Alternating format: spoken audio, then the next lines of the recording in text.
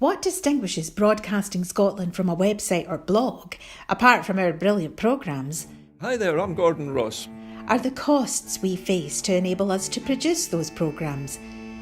These costs are significant and ongoing. However, our facilities are able to do so much more if only we had the staff. In the last year, some of our supporters have cancelled their subscriptions.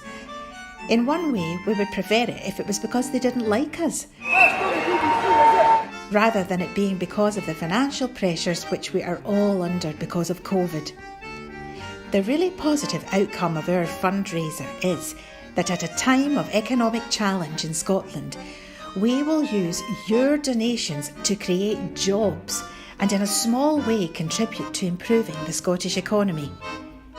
If you want us to be Scotland's independent broadcaster, able to provide an alternative mainstream television platform, then please support us. Scotland is going to be an independent country. Just imagine what we could do if we had even 1% of the BBC Scotland channel's budget. Imagine. And then please consider turning your imagination into reality. Please support us if you can afford it.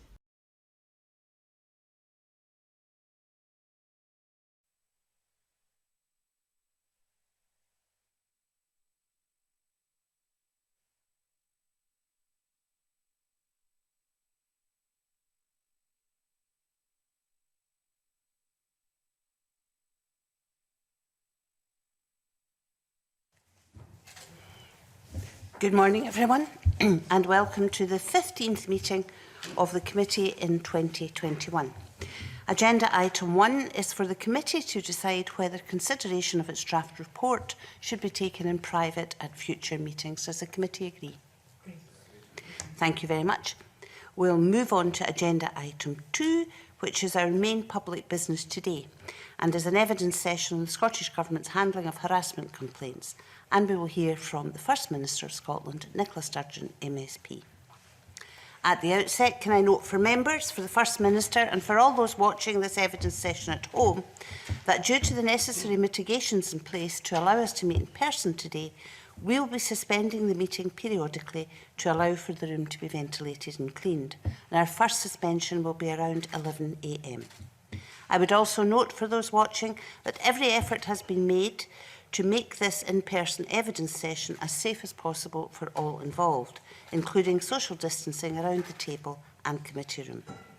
Can I remind members of the committee and media representatives to continue to observe social distancing when entering and leaving the committee room? As I have said at the outset of every meeting, I would remind all those present and watching that we are bound by the terms of our remit and the relevant court orders, including the need to avoid contempt of court by identifying certain individuals, including through jigsaw identification. The committee as a whole has agreed that it is not our role to revisit events that were a focus of the trial that could be seen to constitute a rerun of the criminal trial. Our remit is clear, and it is to consider and report on the actions of the First Minister, Scottish Government officials and special advisers in dealing with complaints about Alex Salmond, former First Minister. Considered under the Scottish Government's handling of harassment complaints involving current or former ministers and procedure and actions in relation to the Scottish Ministerial Code. The more we get into specifics of evidence, that is time, people, cases, the more we run the risk of identifying those who made complaints. The more we ask about specific matters covered in the trial, including events explored in the trial, the more we run the risk of rerunning the trial.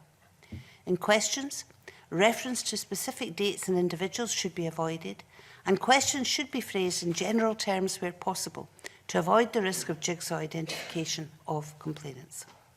In addition, please do not refer to civil servants by name unless absolutely necessary, and do not refer to civil servants by name if they are below senior civil service level. I would also emphasise that the committee would be content to receive written supplementary points should any witness to this inquiry have concerns that their response may stray into this territory. Given the number of documents and complaints handling, for ease of reference when asking a question, please mention the document number, footnote reference and whether it is in batch 1 or 2. With that, can I welcome the First Minister of Scotland? And I begin by inviting Ms Sturgeon to make the affirmation. Would you please raise your right hand, First Minister, and repeat after me? I solemnly, sincerely and truly declare and affirm that I will tell the truth, the whole truth and nothing but the truth. I solemnly, sincerely and truly declare and affirm that I will tell the truth, the whole truth and nothing but the truth. Thank you. And I would now ask the First Minister to make an opening statement, please. Thank you, Convener. The spotlight shone on historic workplace harassment in late 2017 was long overdue. It was absolutely right at that time for my government to review its processes, consider any weaknesses and gaps in them, and put in place a procedure that would allow complaints, including those of a historic nature, to be investigated. When complaints were made about Alex Salmond, it was also absolutely right that the government took them seriously and subjected them to investigation. An individual's profile, status or connections should not result in complaints of this nature being ignored or swept under the carpet. That, in this case, it was a former First Minister, does not change that. The procedure that was adopted in late 2017 in the wake of the Me Too concerns was drafted by civil servants, largely independently of me. However, I was kept abreast of its development and I did sign it off.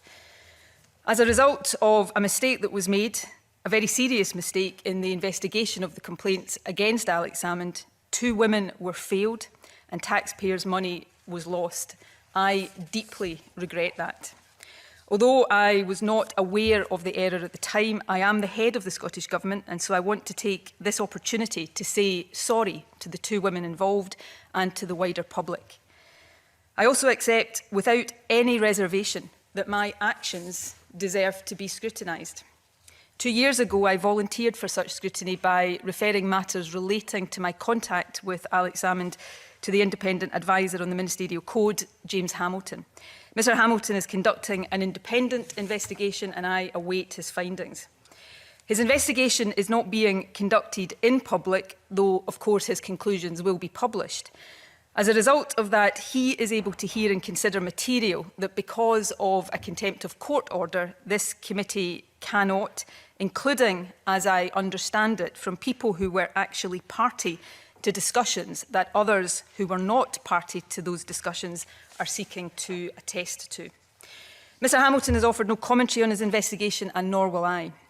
However, this committee and the public are entitled to hear from me directly on the matters under consideration. So today I will do my best to answer every question asked of me directly and in as much detail as I can.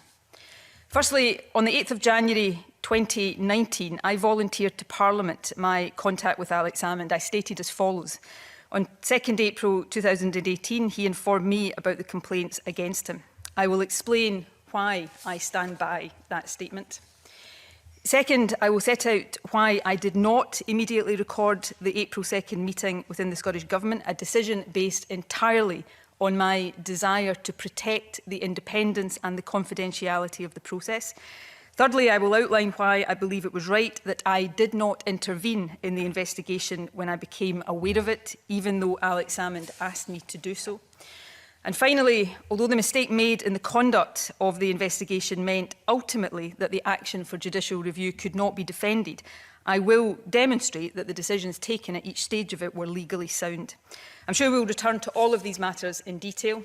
However, I want to focus in these opening remarks on the issues around my contact with Alex Salmond on 2nd April and my contact 3 days earlier with his former Chief of Staff. Alec has claimed in his testimony to the committee that the meeting in my home on the 2nd of April took place with a shared understanding on the part of all the participants of the issues for discussion. In other words, that he turned up to the meeting believing I already knew everything. I think it's worth noting, even just in passing, that this in fact represents a change in his position. On the 14th of January 2019, after the conclusion of the judicial review, a spokesperson issued this comment on his behalf. Alec has no certainty as to the state of knowledge of the First Minister before then, by which he meant the 2nd of April. A brief account of what happened on the 2nd of April suggests, as per his comment in January 2019, that he did not assume full knowledge on my part in advance. When he arrived at my house, he was insistent that he speak to me entirely privately, away from his former Chief of Staff, Jeff Aberdeen, and Duncan Hamilton, who had accompanied him, and my Chief of Staff, who was with me. That would have seemed unnecessary had there already been a shared understanding on the part of all of us. He then asked me to read a letter he had received from the Permanent Secretary. This letter set out the fact that complaints of sexual harassment had been made against him by 2 individuals. It made clear that these complaints were being investigated under the procedure adopted at the end of 2017, and it set out the details of what he was alleged to have done. Reading this letter is a moment in my life that I will never forget. And although he denied the allegations, he gave me his account of one of the incidents complained of, which he said he had apologised for at the time. What he described constituted, in my view, deeply inappropriate behaviour on his part, perhaps another reason why that moment is embedded so strongly in my mind. At the time he was showing me the letter and outlining his account, Jeff and Duncan were doing the same with my Chief of Staff. Again, this would seem unnecessary had she and I known everything in advance. Questions have been raised about a conversation I had 3 days earlier on 29th March 2018 with Jeff Aberdeen and another individual. I've not seen Mr Aberdeen's own account of that conversation. However, I obviously know the account Mr Salmond has given of the meeting, although he also said on Friday that he had not been given a readout of it. Let me say up front that I have no wish to question the sincerity of Jeff's recollection. Jeff Aberdeen is somebody I remain extremely fond of. But it is clear that my recollection is different and that I did not and do not attach the same significance to that discussion that he has. The purpose of the conversation seemed to be to persuade me to meet with Alec as soon as possible, which I did agree to do in that conversation. Jeff did indicate that a harassment type issue had arisen, but my recollection is that he did so in general terms. Since an approach from Sky News in November 2017, and I mentioned this in my written evidence to the committee, I had harboured a lingering suspicion that such issues in relation to Mr Salmond might rear their head. So hearing of a potential issue would not have been in itself a massive shock. What I recall most strongly about the conversation is how worried Jeff seemed to be about Alec's welfare and state of mind, which, as a friend, concerned me. He also said he thought Alec might be considering resigning his party membership. It was these factors that led me to agree to meet him, and it was these factors that placed the meeting on the 2nd of April firmly in the personal and party space. Not unreasonably, at all. Some people have asked how I could have forgotten the conversation on 29th March, and I certainly wish my memory of it was more vivid. But as I have stated, it was the detail of the complaints under the procedure that I was given on 2nd April that was significant and indeed shocking. That was the moment at which any suspicions I had or general awareness that there was a problem became actual and detailed knowledge. It's also worth saying that even if I had known on 29th March everything I learned on 2nd April, my actions wouldn't necessarily have been different.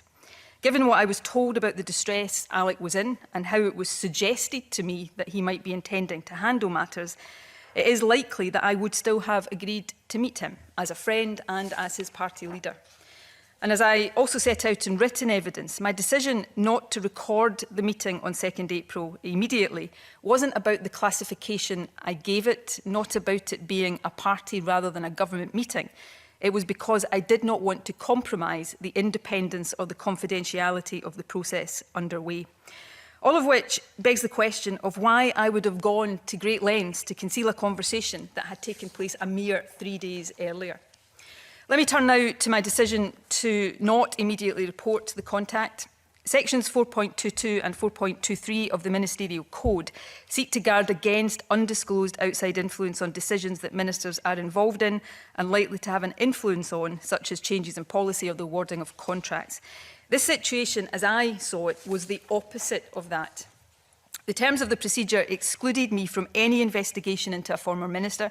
I had no role in the process and should not even have known that an investigation was underway.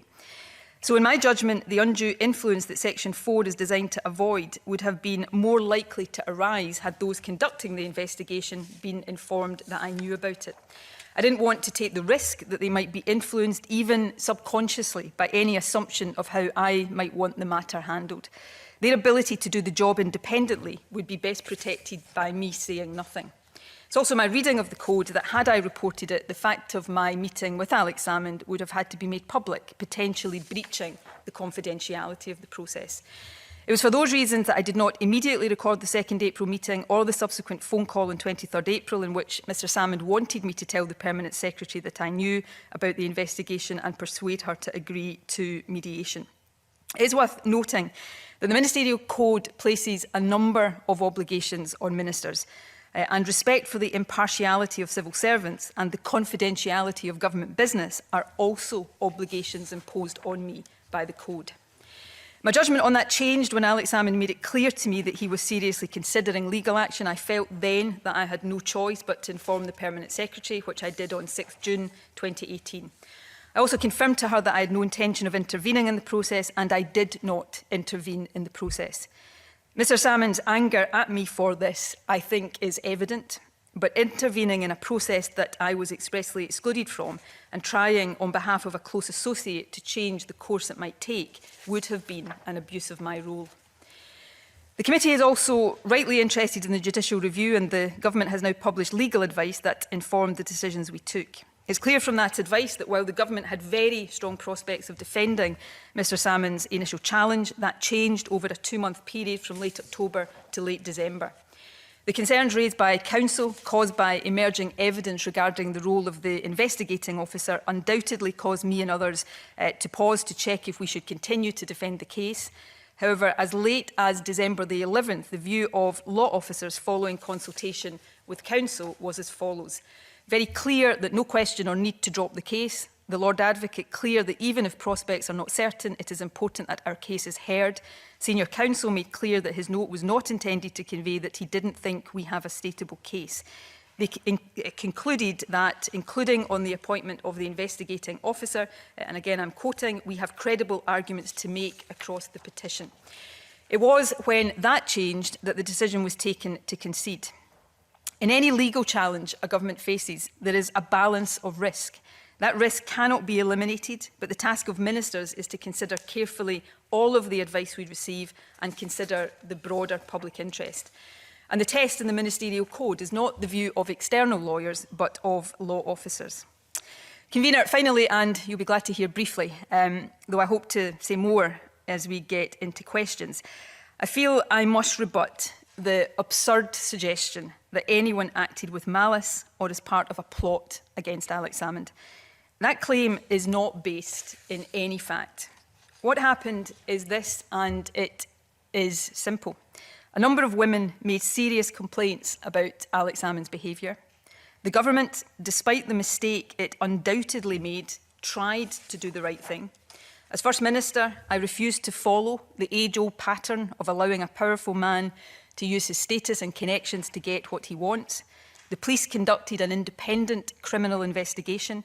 The Crown Office, as it does in prosecutions every single day of the week, considered the evidence and decided there was a case to answer.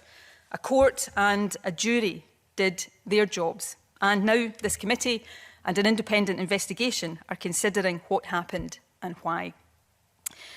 For my part, I am, if not relishing the prospect, relieved to be finally facing this committee.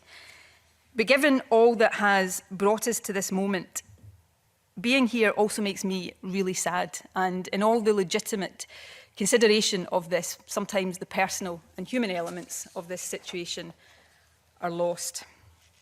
Alex spoke on Friday about what a nightmare the last couple of years have been for him, and I don't doubt that. I have thought often about the impact on him. He was someone I cared about for a long time. And maybe that's why on Friday I found myself searching for any sign at all that he recognised how difficult this has been for others too. First and foremost for women who believed his behaviour towards them was inappropriate, but also for those of us who have campaigned with him, worked with him, cared for him and considered him a friend, and who now stand unfairly accused of plotting against him. That he was acquitted by a jury of criminal conduct is beyond question, beyond question. But I know just from what he told me that his behaviour was not always appropriate. And yet, across 6 hours of testimony, there was not a single word of regret, reflection, or even simple acknowledgement of that. I can only hope that in private, the reality might be different. Today, though, is about my actions. I have never claimed in this or anything else to be infallible. I have searched my soul on all of this many, many times over. It may very well be that I didn't get everything right. That's for others to judge. But in one of the most invidious political and personal situations I have ever faced, I believe I acted properly and appropriately, and that overall I made the best judgments I could. For anyone, at least anyone willing to listen with an open mind, that is what I will seek to demonstrate today. Thank you, First Minister. And we'll now go on to questions. Our committee and therefore our report is split into various sections. It's about the development and implementation of the policy, it's about the judicial review and, of course, the ministerial code. And we will attempt to chronologically go through that for ease of the session, although there will be crossovers, that's understandable. So can I ask the first question, please, about the new policy that was put in place, and ask you to give us an outline of the development process of that policy. The genesis of the new policy was, of course, the Me Too revelations of late 2017. I don't need to go into detail for people around this table. This was something that rocked the UK, indeed rocked many parts of the world, something that began with very serious historic allegations about people in the entertainment and media business very quickly became something that gripped the political system here in the UK. There were allegations about sexual harassment, including historic sexual harassment at Westminster. And then in late October, and I'm sure everybody around this table vividly remembers this, there were allegations, I think it was mainly in the Sunday Herald at the time, about allegations of sexual harassment in this institution and a concern that there were not proper processes in place to allow those to come forward, and that people, women, didn't have the confidence to bring complaints forward. So that is the backdrop. I wrote to the presiding officer, I believe on the Monday after that story, to suggest cross-party discussions. They took place the following day, as I recall. And the Cabinet that morning, as I believe the UK government was doing or had been doing, had a discussion about this and decided that we should review our processes. We didn't decide what the outcome of that review should be, but we decided that it was right, given the concerns that had been raised about lack of processes, or at least lack of processes that people had confidence in, that that should happen. That was a commission that was given by Cabinet to the senior civil service. The Deputy First Minister indicated that to Parliament, I believe that afternoon, I think it was, I took part in discussions in the presiding officer's room here with representatives of other parties. And I think it's fair to say at that time all parties were reviewing their processes as well. I know my party was and did. You've heard evidence, I know, from senior civil servants who were very involved in this work. They did an assessment of the gaps. There's been discussion about a route map that they had prepared. Early drafts of the procedure were prepared. The inclusion of former ministers, because one of the gaps that had been identified was the inability to, under our existing processes, to investigate or address historic complaints. The inclusion of former ministers was there from the outset. That hadn't been expressly requested by me or by the Cabinet. That was something that was included because it was perceived to be a gap. The procedure then went through an iterative process of drafting and redrafting and changes. I think I would probably summarise 3 key policy changes that took place over that period from early November to me signing off the policy on 20th of December. Firstly, that current ministers came to be added into it. The view being, as I understand it, that it made sense to have all ministers dealt with in the same procedure. Secondly, at a later stage, I think around mid to late November, a First Minister's role in effectively having a sort of gateway part of the process of deciding with the Permanent Secretary whether an investigation should be triggered was removed, so that that was something the Permanent Secretary could decide on her own, and a First Minister wouldn't have any role in that decision. And given this was a procedure about politicians or former politicians, I thought that was appropriate. And then finally, the change that was made towards the end of the development, closer to me signing it off, was that in the case of former ministers, a First Minister should not be told about the investigation or the outcome until the end of that process.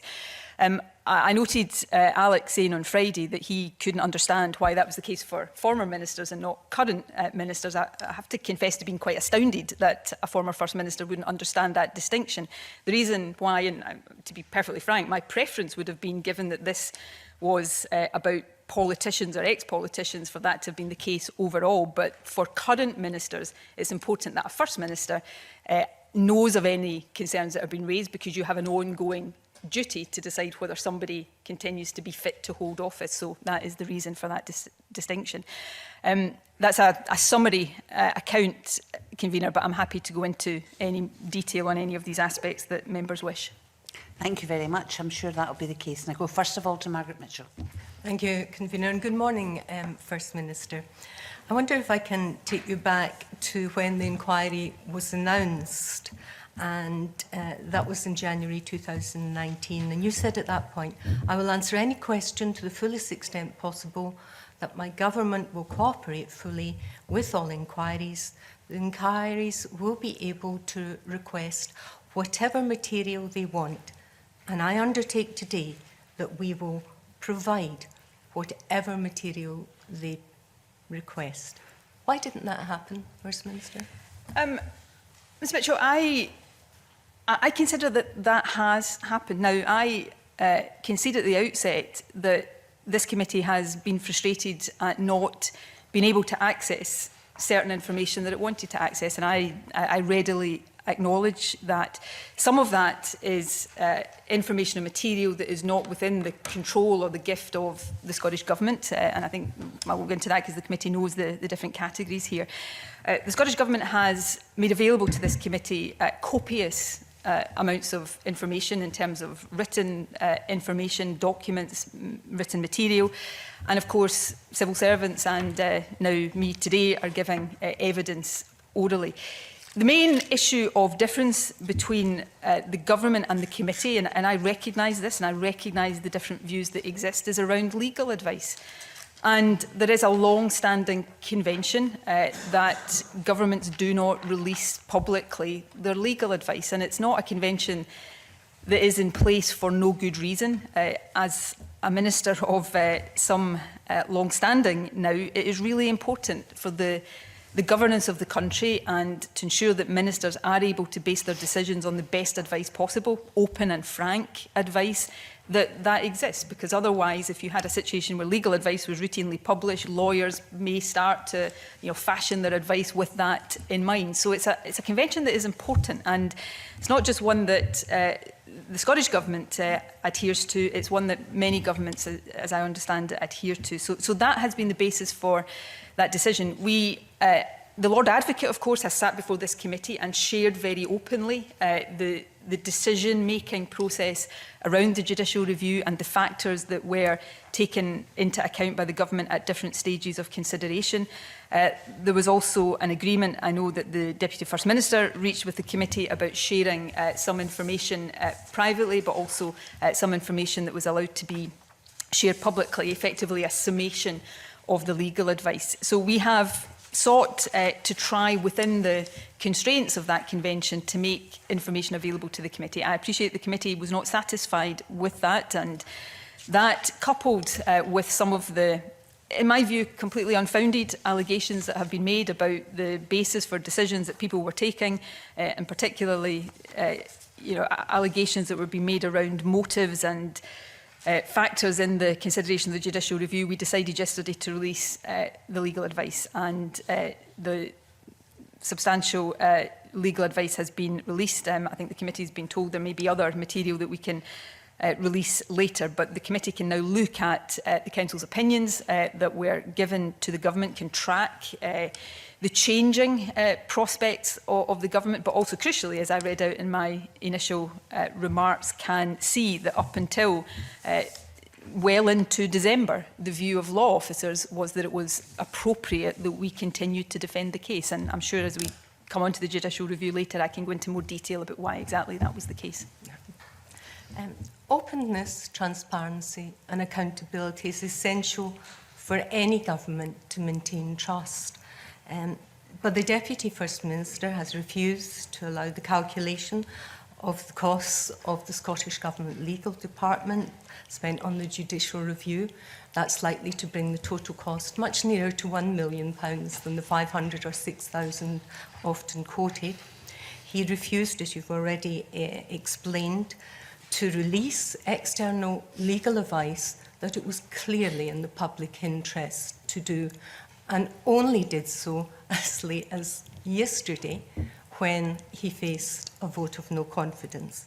But most frustrating for this committee has been the fact that despite us meeting 2 years, while we couldn't meet in public, we did all the groundwork in private to ensure that when we did meet last year in the summer, the government knew exactly the information we needed, required, and had already provided some of it. Despite this, in December 2000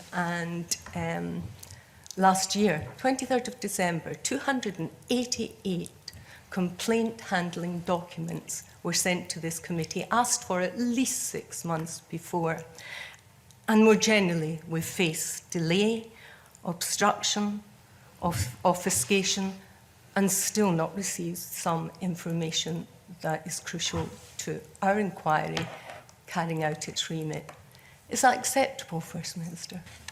Clearly, in the terms you've just put it, Ms Mitchell, it would not be acceptable, but you'll not be surprised to hear that while I understand the frustration, and I'll come on to perhaps share some of that frustration, I would not accept the characterisation. And I'll say this just as a statement of fact, it's not in any way meant to say that I'm not going to attempt to answer the question. At the outset of this investigation, and members are aware of this, I recused myself from the government's handling of it because I thought that was appropriate given that I am the subject of, at least in part, the subject of the investigation.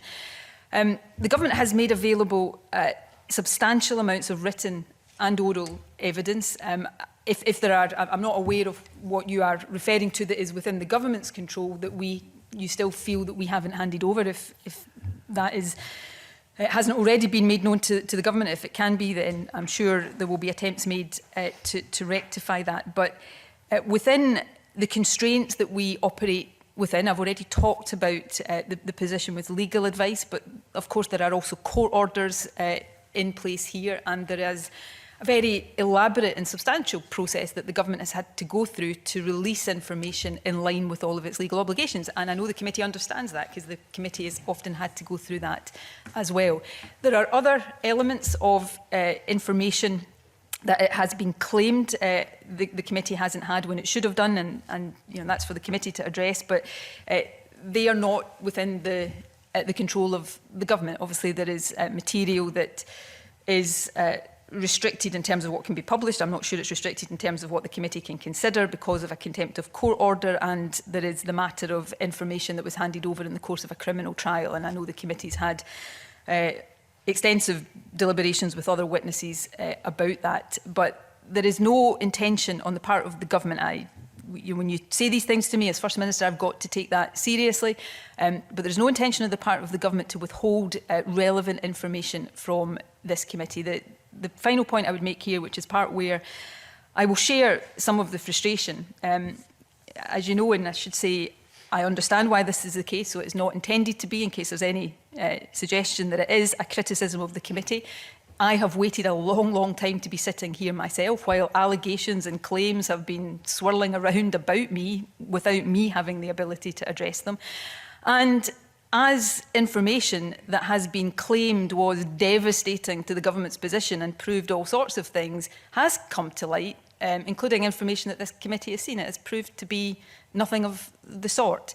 And therefore, I suppose there is also frustration on my part where information is not known to the committee. Often what is suggested about it bears very little relation to the reality of it. And therefore, what I would say is the more about this, within all the legal constraints that none of us can magic away, I want as much of this to be known out there and public, because while the government made mistakes, and we'll come on to those, there's nothing here that the government has to hide. You mentioned, First Minister, that you've been frustrated waiting 2 years to give evidence. Most of us here have been in exactly the same position and more frustrated because the delay has been fairly and squarely because the government hasn't provided the information it could have had when it had. But let me turn to your submission. You say, as First Minister, I wanted to ensure that the Scottish Government had robust procedures in place to allow any concerns or complaints by those in its employment to be properly and fairly considered. That hasn't happened, First Minister. Why do you think that's the case? It didn't happen in the case of the two complaints that we're considering here because the government made a mistake, and a very serious mistake, in how it applied the procedure to the investigation into Alex Salmond. And as I said, I think in Parliament the day the judicial review was conceded, and I've said again today, I deeply regret that. Those words don't do justice to how I feel about that. I feel sorry for it. I feel very angry about it, and I'm not going to try and suggest otherwise. That's what went wrong. The procedure itself, and again, we'll come back to this no doubt when we talk about the judicial review, one of the reasons why, even when the prospects were not as strong as they had been at the outset, the government wanted to continue with the judicial review was that a number of attacks, legal attacks and challenges had been made on the procedure itself, on the lawfulness and appropriateness of the procedure. We thought and think that the procedure is lawful and sound. The procedure itself has never been declared unlawful, despite what Mr Salmond was trying to suggest to you on Friday.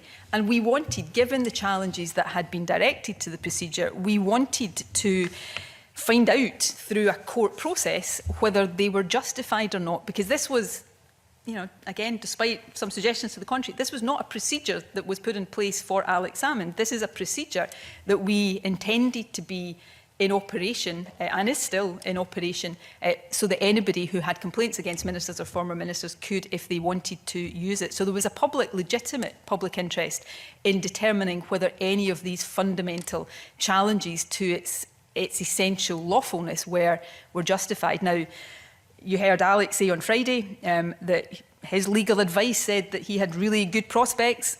You've seen now the initial note on prospects of the Scottish Government, where the Scottish Government was confident that it could successfully defend and rebut all of these challenges. The fact is, we don't know who would have prevailed in that, because the judicial review, entirely down to the mistake the government made in the application of the procedure, it didn't get to that stage. But what went wrong, Ms Mitchell, and you will not get me today in any way trying to sugarcoat or shy away from this. The government made a serious error around the appointment of the investigating officer, and that's, of course, something that, as well as this committee looking into, Laura Dunlop QC is carrying out an independent internal investigation for the government. Can I merely comment that to refer to this as a mistake or a serious error, somewhat disingenuous? If you could let me finish, First Minister.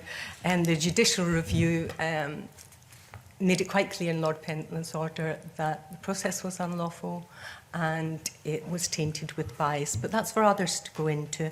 Just to concentrate now on your role as Deputy First Minister under fairness to work.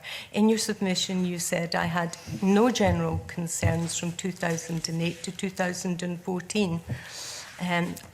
When you as Deputy First Minister had a key role in that procedure then, can you outline just exactly what that involved?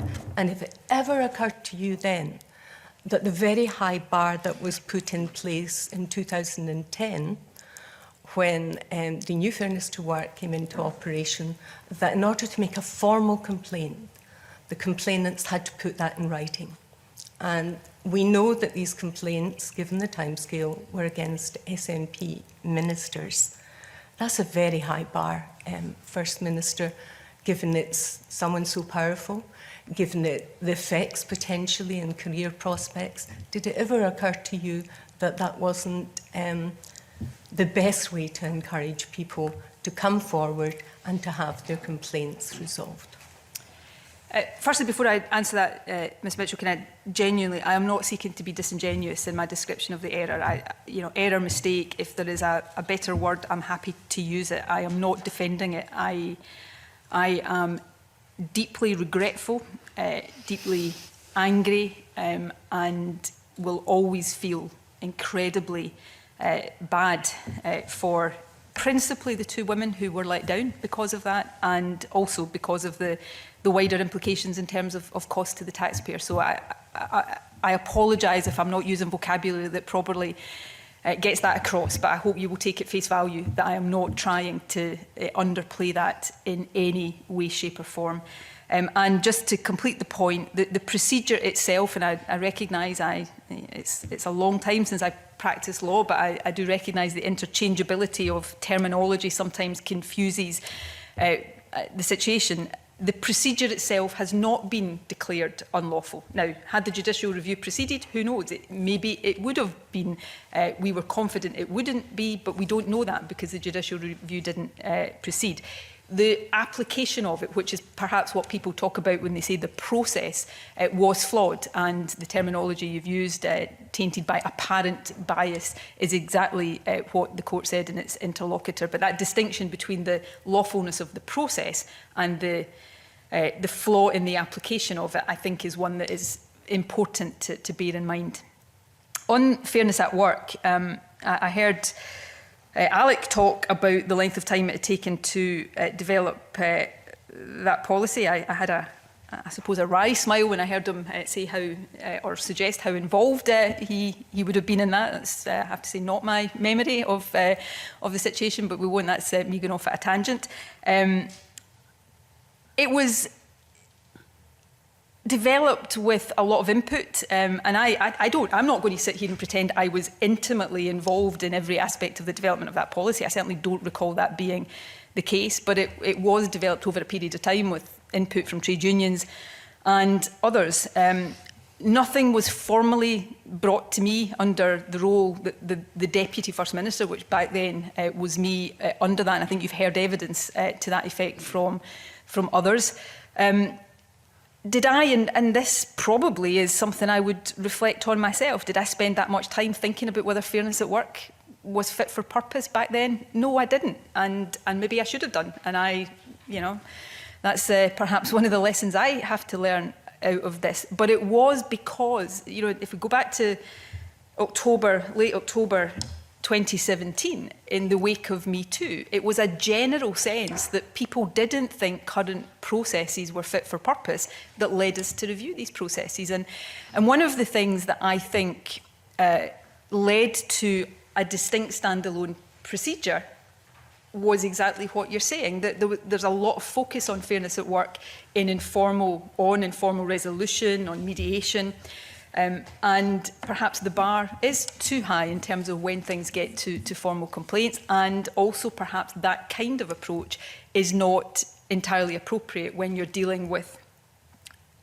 sexual harassment allegations. And I think I do have it somewhere, but I don't have it in front of me right now. I think Fairness at Work, for example, cites one of the ways in which, or one of the circumstances in which mediation is not appropriate is where there is a significant power imbalance. So I'm not going to sit here and say, I think everything about Fairness at Work is perfect, but it was developed with a lot of input from trade unions, and it is a policy that remains in place. I'm conscious of time, but all I would say, First Minister, it was entirely in your remit as the Deputy First Minister to look at these complaints, to look at it in an informal stage? And were you aware that there had been complaints raised, all predominantly from females? And you've certainly always set yourself up as someone who was a champion for women's issues, and yet you didn't pay that much attention to it. I was not, and again, I think you've heard evidence from others. I was not aware, and we'll come on to when I did become aware of things, but before the November 2017 media query that came from Sky News about Edinburgh Airport, and I'm sure we'll come on to that later, I was not aware of allegations or concerns about sexually inappropriate behaviour on the part of Alex Salmond. And that is just... First Minister. It's generally, it was 5 SNP ministers. And can I remind you, Alex Salmond is a key witness to this inquiry. He's not under trial. Your actions are. And if you could focus on that, sorry, that would be much appreciated. My apologies. I was saying I hadn't heard anything, so I wasn't putting him on trial for that. I don't... forgive me, Ms Mitchell, I don't know exactly what you are referring to in terms of 5 SNP ministers. So if that's something that I can, be given in more detail, I'm happy to respond to it, but I don't know right now what it is you're referring to. Nothing came to me as Deputy First Minister under the Fairness at Work policy in terms of the role that the Deputy First Minister had and still has. In terms of more general concerns about sex, not in relation to any one individual, have I for my entire working life been aware of problems of sexual harassment and sexism and misogyny? You bet I have. But to say that that means that things were brought to me or that there were things that I could have acted upon back then that I didn't, that's not the same thing. Just for reference, it'll be my last. Could you give the reference to where it comes from? I'll just say, in reflecting back to this is the FDA. In reflecting back the last 10 years, we are aware of approaches on behalf of around 30 members in relation to at least 5 ministerial offices. So that was 5 SNP ministerial offices. You're happy to look at that, and I'm glad to pass it over now to you you have any time. Give me the reference. I apologise. I have not been able to watch all of the evidence that has been given to the committee. I've tried to read as much of it as I could before coming here today, so I recognise now the reference you're talking about.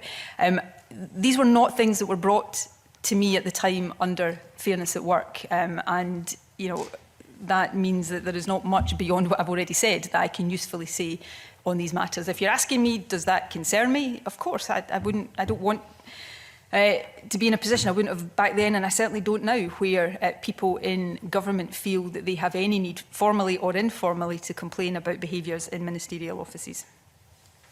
Thank you. We'll go on, please, to Maureen Watt. Thank you, Convener. Good morning, First Minister. I'd like to concentrate on the creation of the new procedure in the light of the Me Too movement. When he gave evidence, Mr Salmond questioned whether there was any need to create a new procedure. Instead of, he questioned why Fairness at Work wasn't simply edited to strengthen the criteria to include sexual harassment. Why did the government take a decision to create a new procedure rather than tinker with the old one? As I heard Alex's evidence on Friday, and I may be being unfair to him here, he seemed to be saying he didn't think there should have been a procedure in place that was capable of investigating him, because he didn't think that there should have been, or if there had been a procedure about allowed investigation of historic allegations, that should have taken 18 months or so to put in place. And that is what struck me in terms of that section of his evidence, that his view was it not just that the complaints against him shouldn't have been investigated, but that it should have been impossible to investigate them because there should have been no procedure that allowed it to happen. I fundamentally disagree with that, and I know the committee pursued this line of questioning and has with others. This Parliament, in fact, I think it comes to stage 3 sometime over the next few days, is changing its procedures to allow historic complaints against MSPs to be investigated. Why did we decide to Well, firstly, in light of Me Too, we took a decision. The Cabinet took a decision on the 31st of October to review its procedures. It didn't take that decision with a preconceived notion of what the outcome of that review should be. We gave the civil service an open commission to review procedures. I think, given, and I know, we're talking about this with the passage of some time, but given the profile of the Me Too revelations, given how much attention organisations the world over were doing this at that time, it would have been not just remiss of us not to do it. I'm pretty sure it would have attracted substantial criticism had we not done that. So that's the first point. And secondly, as that process started and as the gaps and weaknesses in current procedures were identified, the view was that a standalone process that allowed current or former ministers and allowed expressly historic allegations to be investigated was appropriate.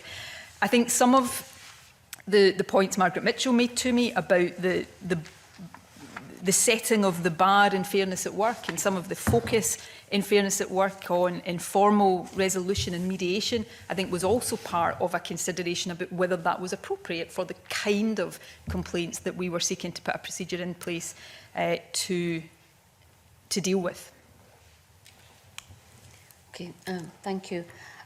Yeah, much has been made about the time difference between fairness at work being devised over 18 months or so and the relative shortness of time of the new policy.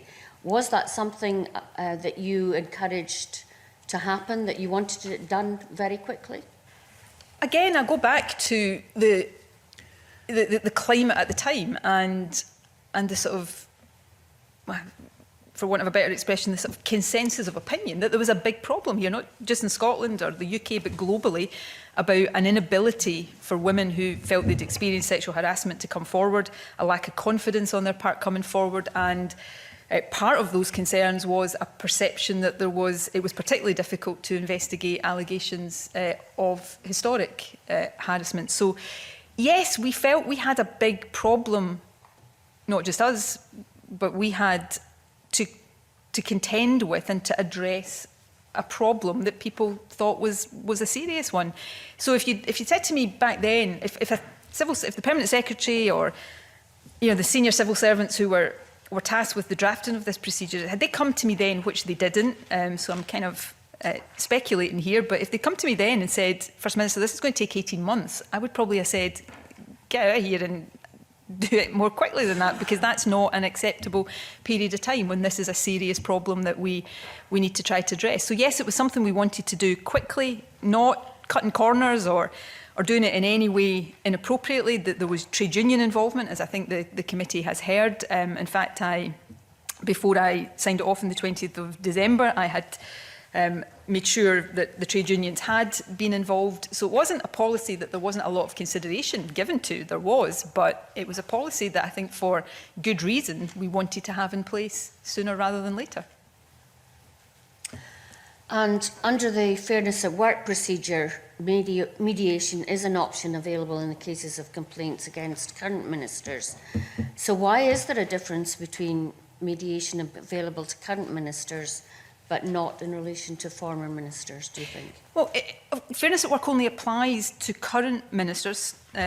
Mediation is an option there. There is, I think, an open question that people will have different views on about whether mediation is always an appropriate procedure in cases of sexual harassment and in cases where there is a significant power imbalance. I also think for mediation to be a reasonable process, there has to be consent to that on both sides. But there isn't a distinction between current and former ministers in Fairness at Work, because Fairness at Work applies only to current ministers.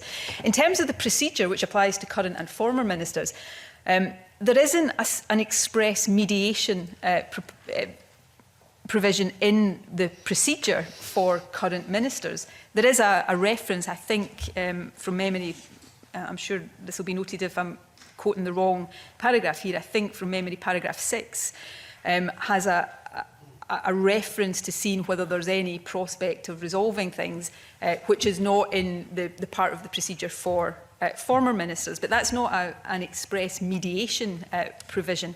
And, why is there that in one and not the other? I'm not sure I can fully answer that, and it's maybe something that, as we review all of this, and Lauded and Locke's report will be part of that, we want to think further about. I suppose if I was to offer any thought, is that with a current minister, you're more likely to be talking about people who are still working together, maybe if there's an opportunity to resolve something because it has genuinely been a misunderstanding, then that is a provision that should be there. With a former minister, it's somebody who's not still in the workplace, so perhaps that is not seen to be as appropriate, but that is perhaps an aspect that we will want to think about as we complete these reviews, or that review. It's clear from our evidence that prior to the introduction of the procedure, complaints were sometimes handled informally. For example, we heard from Dave Penman of the Civil Servants Union that he talked about concerns about instances being handled informally. For example, staff were moved on so that they wouldn't have to work with the minister or the person that they complained about. Do you think that was, or sometimes people could give an apology, do you think that that was a satisfactory way of dealing with complaints or concerns? So I think I'd answer that in two ways. Sometimes that will be a satisfactory way of dealing with a particular complaint, because it will be satisfactory to the person who's complaining. They will prefer to have it dealt with informally. An apology might suffice. So I wouldn't say that it's never appropriate for that to be the approach that is taken. The second point I would make, though, perhaps goes back to Margaret Mitchell's questions to me. And the fact that Margaret Mitchell is reading out evidence to me that says there were complaints, concerns from trade unions about a number of ministerial offices, and at the time as Deputy First Minister, who had a role in fairness at work, that never came to me. So that does raise a question in my mind, to use Margaret's terminology: is the bar set too high, or is there an over-reliance on informal resolution? And is it the case, and I'm posing this as a question rather than a fixed view, but it is certainly a question in my mind, is there, or was there, an over-reliance on informal procedures so that certain things that perhaps should have become more formalised and be dealt with in a different way were not? And I think that is a legitimate question to be asked of the government, and it's certainly a legitimate one for us to reflect on. Can you tell us if this policy or procedure was discussed at Cabinet, and how often, during the iteration of the process of drawing up this new procedure, was discussed at Cabinet? It wasn't discussed particularly at Cabinet. I'd have to check Cabinet minutes to see how many times, if at all, it was. We have a thing which you'll be aware of at Cabinet called scans, which is just things that ministers have to bring. It doesn't have a full Cabinet paper, but things that, and it may be that it was raised under that. The Permanent Secretary kept me updated in terms of how the development of the policy, the procedure was progressing. I think the first draft of it I got sent was towards the end of November, and at that point, I think that was at the point where the role of the First Minister in effectively being a bit of a gatekeeper with the Permanent Secretary's complaints had been removed. I had, before that, the 22nd of November, I had formally written to the Permanent Secretary, because there was a view that, given that not just former ministers but current ministers had been included, the interrelationship that then created with the ministerial code meant that there should be express ministerial authority for the procedure being developed in that way. And then, of course, I ultimately signed it off on the 20th of December. And a couple more questions, Convener. At the time of the commissioning of this new procedure, were you aware of any concerns being raised about the behaviour of any current or former minister? At the time we commissioned it on the 31st of October, no. As I said in my written evidence, and as we'll no doubt come on to, I became aware through a media inquiry of a an allegation about the former First Minister some days after that, at the start of November. And did that influence the way you looked at the policy? No. Sorry, my apologies. You know, it's okay. Just finally, do you think the policy which related to the civil service should have been discussed in Parliament, as somebody suggested? I'll come on to the Parliament bit in a minute. I was maybe a bit too quick. I was definitely a bit too quick to answer there, because that's obviously one of the suggestions that's been made, that this policy was somehow a bespoke Alex Salmond policy, and you know, even in the days when we were besties, you know, Alex Salmond has a tendency to see most things being in some way about him, and I hope he takes that in the spirit it's intended. But it wasn't. No, it wasn't. And I think to see it in that way really ignores what was happening globally at that time. This was about the Me Too revelations. Now, you ask, did the Sky thing then influence my views on it? No, it didn't. I think the danger, and you know, I can't say there was no subconscious kind of, you know, thing in my mind about that.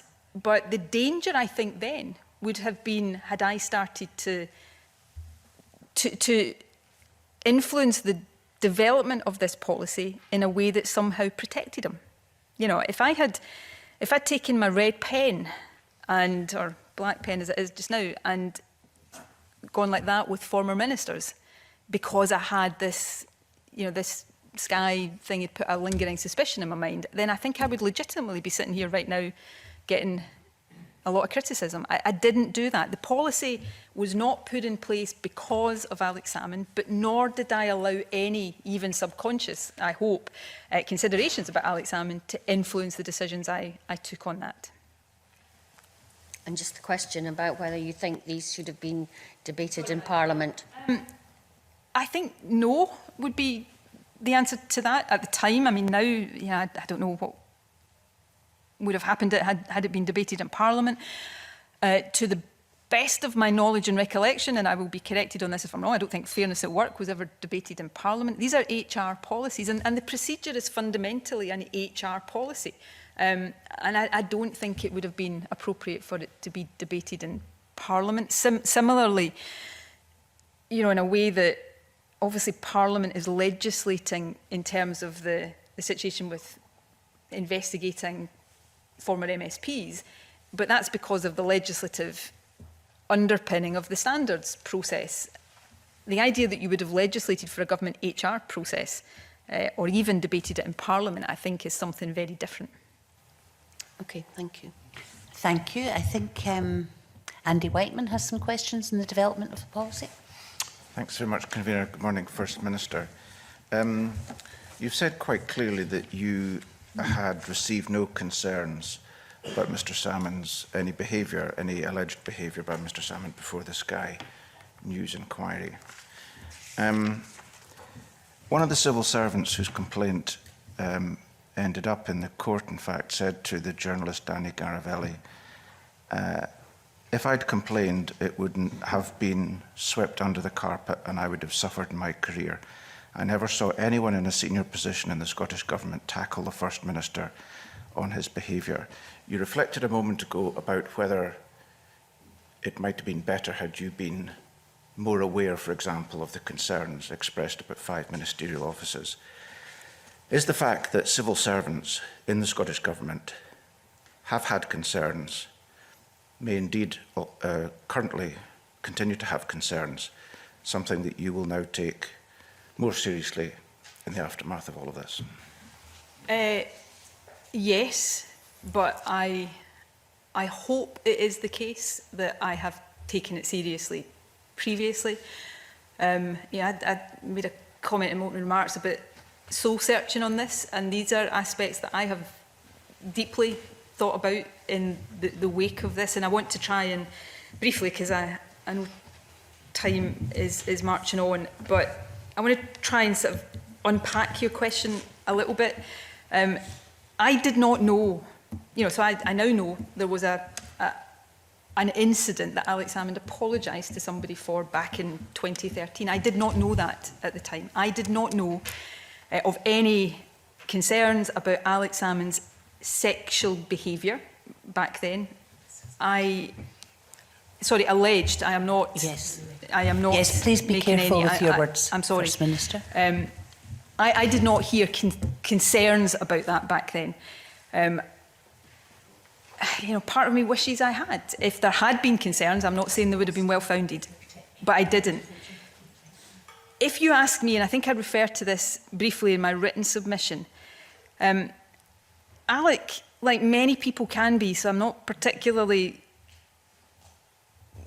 singling him out other than that this is the basis of the question. He was a tough guy to work for. He could be very challenging to work for. If Alec was displeased with you, he would make that pretty obvious. And there were times where I did challenge his behaviour in that respect, when I witnessed situations where I thought he had or was perhaps risking crossing a line. But one of the things I have thought about is whether those of us who had worked very closely with Alec for a long, long time had become a bit inured to that kind of behaviour, and I'm talking about that, not anything allegedly sexual, and whether we had a higher threshold for that than perhaps people in government in 2007 had. So is that something I think about and thought about? Yes. Do I want to have a situation where anybody inside government who feels that they are being unfairly treated by any minister on any basis and in any way feels that they have the confidence to come forward and that their concerns will be treated seriously? Absolutely. And I will continue to try to do what I can to make sure that that is the case. Okay, thanks. Can I ask a fairly basic question?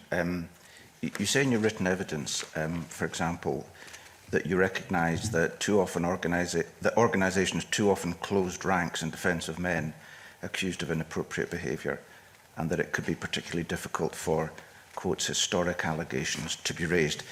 You've mentioned historic allegations a number of times this morning. Can you just be clear what you mean by historic allegations? Because on the pedantic meaning, obviously all allegations relate to something that happened in the past. Could you be clear about what you mean by that?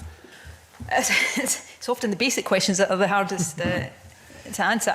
I'm not entirely sure I'm going to give you a completely technical answer to this, because it's a good question that I possibly haven't thought about enough. I suppose what I mean, thinking about it in the moment, is that you have people, and in the context of sexual harassment allegations, it tends to be men rather than women. You have men in positions of authority or power or status over the people that are complaining, which makes it difficult for them to bring those complaints forward at the time the person they're complaining about is in that position of power or status or authority.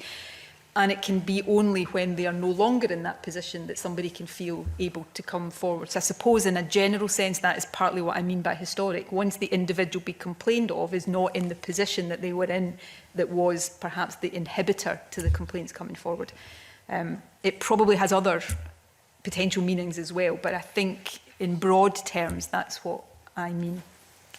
Okay, could I, in relation to that, ask you the same question I asked of Mr. Salmond on Friday? Do you think, as a matter of principle, there should be a procedure for investigating complaints of sexual harassment against former ministers in the Scottish Government? Yes. Unequivocally, absolutely. Because otherwise, you don't have that ability. Politics, perhaps more than any other walk of life, people in positions of political power are powerful people, and therefore it presumably is more difficult, not impossible, for people to bring forward complaints. So if that ability to hold somebody like me to account stops the moment you cease to be in that position of authority, then clearly that is closing off the ability for you to be held to account should complaints come forward in the future. So I think very clearly, and I think that is the way this is going with including this organisation, and that's what I suppose I just fundamentally found difficult to grasp about Alec's evidence on Friday, that he seemed to be saying, albeit qualified it a little bit, that the complaints against him shouldn't have been investigated and shouldn't have been capable of being investigated because there should have been no retrospective policy in place. And I fundamentally disagree with that. So yes, there is a fundamental disagreement between you because he said, I do not think you can make that argument. Legally, I've been informed that you could perhaps try that argument pre-2010 when there's no such policy, but it would be very difficult to make that argument to make it legal or lawful. So there's a fundamental disagreement between you on that point. Yep. On that point and of course others. In terms of the relationship that the Deputy First Minister had and the First Minister had in Fairness at Work and the new procedure, as Deputy First Minister under the Fairness at Work, you would have been passed a copy of a complaint if informal resolution had failed in relation to any complaints against current ministers. That never happened, of course. But under the new procedure, it's you, the same person, but now as First Minister, who has that responsibility.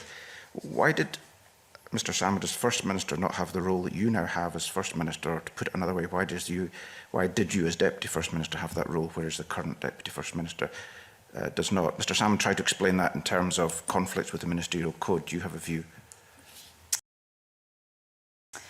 I'm not sure I do, or not one that I feel I can articulate to you now. I don't recall why particularly it was the case that the Deputy First Minister was in that role under Fairness at Work. And again, and I can appreciate that people will think, how can that possibly be the case? In all my years as Deputy First Minister, I wasn't really consciously aware very often, if at all, about Fairness at Work or the fact, obviously I knew I had that role, but it wasn't something that crossed my desk. The discussions around the development of the procedure were very much in this respect about trying to, I suppose, avoid, and remember this was in the wake of Me Too, and you read out something else from my evidence about the perception that organisations, people closed ranks against these kind of views. This was a procedure that was covering current and former ministers, i.e. politicians, and therefore my view was that the First Minister, as a politician, potentially of the same party, should not be in the role of either deciding to investigate a complaint or doing the investigation. So that was the thinking behind the development of the procedure.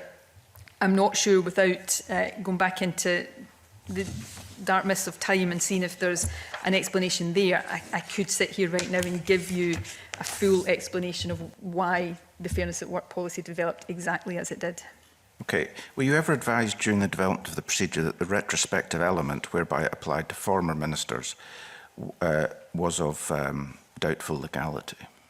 I do not recall being advised of that, which no, I don't believe I was. I don't recall being advised of any concerns about the fundamental legality. I would have assumed, and now know, obviously you've heard evidence from people that legal advice was taken on an ongoing basis as the procedure was developed. Paragraph 13 of the procedure, where the former minister was a member of an administration formed by a different political party, where that's the case, the permanent secretary is given the role of informing the party leader of the outcome of the investigation and any action taken. The end of this process seems to be a little bit strange, because what is the leader of that political party to do with his information? What if the former minister, for example, is no longer a member of that political party? One of the criticisms of the procedure seems to be it ends in this rather strange circumstance where you're passing very sensitive information over to a leader of another political party who may not even be the leader of that political party when the minister being complained of was a member, and the minister may not be a member as well. Have you got any concerns about that kind of end point of this procedure? The thought processes at the time were about the need, if a complaint in the context of an HR process was upheld against somebody who had been a former minister, then the party of which they had been part should have an awareness of that, in case they held positions of authority within the party. It would have been for the party to decide what to do with that. So that was the thought process there. given what we've been through in the last couple of years, I think all of these things are legitimate areas to probe and to question. And finally, for now, Convener, given that the new procedure was to be made applicable to former ministers, of whom must be dozens, I don't know, 40, 50, since 1999, what efforts were made to inform them of the fact that they might be made the subject of complaints under the procedure? We didn't, and I think it was you that pursued this line of questioning on Friday, that there had been a suggestion that we would inform, I think, former First Ministers. I think a letter was drafted and the decision was taken, and I don't have a very, I don't have a crystal clear recollection of this. I think at the time we decided, I would have been part of that. I think I decided that given that this was an HR policy, that it wasn't necessary and wouldn't necessarily have been appropriate to go to external consultation beyond the kind of trade union consultation that we had. So that was that led to the fact that we didn't do what you have suggested. Okay, and I think that draft letter has not been disclosed to the committee. The government, please supply. Requested yesterday. I am happy. I see no reason why it wouldn't be or shouldn't be. So I'm happy to undertake that will be done. Thanks, Convener. Thank you. Yes, the committee will discuss that in its private session afterwards. Move now to Alistair Allen. Thank you, Convener. First Minister, you've mentioned that the process wasn't declared unlawful, but can you explain for people who perhaps don't understand the distinction between the process being declared unlawful and the application of the process being declared unlawful, what that means? So the procedure is still in place. So if a complaint about a current or a former minister came in again, that procedure is still extant and could be used.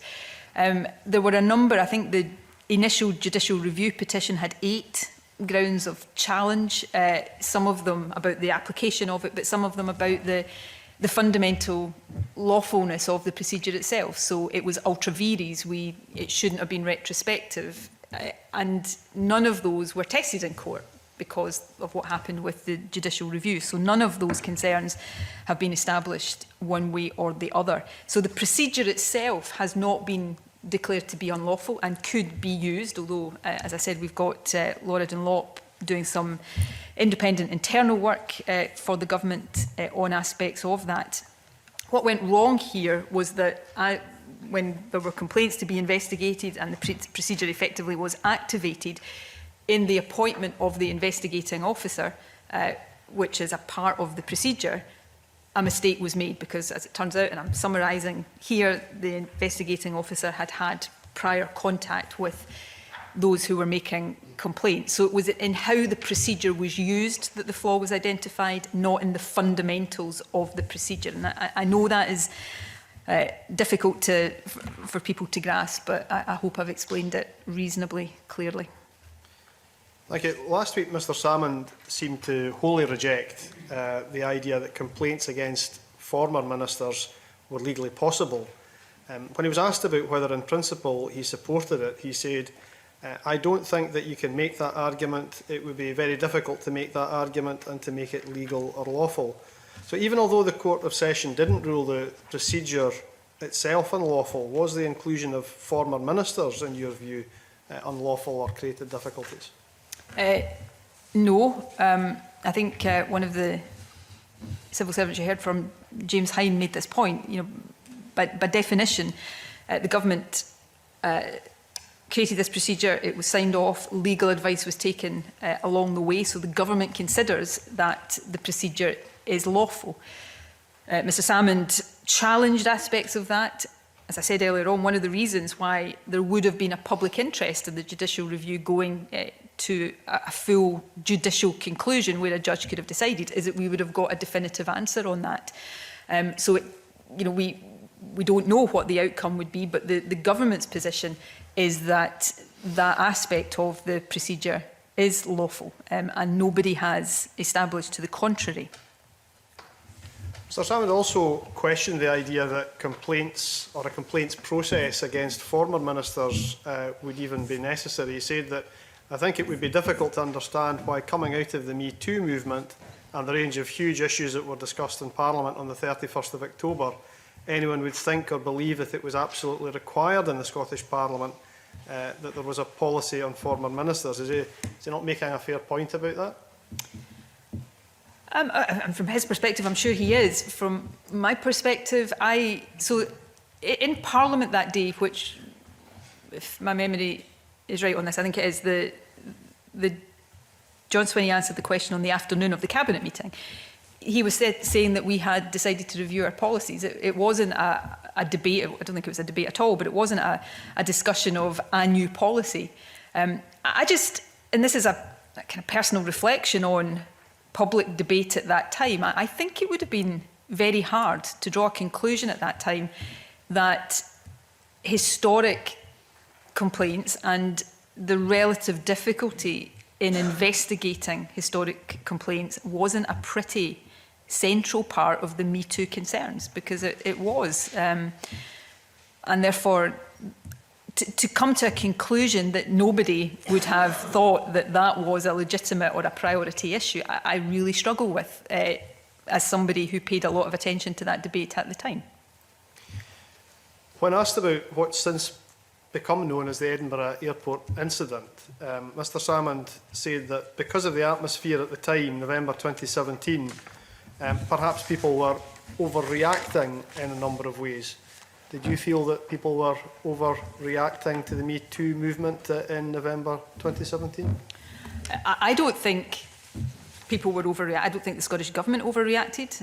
I don't think Parliament overreacted in the steps it took. I think, 3.5 years, or not quite that, over 3 years on, I suspect a more legitimate criticism is that the world has ultimately underreacted to some of the concerns that were raised there, because I think, unfortunately, I'm not sure that women would necessarily say it's got an awful lot better. So I don't think there was an overreaction.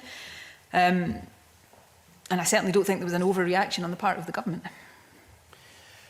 Any sexual harassment procedure against current or former ministers may, of course, result in complaints being levelled at powerful people who have both the means and the inclination to challenge those complaints in court. Shouldn't the Scottish Government really have been readier for a judicial review challenge to the procedure? For instance, it appears from the evidence that civil servants treated the procedure like any other employment policy, with legal checks being provided by employment lawyers.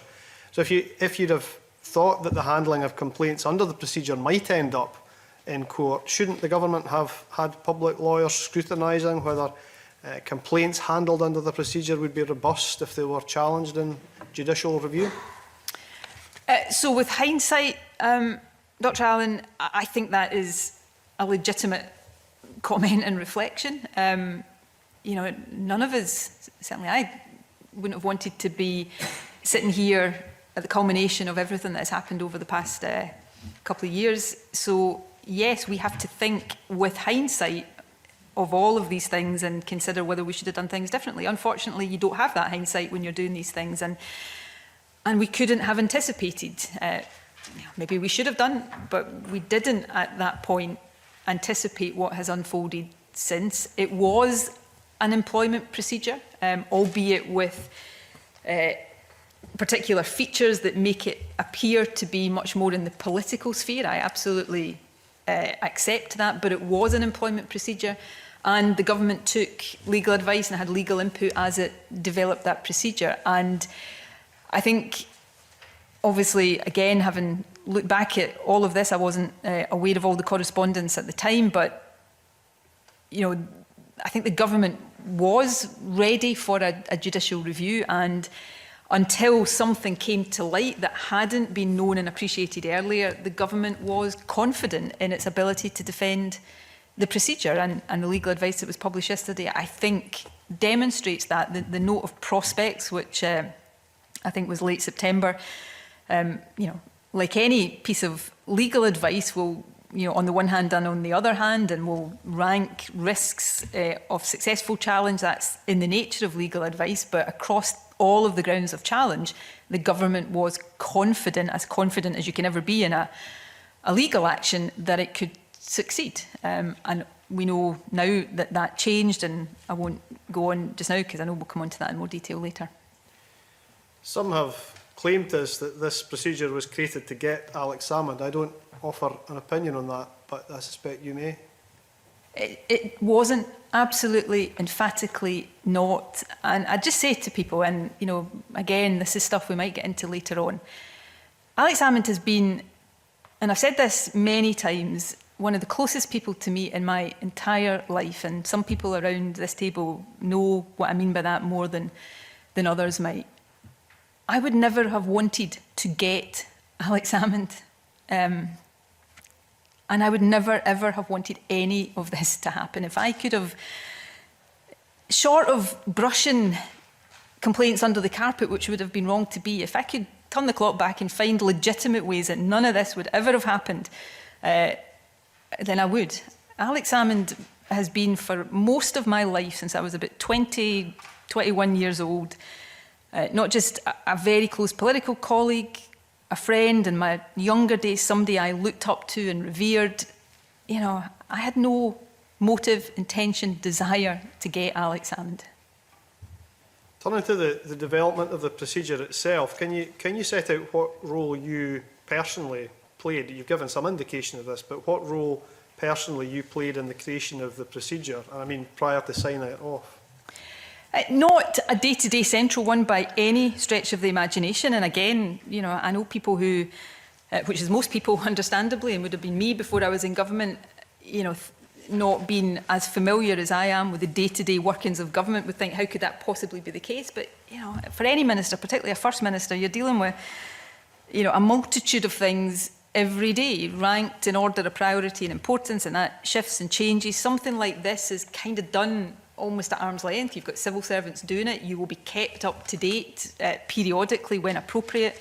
At key moments in something like this, you'll be consulted if there is a particular policy issue that requires to be discussed, or that requires clear ministerial authority. And I think I said earlier on, I would, in the development of this policy, I suppose, identify three particular issues that fall into that category. And I was, you know, consulted and had a part in the procedure at these stages. The most significant intervention was giving the express written authority for a procedure that included former ministers and current ministers. Actually, that at the time was more about the inclusion of current ministers because of the interaction with the ministerial code. And it was current ministers that were added in to the policy at a later stage. As you've heard from others, former ministers were actually included from the very initial draft. There's been some discussion about the role that the First Minister should have in the complaints handling process. Mr Salmond told this committee that he was surprised that the First Minister did not have a role in that part of the procedure. Now, you've touched on this, but can you explain why, in your view, a First Minister doesn't have the same role in the procedure as they did in the original policy, Fairness at Work? Well, I mean, we've gone through the Fairness at Work. You know, it's the Deputy First Minister that is more centrally involved when a complaint is lodged than the First Minister. Look, my view, and this is, you know, I can not just offer an abstract view. I can tell you, I thought it was important. And again, this is in the context of, how best to describe this, the world kind of having changed in the realms of all of this because of Me Too. So the old ways of doing things were what were in the spotlight and being, in some respects, considered to be inadequate and wrong, that they led to too much reliance on informal resolution. You know, they gave powerful folk too much opportunity to evade accountability, or, you know, people closed ranks. So and this was Me Too driven, I thought in a procedure that was there, that had it been used at all, would have been used for current or former politicians. It was best for a First Minister, a current politician, to be as far removed from that as possible, so that there was no suggestion, you know, ironic given where we are, there was no suggestion that a First Minister of the same party as somebody be complained about could be trying to influence how the investigation was taking place for political reasons, to protect their colleague or to protect their party from reputational damage. Me Too seemed to make it more important that we didn't have those perceptions and those risks. And that was the backdrop to some of these key decisions that were taken in the development of the procedure. Finally, Convener, you mentioned there the culture change, although I don't think you used those words, but the culture change that was taking place around Me Too.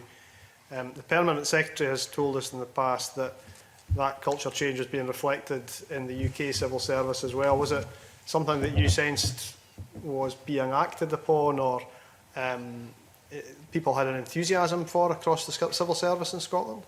Did people have to be told this was a good thing to do? The civil service, and again, you've got experience of this, the civil service will, if the Cabinet decides something is a priority, it's their job to get on and do that. So it's not that they were, to describe the civil service as personally enthusiastic would be, I think, to misdescribe their role. They were acting on the instructions and the requests that the elected Cabinet had given them.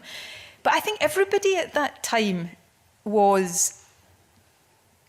I don't know about all of you. I remember the Me Too stuff being really quite shocking, not in the sense that, God, you hadn't known that this kind of stuff happened, but the fact that it was coming out into the open, that people were prepared to confront these things, was a big moment. I remember, as I'm sure others did, doing interviews at the time, talking about a kind of watershed moment. So there was a sense that we had to live up to that. We had to be prepared to meet the moment. Now, 3 years on, some people think that was all an overreaction. I don't. I think it was right to try to do that. I regret the fact that because certain things weren't done the way they should have been done, we're sitting here, and what I deeply regret is that then allows aspersions to be cast on the motives of what we were doing at the time, which I think were absolutely right and proper. Thank you, Convener. Thank you. Myrtle Fraser. Questions in this section, Convener. Right. Jackie Bailey? No questions in this section either. Alex Cole-Hamilton. I've no questions in this section. It's complaints handling we're after. All right. That's very refreshing. I have... Stuart McMillan does have questions in this session. So could I ask Mr McMillan then to lead us on to the complaints handling session as well and take all your questions? Okay, thank you, Convener. Good morning, First Minister. First Minister, prior to contacting the Permanent Secretary at the point when you thought that legal action was actually against the Scottish Government was actually going to take place, did you have any involvement in the formal complaint handling process? No. Okay. After the contact with the Permanent Secretary, did you have any involvement in the formal complaints handling process? I wasn't involved in the handling of the complaint or the investigation of the complaint. Okay. Certainly, another aspect of this is much of the focus of the committee has become about the questions of meetings and recollections and conclusions of which certainly are not going to help what's happened in the past, the present, or future complainers of sexual harassment. But what certainly will help is the correcting of the errors in the complaints handling process, and something you've also touched upon earlier. And our evidence has highlighted that clear mistakes were made in the division of the responsibilities between those tasked with that role of communicating with complainants and also those tasked with the role of investigating complaints. Do you accept that this went wrong? And certainly, what can be done to avoid it actually going wrong in the future? I unreservedly accept that things went wrong in that respect, and have given an apology today for that. We are reviewing, I know this has been referred by me many times already today, and others have referred to it previously, but Laura Dunlop QC is reviewing these aspects and these matters for the government. Right now, I'm not sure exactly when we are going to get her report. I think the Deputy First Minister has been corresponding or will correspond with the committee on that. So that will be an opportunity, in addition to whatever this committee wants to reflect on or suggest, that will be an opportunity for us to consider why these things happened institutionally and what needs to be done to ensure that should a situation like this occur again, it wouldn't happen in the future. Some of the evidence that we've heard as a committee has indicated the possibility of a deciding officer or an investigating officer being independent of government. Is that something that the Scottish Government would consider? We'll consider any recommendations that the committee puts forward. It's not one I've particularly given any consideration to date, but if it is a recommendation that we get, of course we'll consider it. Okay. I want to touch upon a question from earlier on. We've heard that a concern about Mr Salmond himself was handled by him, giving an informal apology, something that's been touched upon earlier, and only years later did the person concerned feel able to make a formal complaint. Now, this clearly makes it look like the formal procedures under the FAW process were not good enough. Do you accept that? In relation to the specific, I'm not sure I can draw any particular conclusion because I wasn't involved in that at the time. I didn't know about it at the time an apology was made. So I have no direct knowledge of exactly what went on then, what happened in terms of the apology or what the basis of the person involved was for accepting that as a resolution at the time. I, to be frank, only know about that what I have since been told by Alex Salmond or heard more generally in the wider proceedings that have been underway. So I couldn't say that I couldn't say categorically that that particular incident meant that there was a flaw or a failing in fairness at work. I think generally, as I've already commented on, I think there is something to reflect on there, particularly about sexual harassment and the appropriateness of informal resolution over more formal action being taken. Could I remind all members, please, to be general rather than specific in talking about individual complaints, etc. Sorry, Convener. The Permanent Secretary certainly told this committee that her direct line manager, the head of the UK Civil Service, wanted all permanent secretaries to ensure that the procedures could tackle the challenges of Me Too. And the official report shows us that MSPs of all parties spoke in favour of more being done to actually tackle the issue. Do you feel that you have got a broad base of support for the idea of putting in place a new procedure to tackle sexual harassment? I certainly wouldn't speak for other governments in terms of what we actually did. It is factual to say that the Cabinet Secretary at the time, Sir Jeremy Haywood, wrote to the Permanent Secretary, I think later the week, that Cabinet gave the Commission to review processes. And that reflects a point I've made already. This was something all organisations were doing, reviewing its processes. At the time, I can't remember the exact date, I had a discussion with Theresa May, who was Prime Minister at the time, about this matter because she was concerned about it and was taking steps to review Conservative Party processes, and obviously the UK government was looking at these matters as well. But I wouldn't go from that to say the UK government somehow endorsed what we did. You've heard, which I wasn't aware of at the time, but I'm aware of now, and actually don't think is particularly significant, that the Cabinet Office had commented, not particularly about former ministers, but some comment that it felt uncomfortable to have a policy relating to current or former ministers. So I wouldn't claim their endorsement one way or another for what we did. I think what we did was done for the right reasons. I think we have a procedure that has not been declared unlawful, and I'm not going to labour that point because it hasn't been tested in court. But a mistake was made in its application, and nobody can get away from that. In terms of endorsement, and again, I know you've heard from trade unions.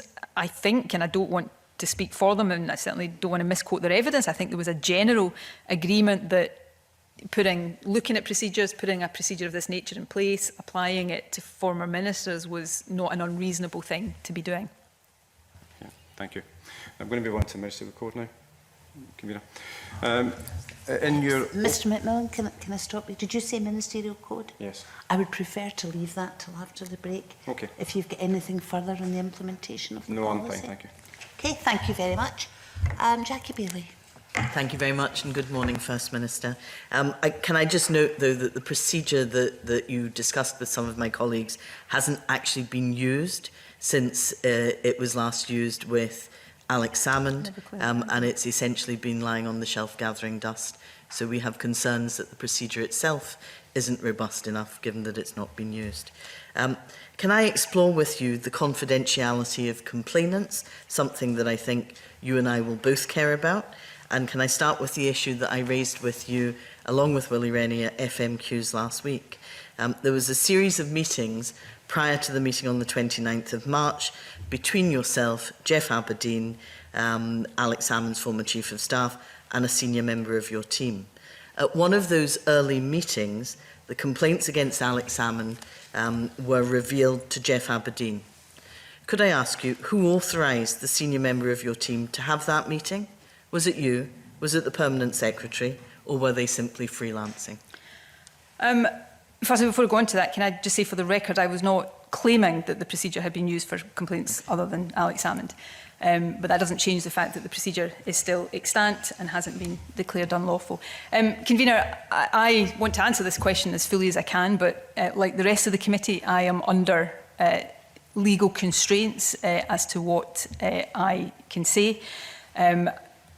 In terms of meetings, I think I would not accept Jackie Bailey's characterisation of it. I certainly, was not at the meeting that has been described. Neither, should I say, were people who are seeking to attest to the content of that meeting. What I would say is that, as I understand it, James Hamilton, who is conducting the independent investigation under the Ministerial Code, has evidence from the people who were at that meeting.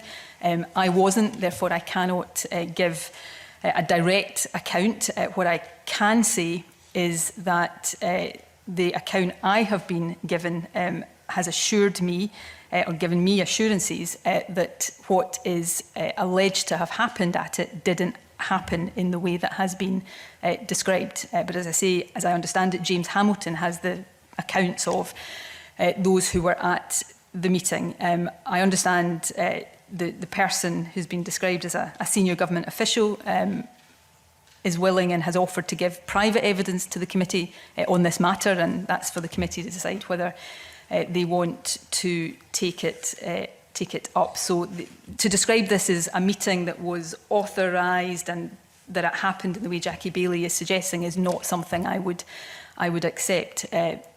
Obviously, the constraints that I am under, unfortunately, mean that it's not possible for me to go much further than that. What I would do, though, and what I can speak to, is, and I don't want to stray into territory we'll come on to later, but the discussion I had with Alex Salmond on the 2nd of April, in terms of the identity of complainants, I heard him, he seemed very certain on Friday that a complainant had been named by somebody in government at a meeting he wasn't at, but seemed less sure about whether a complainant had been named at a meeting he was at. Alex Salmond was open with me about the identity of one complainant because he knew, he hadn't been told about it, and there was no suggestion that I can recall that anybody in the government had told him. He knew about the identity of one complainant because he knew about the incident, because he had apologised to the person concerned. The other complainant, and what I can't recall is if the name of the other complainant was shared openly on the 2nd of April in the way that the one I've just spoken about was, but he also knew the identity of that complainant. And I remember him talking about how he had gone through the Scottish Government Flickr account to find out who had been with them on particular days. So the point I'm making is that on the 2nd of April, I don't recall any suggestion from Alex Salmond that he had been told about the name of a complainant via or in the way that is being suggested. What I do know is that he knew the identity of both complainants in one respect, because he knew about the incident and in the other respect through his own investigations. Thank you, First Minister. I'll come on to exploring that in a minute, but can I take you back to my question, which was the point at which complaints against Alex Salmond were revealed to Jeff Aberdeen. Did you know the meeting was taking place? Not to the best of my recollection. Let me be clear. Somebody in my team meeting Jeff Aberdeen back then would not have been something that was particularly newsworthy. Jeff Aberdeen's a friend of most of us and a former I would colleague. agree with you. It wouldn't be newsworthy. But I know, I don't recall that being the case. Can I just also say for the record, Convener, that based on, and remember I wasn't a party to this discussion, but based on what I have been told about it, I don't accept Jackie Bailey's characterisation of it. Okay, you might not accept my characterisation of it, but Jeff Aberdeen's conversation with Kevin Pringle and Duncan Hamilton QC is confirmed in written evidence to this committee. Are you saying that they're not telling the truth? Or are you saying that Jeff Aberdeen isn't telling the truth? I'm not casting aspersions on the veracity of anybody else. That's not what I'm here to do. What I would say is that Kevin and Duncan also weren't at this discussion. So, you know, this is... But they are corroborating something that Jeff Aberdeen said. So is Jeff Aberdeen's recollection incorrect? I don't know, because I don't know what Jeff Aberdeen... I don't know directly what Jeff Aberdeen is saying about this. What I do know is that James Hamilton has the accounts of the people who were at that meeting and therefore will be able to properly consider this.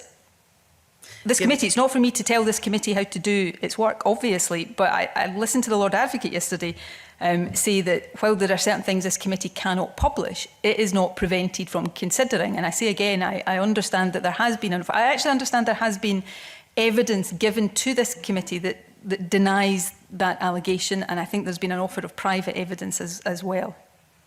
Can I move you on to the name of a complainer being revealed to Mr Aberdeen?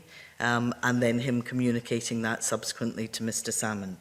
I'm sure you will agree that that is an extraordinary breach of confidentiality and in any other employment would be a sackable offence. So can I ask, who authorised the senior member of your team to reveal that name of one of the complainants to Jeff Aberdeen? Was it you? Was it the Permanent Secretary? Or were they freelancing? I am not accepting that happened, so therefore I am clearly not accepting that was authorised in the way that Jackie Bailey... I accept that this is a matter of contention and unfortunately there are legal constraints in terms of what we can discuss publicly at this committee, but that is not a constraint that in his consideration James Hamilton is under. So I'm not going to sit here and just accept the premise of questions that are being put to me where I dispute the premise of the question. And the next thing I would say, which I don't know for certain, but based on what I said about Alex Salmond's knowledge of the identity of complainants and the basis for that knowledge when he spoke to me on the 2nd of April, I did note in Duncan Hamilton's written submission yesterday that he said something along the lines of this was communicated in the days after Alex Salmond had his letter from the government.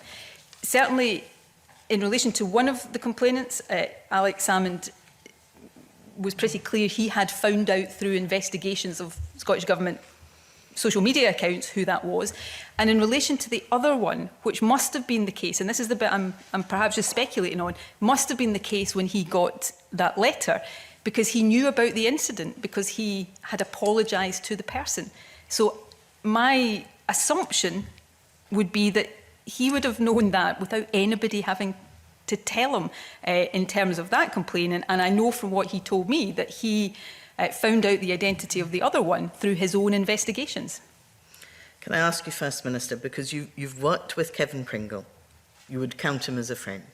He's saying that he heard this information. You've worked with Duncan Hamilton. He is a QC. He is attesting to the same information about a complainer's name being revealed by a senior member of your team. Leaving aside that they weren't in the room, you trust what they say to you and have done in the past. But Jeff Aberdeen, who was in the room, who you describe as a friend, Are you saying that he is lying about this? I'm not here to make that accusation of anybody. What I am saying is that Kevin and Duncan weren't part of that discussion. I wasn't part of that discussion.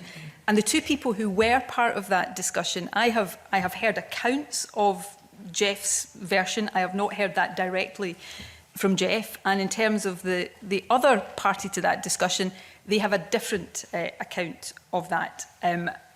The committee, it's up to the committee to decide whether in private it can hear directly from these people. And James Hamilton, of course, has the accounts of these people. So there is a clear difference here. The point I am making is that because of the reasons I have set out in relation to one complainant, where Alex Salmond knew about the incident because he had apologised to her,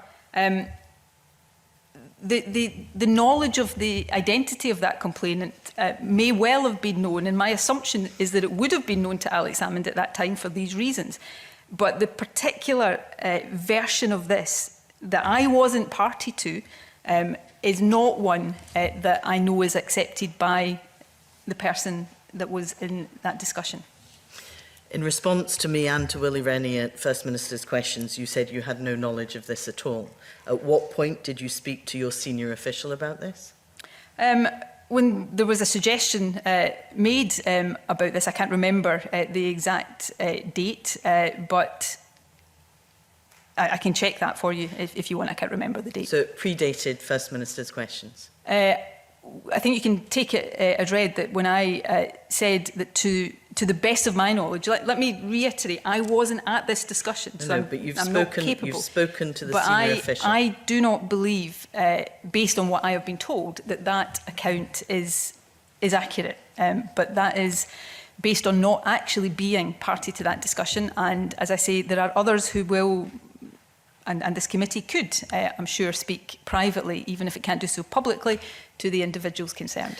So just so I'm clear, you spoke to the senior official before First Minister's questions last week, and therefore the answer you gave to both myself and to Willie Rennie wasn't necessarily strictly accurate. Sorry, I don't follow. Okay, it's really simple.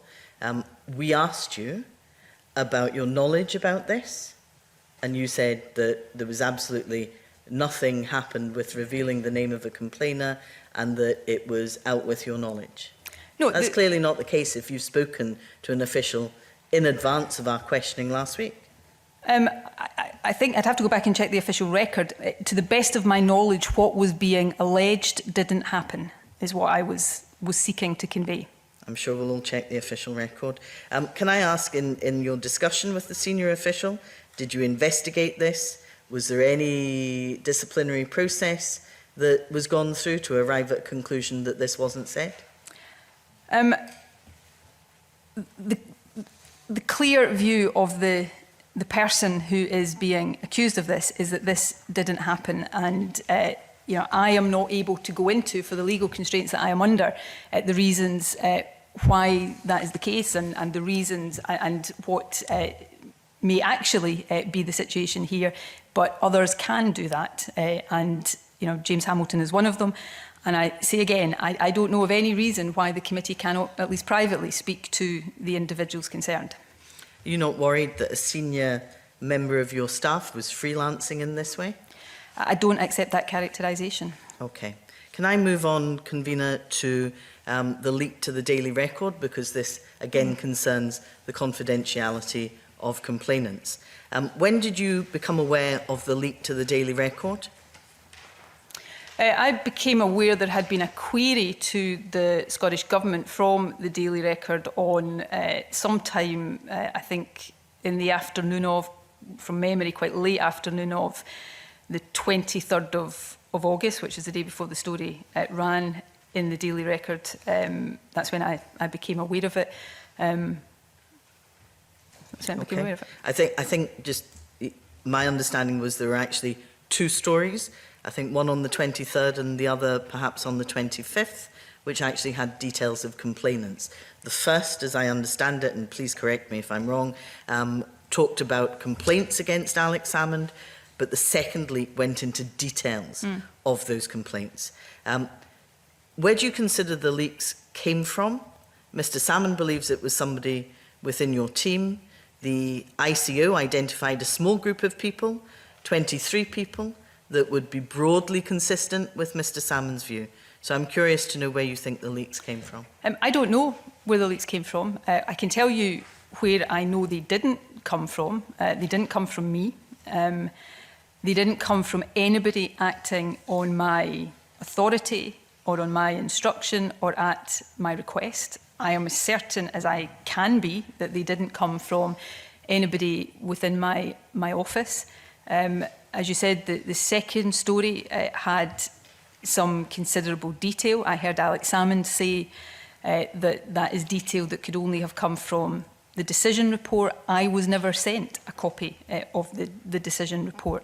The one other thing I would say about this is, I've said all along, and I will keep saying, I was of the view that I should not act in a way that tried to sweep these complaints under the carpet, and therefore I would not have acted in a way that blocked any sort of public comment about the outcome of this, had it been the case that that was what the government thought was appropriate to do. That is not the same thing as saying that I wanted this to be in the public domain.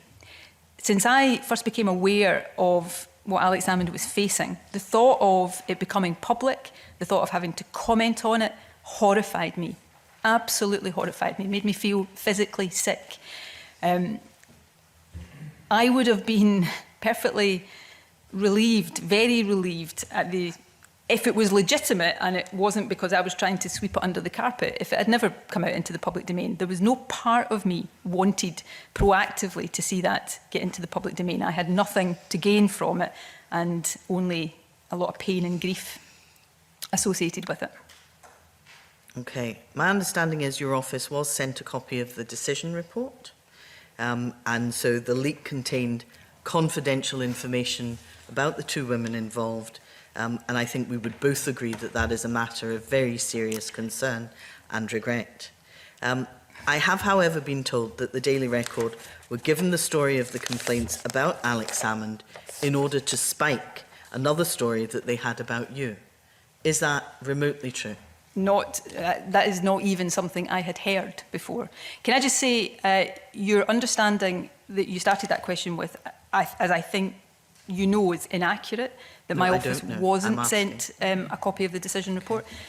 My principal private secretary, when he appeared before the committee, wrote afterwards just to confirm that, because I think there had been some confusion between the letter that the permanent secretary wrote me on the 22nd of August to tell me that the investigation had concluded and what was happening there. But my office was not and has not since been shared a copy of the decision report. So just to be clear about that, and I think the committee has been made very clear about that too. So now you can tell me what the story was about me that I was trying to spike. I was asking. I'm asking you, and I wouldn't do reveal that publicly without checking with you. Just think how implausible that. I've never heard that before, so that's a new part of the conspiracy that I'm hearing today for the first time. But imagine how implausible that is. So we have an investigation that starts with 2 complaints against Alex Salmond that the government is investigating, throughout much of that year, and we just managed to time the culmination to spike some unknown story about me. That's an incredible coincidence, which is why it didn't happen. Indeed, it is an incredible coincidence, but it gives you an opportunity to rebut that, which is very helpful. But can I take you back to the seriousness of the leak? Wherever it came from, it was clearly really concerning.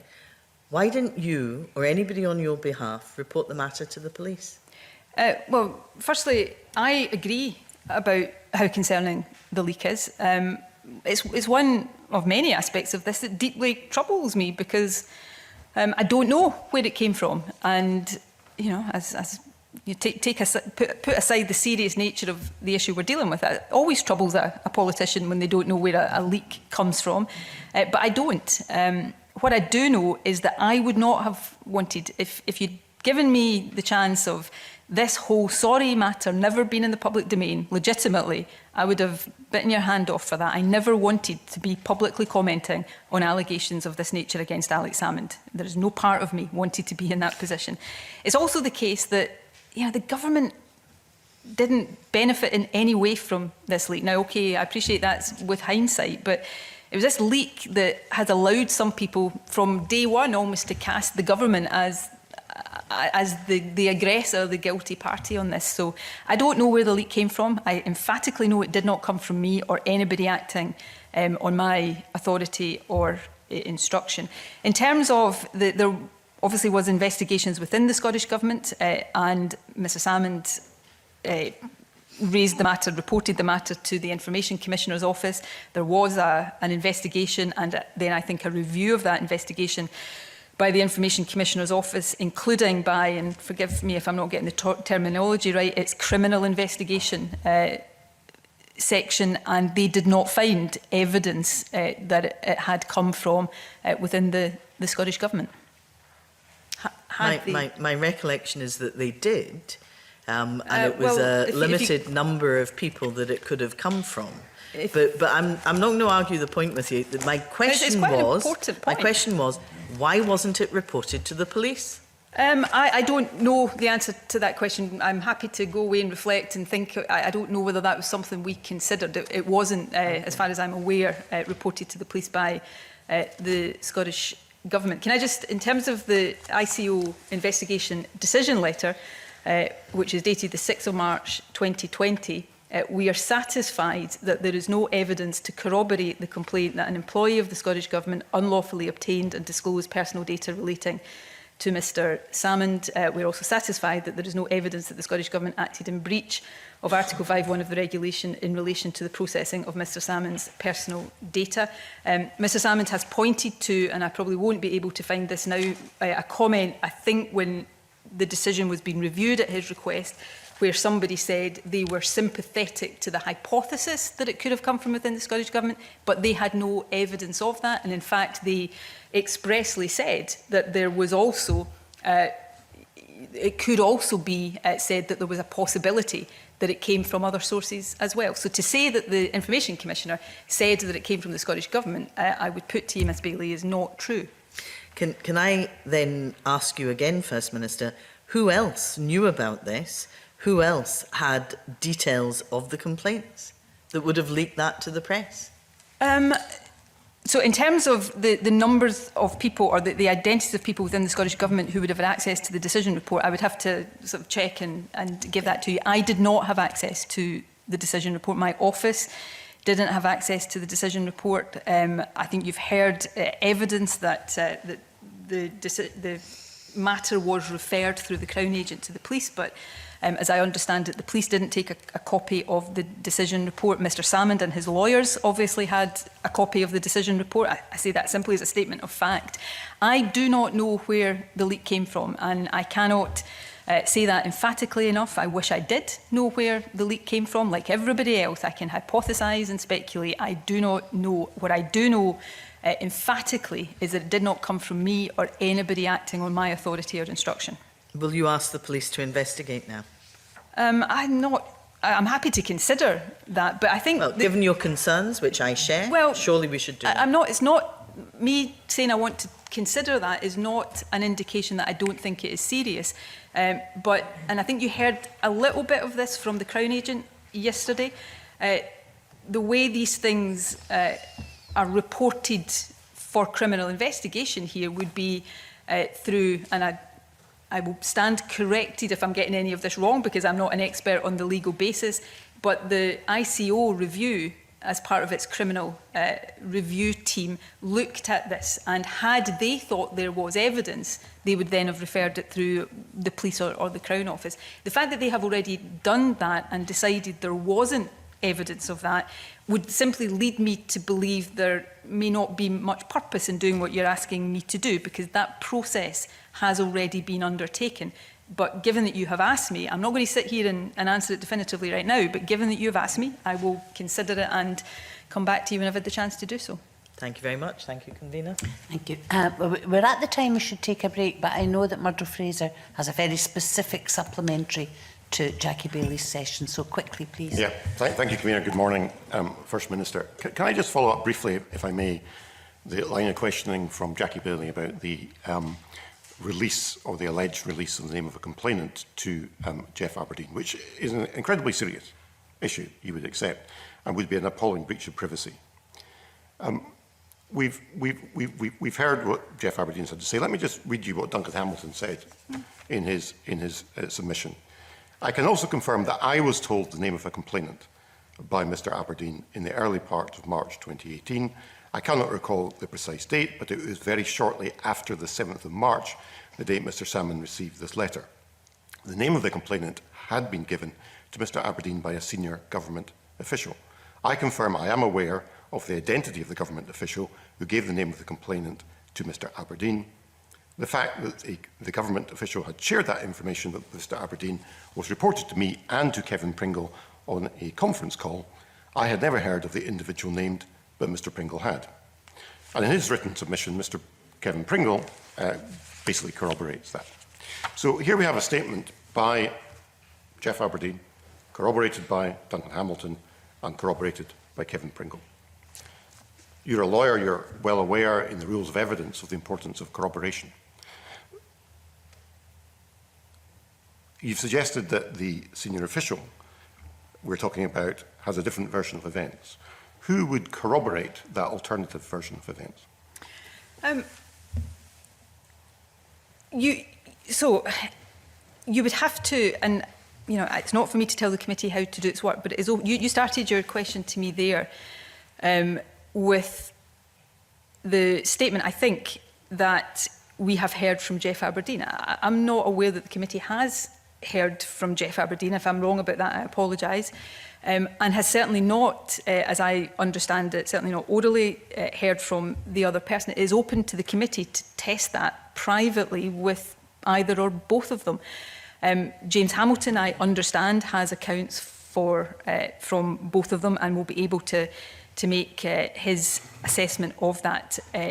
My understanding, and I was not a party to this discussion, is that that did not happen. Now, in a discussion where there are two people, then clearly if you've got a different account, then people have to decide, taking account of the whole picture, which we're not able to do today, unfortunately, because of the constraints upon us. But what I would say is, as I said already, Duncan and Kevin were not party to that discussion.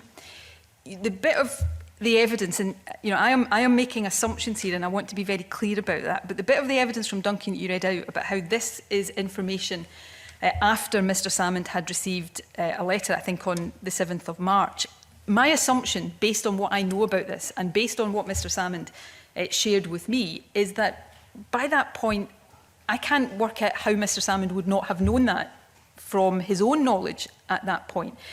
I think, and again, I will stand to be corrected, I think Jeff knew at the time about the apology to this individual in 2013. So the fact that there was a knowledge of the identity of this individual may well have been the case. But you know, I can only say what I have been advised about this conversation. I wasn't party to it. It would be serious if the identity of a complainant was revealed. I absolutely accept that, but that is not what I understand happened in the way that is being set out. And as I say, it is open to the committee to take evidence, even if it is in private, from both of the people who were party to that. I come back to another point, and again, if my recollection is wrong about this, then no doubt somebody will say so. But I do not recall Alex Salmond giving me any suggestion on the 2nd of April that he had known the identity of a complainer, because it had been told to him by somebody in the Scottish Government. I repeat again, one of the complainers he knew about because he knew about the incident.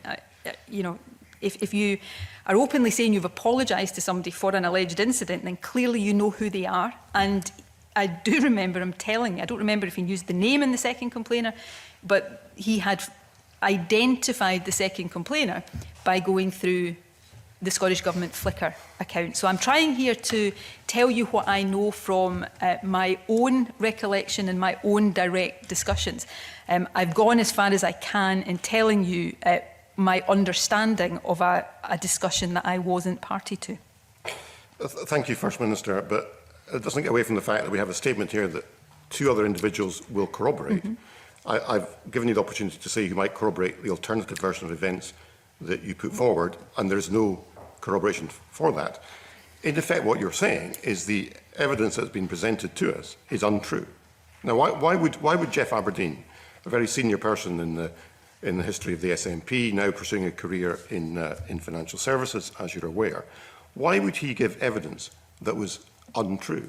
I've not heard or seen Jeff's own evidence, and I'm very conscious of that. I am not, all of these people, and this will be a feature of much of our discussion today. You're talking about, personal relationships that go back a long time. The people we're talking about here, I have worked with and known and considered friends for a long time. I'm not here to, cast aspersions on anybody's, bona fides or sincerity here, but clearly there are differing recollections and differing accounts. I can speak more clearly about the accounts or the conversations I was part of. I am telling you what my understanding is of a conversation I was not part of. And in terms of, clearly, a couple of things. People who, and you know this because you're a lawyer, people who are told about something that happened in a conversation that is not necessarily, they were not part of that is hearsay evidence. In terms of who corroborates on the part of you have to look at the bigger picture. And what I'm saying to you here is I can think of why the name of a complainant might have been known at that time. That does not mean it was revealed or identified in the way that has been said. And I'm not going to repeat everything I've said about the 2nd of April, but Mr Salmon knew the identity of both complainers in one case because, as he told me, he had apologised to her. That's my recollection of how he knew that complainer, and the other because he'd done his own investigations to find out. But, you're absolutely right, First Minister. We do not have evidence in front of us from Jeff Aberdeen. But we have evidence in front of us from both Duncan Hamilton and from Kevin Pringle, both saying that he told them this version of events. So either they're not telling us the truth, or the senior official you refer to is not telling the truth. Look, I don't think I can go much further than I already have on this. I keep saying it's not for me to tell the committee how to do its work, but it is open to the committee to speak to the 2 people who were party to this discussion in private to try to get a sense of, is there a direct clash of recollection or is there a misunderstanding in what actually happened? Okay. Mr Fraser, could you be quick? I'm very aware of the timing to refresh this room. Just one final question, Convener. This is clearly a very serious matter, because there are very serious claims that have been made here about the release of a complainant's name, which apart from anything else would be illegal under GDPR. It's a breach of privacy and potentially a criminal act for which we have corroborated statements from witnesses alleging it has taken place. Have you had this matter investigated in the Scottish Government? These are matters that are under investigation by this committee, by an independent advisor. No, I'm talking about the police. Are the police investigating this? And if not, why not? I am not aware of the police investigating that. I don't instruct the police, contrary to some suggestions that have been made. So but with respect, First Minister, as head of the Scottish Government, do you not have a responsibility to protect the privacy of complainants who work within the Scottish Government who have made complaints? Yeah. And the allegation, a very serious allegation, has been made here about the release of a complainant's name, which is a criminal act. Surely you, as head of the government, should be taking action on that. I am trying to respect the processes that are already underway into these things, this committee and the inquiry into the ministerial code. These are matters that are being considered by both of those, and I, rightly or wrongly, Mr Fraser, and people can draw their own conclusions from that, but rightly and wrongly, I am trying to allow these processes to run their course. The police do not need my authority to investigate any matter that they wish to investigate. Mr Whiteman, you've assured me this is a very short supplementary, so please make it so. It is. Just to confirm in the ICO, so the review of the decision by the Criminal Investigation Team, which was reported to Levy and McRae on the 28th May 2020, says at paragraph 4.8, there remains the possibility that the leak came from elsewhere. The list of stakeholders who had access to the internal misconduct investigation report includes the original complainants, the QC, the First Minister's Principal Private Secretary, the Crown Office and Procurator Fiscal Service, and Mr Salmond and Levy and McRae, as well as relevant staff members of the SG. So it appears from the Information Commissioner's report that the First Minister's Principal Private Secretary did have a copy of the internal misconduct investigation report. I think you said previously that your office had not got a copy. So my understanding, and I think my Principal Private Secretary has written to the committee on this, is that that is a misapprehension from the internal government investigation into this, that he did not get sent, my office did not get sent the decision report. If there's further clarification we can usefully provide on that, we will do. But I did not get sent the decision report, and my office did not get sent the decision report. Okay, and finally, the kind of leak of the name of a complainer, or indeed the leak of a decision report, anyone in Scottish Government who did leak or make public or communicate to third parties such information, that would be a dismissal offence, wouldn't it, fairly clearly? I would imagine so, yes. Okay, thanks. Okay, thank you everyone, and in line with the agreed mitigations to allow us to meet safely in person today, I will suspend this session for around 20 minutes, so we will reconvene at 11:35. Can I remind members and everyone else to observe social distancing when leaving the committee room and during the break, and I now suspend this session. What distinguishes Broadcasting Scotland from a website or blog, apart from our brilliant programmes, Hi there, I'm Gordon Ross. are the costs we face to enable us to produce those programmes. These costs are significant and ongoing. However, our facilities are able to do so much more if only we had the staff. In the last year, some of our supporters have cancelled their subscriptions. In one way, we would prefer it if it was because they didn't like us, rather than it being because of the financial pressures which we are all under because of COVID. The really positive outcome of our fundraiser is that at a time of economic challenge in Scotland, we will use your donations to create jobs and in a small way contribute to improving the Scottish economy. If you want us to be Scotland's independent broadcaster, able to provide an alternative mainstream television platform, then please support us. Scotland is going to be an independent country.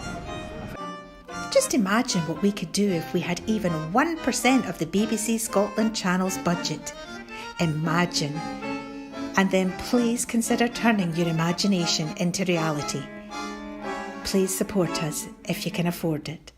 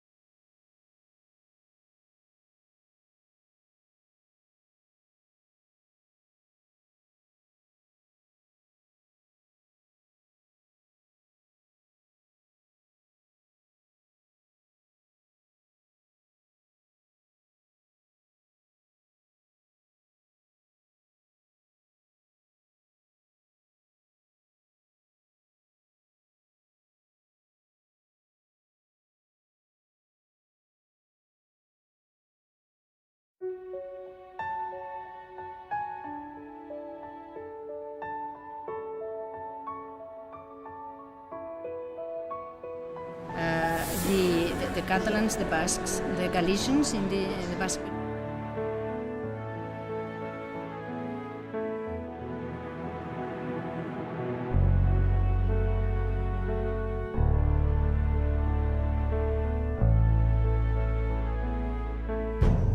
An independent future for Scotland.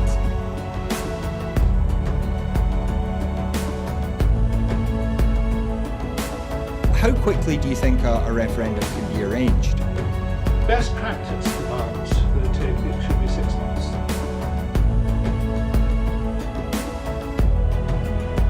Just looking at the overall share numbers for Scotland at the moment, the SNP 46.4%.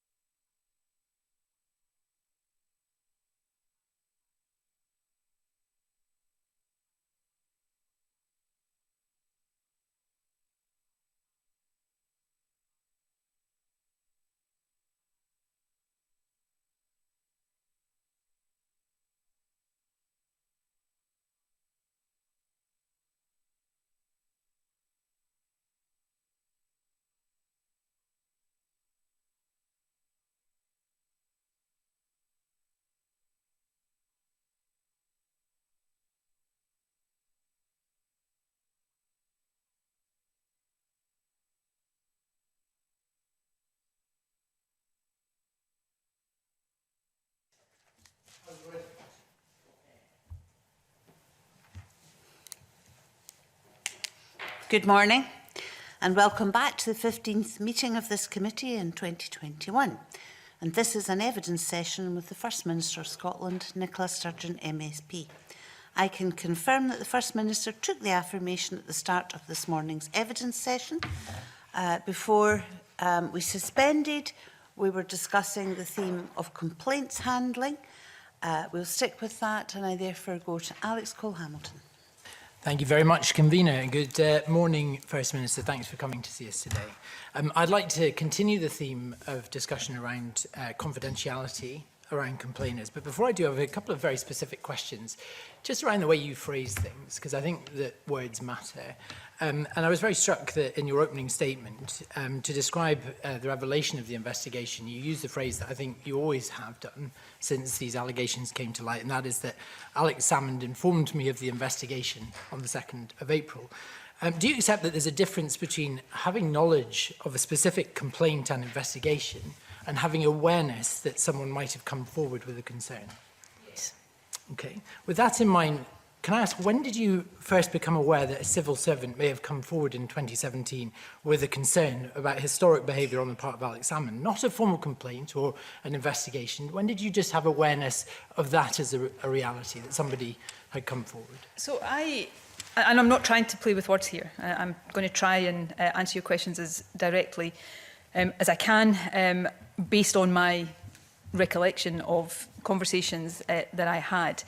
We'll come on to the 29th of March. So I, partly from the November Sky query, which we may or may not come on to, and then my conversation with Jeff Aberdeen, I had an awareness that there was an issue with concerns about Alex Salmond and that they may be in the form of a complaint. But it wasn't until I read the Permanent Secretary's letter on the 2nd of April that I knew beyond any doubt that any general concerns or suspicions I might have had actually became detailed in actual knowledge of the fact there were 2 complaints, that there were by civil servants, that were being investigated under that procedure, and what the nature of the complaints was. So if it was just about Sky News in the airport, that wouldn't have actually been a complaint in your government. But, so just to be crystal clear, you did have awareness that there might be a concern raised within the civil service about Mr Salmond in or around that time. So from the 29th of March, and this I think is a distinction from the 2nd of November, the 4th of November, I think that query was, I had, and you know, we'll come on to this, and you know, it's a frustration for me. You know, my recollection of the conversation with Jeff is not as vivid as I wish it was, which I think perhaps tells its own story. But I came out of that and went into the 2nd of April meeting. I will ask you about the 29th of No, March but later on. Okay, I'm trying to answer your question. Yeah, so, of course. What I'm saying to you is, ahead of the 2nd of April, I had an awareness there was a complaint. No doubt I had suspicions of what the nature of that might be, but that's what it was, a general awareness, a suspicion that no doubt I had all sorts of theories for in my head, but it was reading the Permanent Secretary's letter that he showed me on the 2nd of April that gave me the knowledge and the detail behind that knowledge of all the things that I've spoken about. And forgive me for interrupting there. No, and that comes back to that distinction between knowledge of a complaint and awareness that something might be going on. Can I just, final question on this bit, did you have awareness before the 29th of March that there might be complaints or concerns emerging within the civil service? Not specifically, but again, this relates, and I know you've, I think, heard some of this from the Permanent Secretary. So, the 4th of November Sky query that I spoke directly to Alex Salmond about on more than one occasion over a couple of days left me, for a variety of reasons that I can go into or not as you wish, with just a sense of unease. I can't put it any more strongly than that.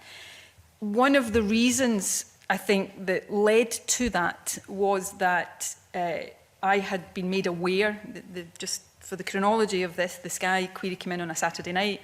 I spoke to him on the Sunday. I was made aware on the Monday that him and or his lawyers had been phoning people within the civil service, and I spoke to him again about that. And I can't put this any more firmly than I'm about to put it to you, and I'm sorry about that. That, and the way that that was raised with me, just led to a sense of unease that him phoning, or these phone calls, whether they're from him or his lawyer, had stirred something, kind of poked a hornet's nest. So I didn't have knowledge of specific complaints, but it wasn't something I thought about every day. It wasn't something that I lay awake at night at that point worrying about. But I had a lingering suspicion that there just might be something in the ether, in the undergrowth, that could surface. Okay, thank you. I think the reason I ask about your phrasing is because when all this broke in the media, you gave several calculated and selective answers on national television to people like Sophie Ridge and Andrew Marr, and then had to reverse those positions when certain information came to light. Can you see why people might feel misled by your description of these events? So looking at this as, I was going to say dispassionately, but that's not the right word because that's not something that's possible for me to do. But yes, I can. And to try to explain things, again, as openly as I can. Firstly, this is all stuff that, and I don't want to labour this because it's not of any interest to the committee, and it's not me appealing for sort of special treatment here. This stuff's deeply personal for me, and it's really quite hard to talk about. And at times, if I have appeared as if I'm cagey about it, that's one of the reasons. One of the other reasons, you talk about interviews with Andrew Marr and Sophie Ridge. I don't think this is true of the Sophie Ridge one, if it's the one I'm thinking about, but certainly Andrew Marr, at the time he first asked me about this. At that time, what was also I was very conscious of is that there was an ongoing investigation. I was really, really worried that anything I said about this at any time would cause headlines, news, commentary. I was always trying to avoid doing that. So if I appeared as if I was not being as kind of open and discursive and full, that was another of the reasons.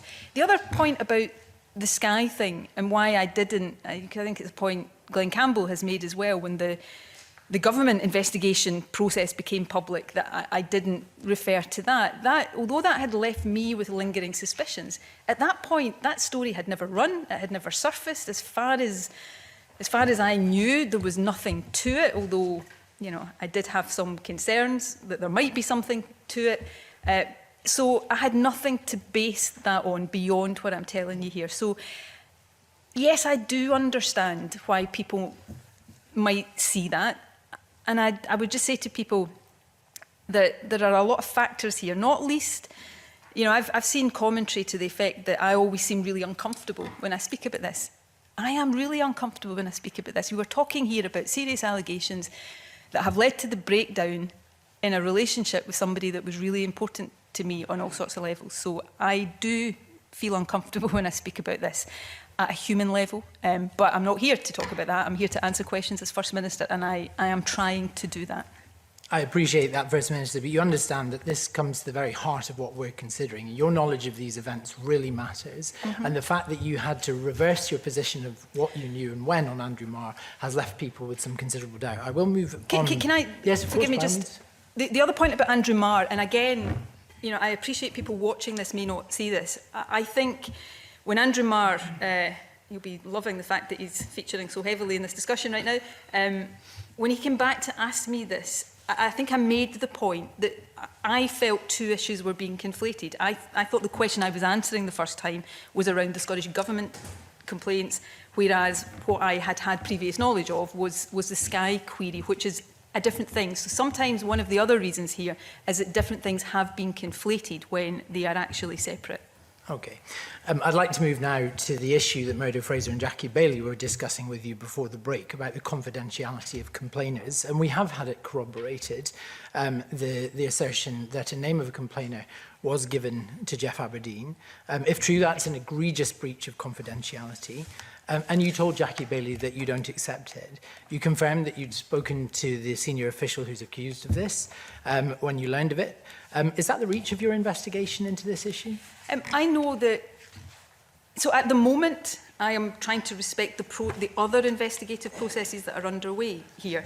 I know that, I can't speak for Jeff Aberdeen, but I know that James Hamilton has an account of this, and as I say, it's up to the committee to decide what it does. Can I just, Jackie Bailey suggested earlier on that I had somehow contradicted myself today against what I said last week at First Minister's Questions. I have the official report here, and I did not.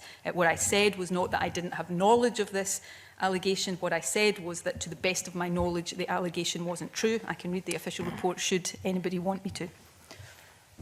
That, with respect, James Hamilton is investigating your actions, not those around you, but he might have a judgment to make on those as well. We will discover that.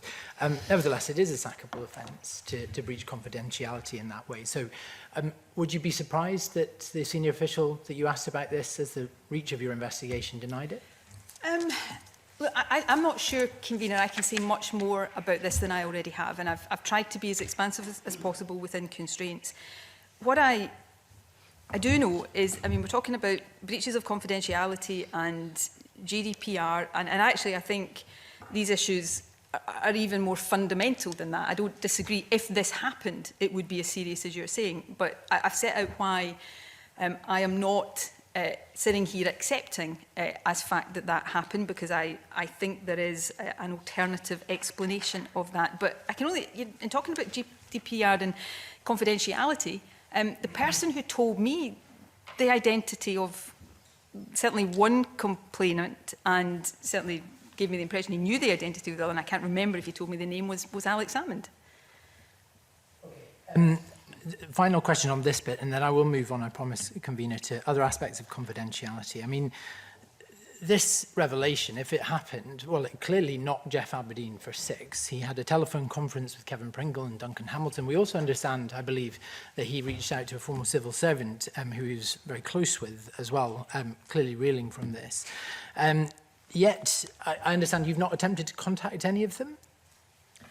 I haven't attempted to contact Jeff Aberdeen about this, because I think if I had, and I was sitting here saying that right now in front of this committee, I would probably be getting criticised for... I mean, I don't have it in front of me, convener, but, you know, the initial letter I got from this committee asking for written evidence, I think had words to the effect that I shouldn't be comparing stories with other witnesses. I've tried to respect the processes of this committee. I fully understand your position there, First Minister. The reason I'm labouring this point, and I dare say the reason Mr Fraser and Ms Bailey are labouring this point, is that if this is true, this may turn out to be one of the biggest failures of the complainants at the heart of this, that their name was passed to the emissaries of the man they were accusing. And it just feels like that you've just taken the word of the person who's accused and not investigated. I won't proceed any further on that matter. Of course. I don't want anybody to think that I don't treat this seriously, but this, and I say again, you've said things there to me about Jeff's account that, certainly to the best of my recollection, I've not heard. So I've not seen Jeff's account. It is open to this committee to have Jeff and the other individual who were actually party to this discussion in front of them, at least privately. And you know, I can only say so much about a conversation I was not party to. What I do know is that Alex Salmond himself gave me or shared openly at the meeting on 2nd of April, the identity of at least one and possibly two of the complainers. And to the best of my recollection, did not give me any indication that day that he had got the identity of a complainer from somebody with the description that you're using. Thank you. I'd like to move now to the leak to the Daily Record. I won't cover that in and of itself because I think Jackie Bailey's done that very well. But I find it curious that the day before the leak to the Daily Record, the government was about to press release the fact of the investigation and were only stopped by legal action from Mr Salmond. Was that press release prepared with your consent? So the chronology of this is that I was written to by the Permanent Secretary. I can't recall whether the committee's got that letter. I don't see why it wouldn't have. On the 22nd of August, I think I've got the letter somewhere here, but I'll go through it from memory right now, telling me that the investigation had concluded, that certain things had been upheld, that a decision had been taken to refer, I think, 3 matters to the police. By the time the Permanent Secretary wrote to me, that referral had taken place. And that letter on the 22nd of August told me that there was further consideration about putting into the public domain some very limited information, and but that decision hadn't been taken. So it was not my press release. It was not a press release I was preparing. As I understand it, I think I understood it at the time, but as I certainly understand it now, the reason for that was that the government also had a requirement at that time to answer a freedom of information request. And the question was whether, well, I can't remember the exact phraseology of it, but would have required that information. On the day of the, if I get my dates right here, the 23rd of August, when I think the Permanent Secretary decided that a limited amount of information would be put in the public domain, that was notified to Alex Salmond. His lawyers threatened interdict action, and the government decided not to. The query from the Daily Record came in later. I understand the government made Alex Salmond's lawyers aware of the query from the Daily Record, and you know, it's not for me to say. Alex Salmond at that point clearly decided not to take action against the Daily Record. So that's my knowledge of the chronology of that. That's very helpful, thank you. Very brief question on this. Were the complainers asked if they were happy for the press release to go, or that limited amount of public information to be released? It wasn't me as the decision maker in this process. Now from memory, again, I'm going to check this. I think they had certainly been told that there was limited information going to go out. What I can't recall, and I would need to check, is whether they had been asked their opinion or just advised of it. 2 final short questions, if I may, convener. It's odd, but the police had expressly advised against releasing information of this kind, considering it had been passed to Crown, or the report had been passed to Crown as well. Can you see that, taken together, these 2 things, the press release and then the leak, look like a determined attempt to splash this information in order to damage Alex Salmond, irrespective of what that might mean for the complainers? So I think if you want to see it that way, you can certainly see it that way. And I should say, I'm now commenting on things that I know about, that I wasn't centrally involved in the decision making around at the time. But I would go back to the fact that, as I understand it, what tipped the balance in favour of putting some limited information into the public domain was the freedom of information request that had to be answered. And that was the basis for that consideration. What I would say, and I've said it before, and I can't speak for anybody other than myself here, I did not want ever to be in a situation where I was standing in front of a camera talking about allegations of this nature against Alex Salmond. I had no desire for this to be in the public domain. I certainly would not have tried to illegitimately block it, because that would not have been appropriate.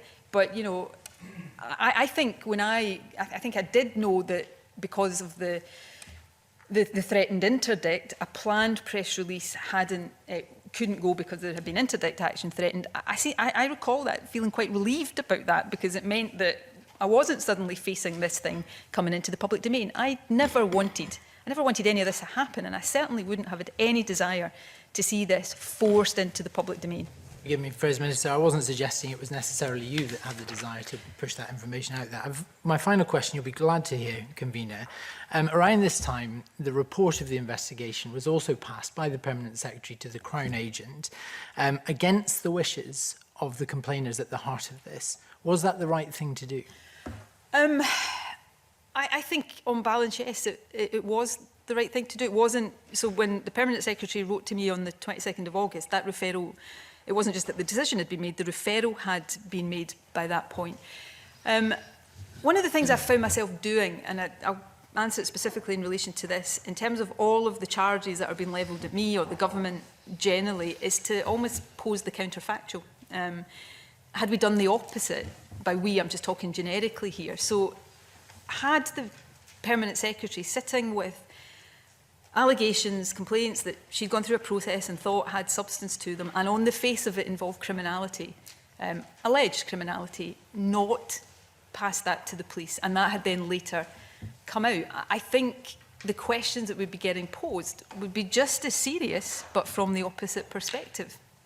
In fact, that would have been criminality against people who have agency and the capacity to make decisions about what they want done with what's happened to them. And these women expressly said they didn't want a criminal involvement. I think government has, and I've read some stuff, and I will have it in here, but I'm not going to start looking through it. I think ACAS guidance talks about, you know, sometimes there is still a need to refer something to the police, even when people don't want that to happen. The Scottish Government's got a duty, and I use that in a kind of not a technical sense, although it maybe is true in a technical sense, to, if it thinks criminal acts have been committed, to do something about that, I would think. I don't know how strongly the opposition was expressed by the two complainants, but I think these things often come down to judgment, and I think much of what we're discussing here today, and much of what we will discuss here today, the things we are being criticised for, I am being criticised for, perfectly legitimately. I understand why people are doing that,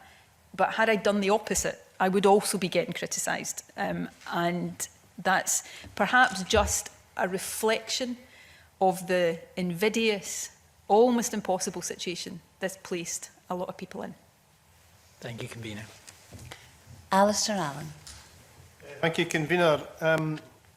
To build on some of the questions, or one of the questions asked there by Mr Cole-Hamilton, you've described the circumstances around the press release, and indeed Mr Salmond described to us, in his view, as remarkable the fact that the Permanent Secretary had planned to make a press statement on the 23rd of August announcing the outcome of the complaint against him. Did the Permanent Secretary or anyone else in the government subsequently seek to give a formal explanation of that order of events and the reasons behind them? To you? To me? The Permanent Secretary's letter to me, I can dig it out exactly if people want me to quote from it, indicated, this is the one on the 22nd of August, that the issue of issuing a press comment was still under consideration, and then the freedom of information. So that's been what I understood then, and what I've understood since, was the reason for deciding on the balance of judgment to do that was that there was this outstanding freedom of information request that had to be answered. You know, and I think it was asking the question, have complaints or concerns been raised about Alex Salmond's behaviour? So that was the judgment that was made. Again, I play the counterfactual. Were we sitting here, a couple of years on, and this had all come to light, that there had been a government investigation that nobody had known about, that it had upheld complaints against Alex Salmond and put in a drawer.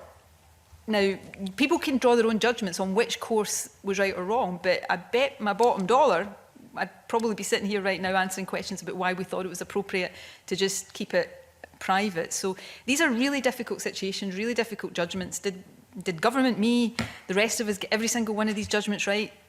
Possibly not, that's for others to judge, but I think at every step of the way there was a real effort made to get it right. Now, the other thing I've tried to do, and actually it's not that hard because of my past relationship with him, I've tried to see it from Alex Salmond's point of view.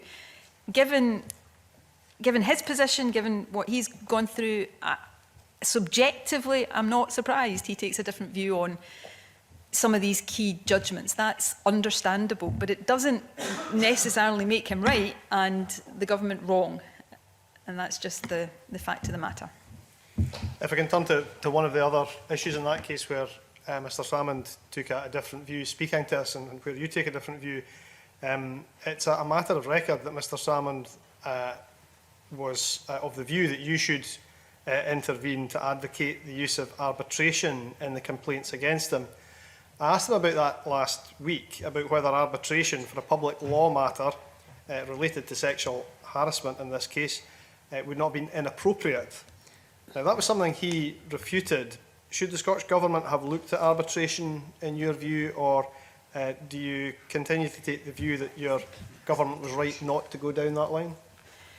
So, Alex Salmond wanted me to intervene on at 2 points on two issues. Firstly, before we got to the point of arbitration, he wanted me to intervene to effectively persuade the Permanent Secretary to agree to a process of mediation.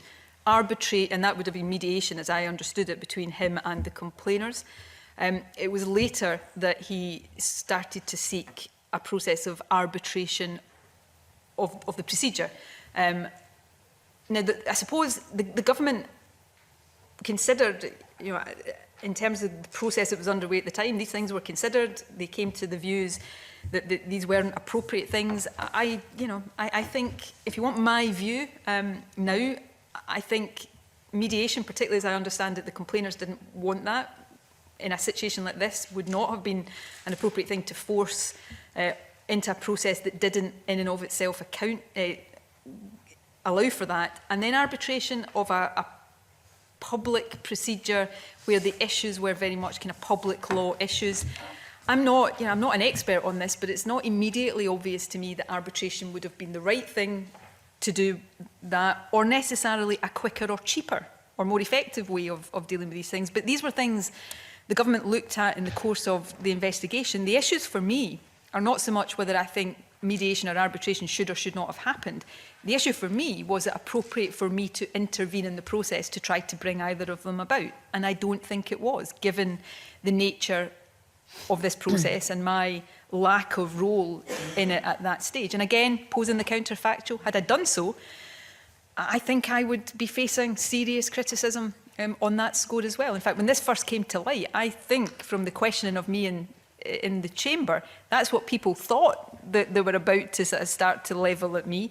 And I don't think the treatment of me would have been particularly favourable. I don't think anybody around this table would be sitting here patting me on the back today had I sought to intervene and influence the course of that procedure. Because the final point I would make, I'm not questioning that Alec thought that both mediation and arbitration might in their own terms have been appropriate, but I also had the strong impression that in terms of both of them, they were devices to stop these complaints coming to the point of decision. And therefore, had I intervened to try to bring them about, I would have felt that I was effectively colluding with him to try to thwart the direction and the natural course of an investigation. And I think that would have been a heinous, egregious breach of my position.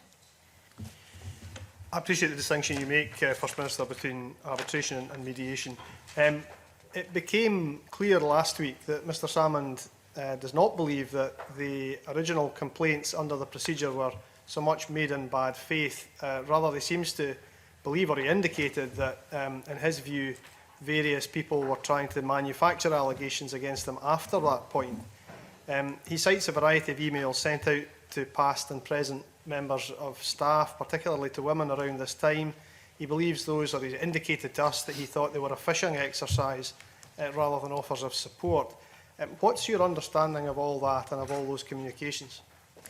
Well, the ones that I know have been raised particularly are the ones sent by the SNP. So on 2 occasions, one at the time of Me Too, we developed, I think other parties were doing the same, we developed not a new procedure, but a different route for people to raise complaints, so an independent route. A lawyer was there that people could go to speak to if they didn't want to go through the more internal route.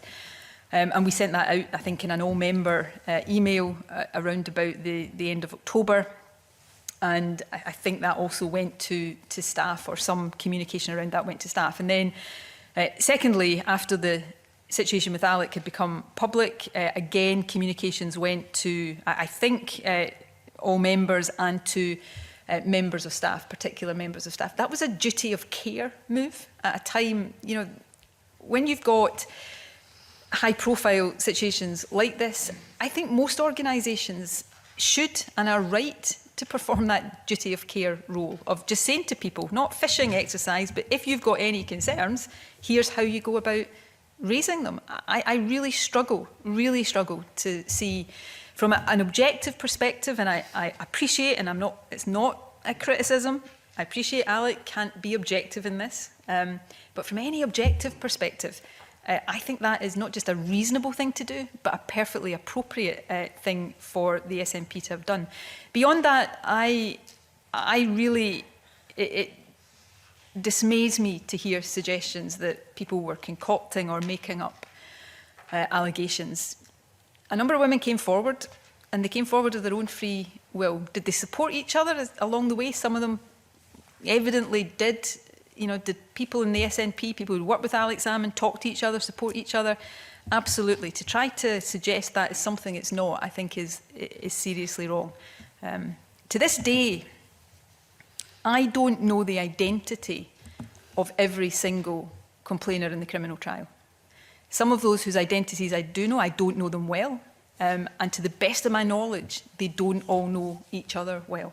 The idea that this was some concoction or plot is just not based in any semblance of fact or any semblance of credible evidence.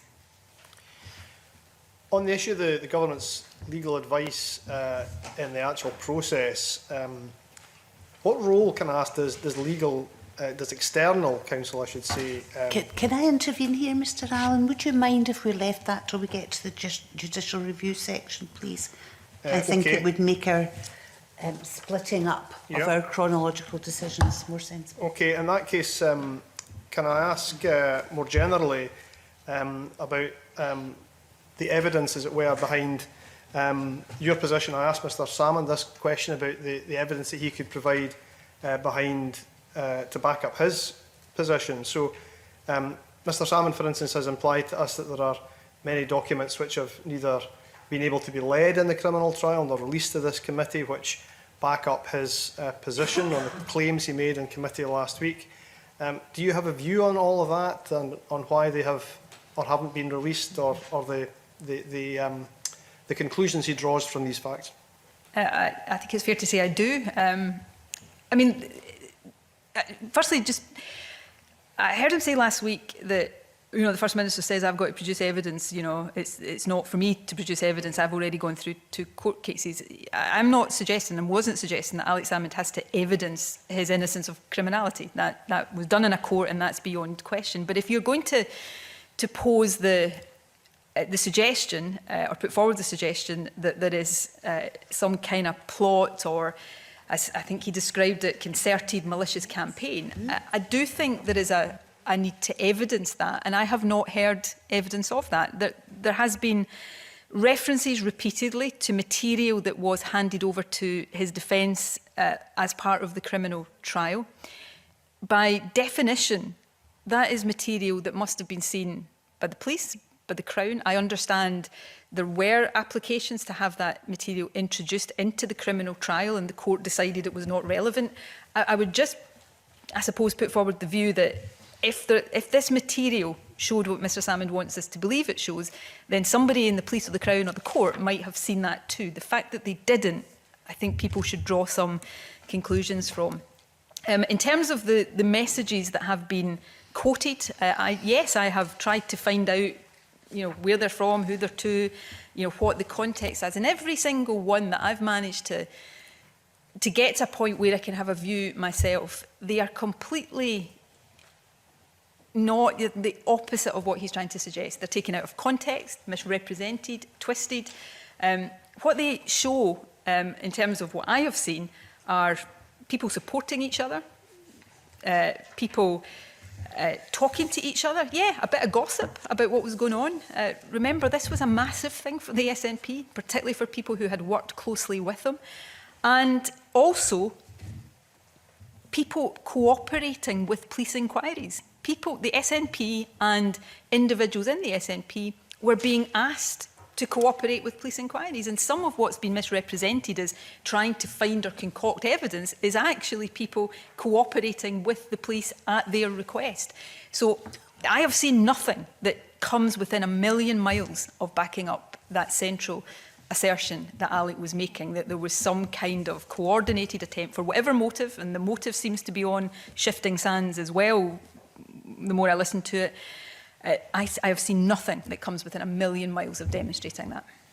Finally, in that case, Convener, if I can rewind a little, you alluded to this earlier on, but one of the first things we looked at as a committee was workplace culture. We obviously heard evidence on that from Sir Peter Housden, the former Permanent Secretary in the Scottish Government, who offered opinions about the workplace culture and offered comments about the former First Minister's place in it. Is there anything more you want to say about the issues that he raised and that you alluded to there?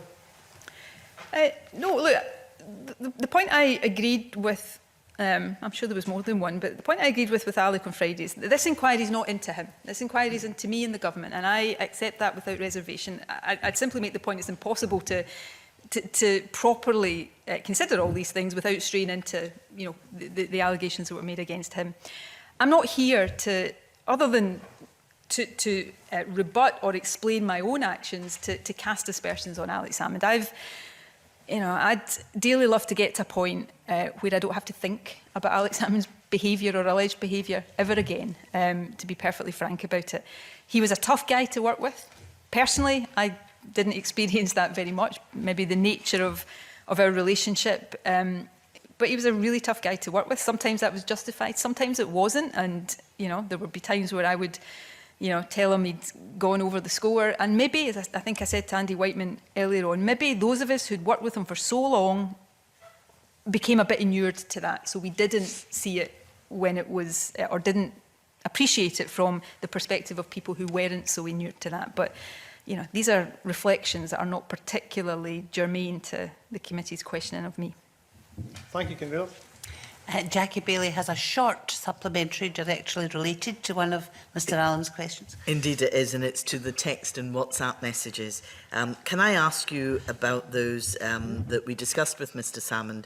I'm excluding those messages that the committee have seen that we regarded as not relevant to our inquiry, but I'm thinking of the messages that we have yet to see this afternoon.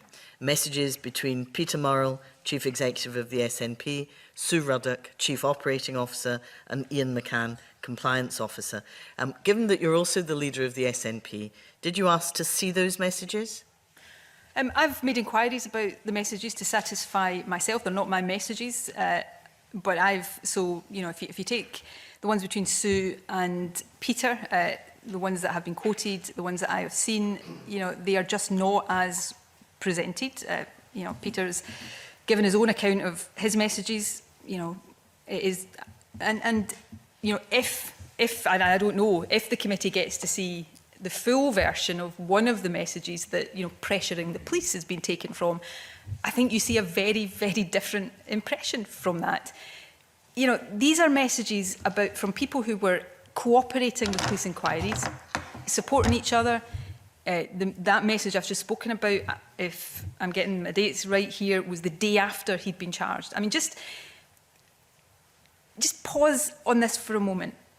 This man that we had worked with, campaigned for, helped to get elected twice as First Minister, on the part of some of his people like me, considered him a really close personal friend, had just been charged with a number of serious sexual offences. I defy anybody in that position not to be really upset, a bit angry, and for that perhaps to come across in their communications. But the idea that that suggests some kind of plot or conspiracy is actually quite offensive, given the years of loyalty that the people being accused of that have shown to Alex Salmond. You know, he quoted 4 messages on Friday that I have taken steps to kind of make sure I could satisfy myself are not untoward. And, you know, they are just... One of them, as I understand it, because I've been, you know, told this by people whose messages they are, one of them I think the committee has seen as part of what it saw previously.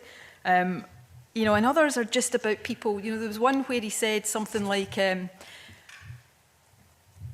is it? Yeah, tell me the evidence I want, or I'll get it for them. What that is somebody who had made a complaint, who'd spent hours and hours and hours with the police. And First Minister, can I stop you there, please? Our committee is going to see some messages later on that we requested of the Crown Office, and I don't think it's appropriate for us to be taking a view on them before we've read them in context. My apologies, I was trying to answer a question. I know. Suffice to say, these messages, and the committee will draw its own conclusions. I'm not saying I've seen all of the ones that the committee will see. I have no idea. But these are people who were upset, at times angry, talking to each other, supporting each other, and crucially, cooperating with police inquiries. And seen in context, I think any objective person will draw that conclusion, certainly based on what I've seen. Well, the committee will draw its own conclusions. Yeah, the convener is right to remind us of that, but I'm not asking about the messages and the content of them. I'm asking whether you've seen them and whether you're reassured by them. So I don't know if I've seen all of the messages Alex Salmond is referring to, because I don't know all of the messages he's referring to. I have seen, or I've had an account of the ones he has quoted, and yes, I am satisfied that they are not, as he is suggesting, in terms of the motive and what lies behind them, is anything like what he is suggesting. Sorry to press you on this, but I'm asking, have you asked to see them all? As leader of the SNP, have you asked to see them all? I don't know what all is, Ms Bailey. Okay. I don't know what all means in this context. Fine, I'll leave it there. Thank you, convener. I have 2 more requests in this particular section on complaints handling. I have Margaret Mitchell and then Andy White. And it's now good afternoon, Mr. First Minister. Before I get to my substantive point, it would be good to clarify just some timescales here. We know Fairness to Work took 18 months to develop. This procedure took 3 months. Can you confirm when the claimants, the complainants, finally decided that they would officially complain? If you give me, I can find this is stuff I only know in the way you know, because I now, well, not quite in the way you know it, but this is stuff I'm telling you with hindsight. So as I now understand it, the official complaints were made in the January, although there had been some informal contact in the latter part of the previous year. Okay, thank you. And can you tell me when the procedure was published on the Scottish Government website? It was published in February of so I'm getting my years mixed up here, 2018 that would be. I can find the date, I want to say the 8th, but I'm not 100% sure that it's precisely the 8th, but February, and there's been an issue made of why did it take so long to publish it. We were also doing some work to review the ministerial code for the same reasons out of Me Too, and the decision had been taken to publish it all together. Right. So when was the policy signed off? The 20th of December. That, you'll be aware, is being disputed by the First Minister and... I am the First Minister. By the former First Minister. Just in his last submission, so it's maybe something that... what does he... Does he dispute the date of the sign-off of the policy? I wasn't aware he did that. It was 3 months in the development. It started in November, December, January, and then published immediately. It was signed off, which would be February. Yet the complainants, as you just said, made their complaint in January before he is alleging the complaints procedure was signed off. Again, I'm in this context, it might feel a bit unusual here. I'm jumping in maybe wrongly to defend the former First Minister. I'm not sure. So he certainly disputes a lot of this, but I wasn't aware, and maybe I'm wrong, that he disputes it was signed off on the 20th of December. He obviously has an issue about the fact that it wasn't published straight away, and therefore why were complainants aware of it. But it was signed off on the 20th of December. There were no changes made to it after that, and it was published in February. Was that ideal? No, it wasn't, but the reason for that is that there was other work, related work underway. And of course, as we know, that one of the issues around the judicial review is that one of the concerns here was that it was in operation before it had been published in the way that you're talking about. Can you tell us when the complainants first came forward? I can find these dates because these are dates that I only became aware of afterwards, but I think they came, one of them, I think they were around November 2017 in terms of concerns first being raised, but then the formal complaints were in January 2018. Yeah, I merely say there's a discrepancy then about how long it took to develop this process from beginning to end. But I don't understand what you say the discrepancy Well, it was is. 3 months in the making. So if they only came forward in November, December, that would take you to the end of January before the procedure was signed off. I really am not sure I'm following. The procedure was in place from the 20th of December. It wasn't published until February, but the procedure was in place and clearly being used. The dates that the complaints came forward is a separate, I mean, I know very related, but it's a separate issue. The procedure was signed off on the 20th of December. I know that because I did it. Right, but the complaints only came forward in November. What happened in October?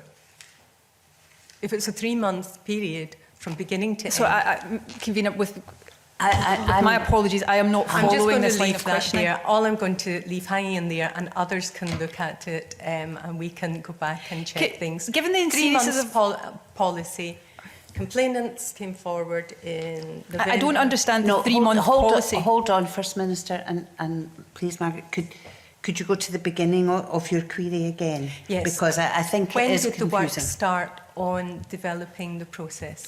The Cabinet commissioned it on the 31st, commissioned a review on the 31st of October. I think you've heard evidence from James Hind that the first draft of the policy, which he was involved in, was the 7th of November. So the work on the procedure started at that early November stage and concluded with the procedure being signed off on the 20th of December. The dates of the complaints are not, are separate from the development of the procedure. I know the two things are obviously in practice connected, but the procedure was developed and signed off in that timescale and in a parallel track, the emergence of complaints. Okay, I'm going to leave that there because I don't think we're going to get too much further with that, First Minister. I'm not sure I'm going to get much further with it, that's for sure. And turn now to the issue that Alex Coe-Hamilton raised, and that's the fact that we know the complainants did not want to report their complaints to the police. But it was on the basis of the IO report and the Permanent Secretary's final decision this was done. We have a submission from Police Scotland came in January, and it makes clear that during the handling process, Scottish Government's officials made contact with the police. The initial contact was on 5th of December via email. On the 6th of December 2017, there was an in-person meeting. And between the 30th of January 2018 and the 3rd of August 2018, there were another 6 meetings. The purpose was to seek advice on the Scottish Government approach to the sexual harassment procedures and to the Scottish Government's obligation in response to allegations. Now, Police Scotland tell us this, and please bear with me because it is very important. Police Scotland provided advice at the meeting of the 6th on December 2017, advising that where criminality was suspected and individuals, that's complainants, should be directed to support and advocacy services to enable them, that's complainants, to make informed decisions about whether or not to report matters to the police. So it's very firmly in these individuals' hands. And then it says, this advice was reiterated on several occasions throughout an ongoing contact between 2017 and August 2018. A number of hypothetical questions were posed during email and telephone contact around the criminal justice process.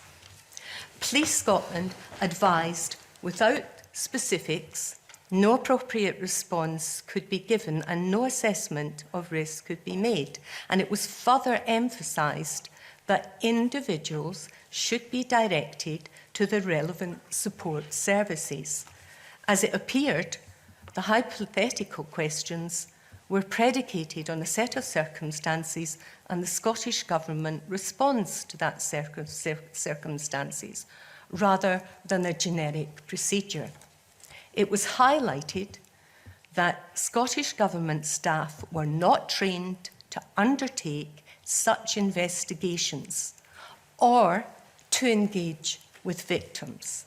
Despite this, First Minister, the Scottish Government officials continued with this investigation. Why?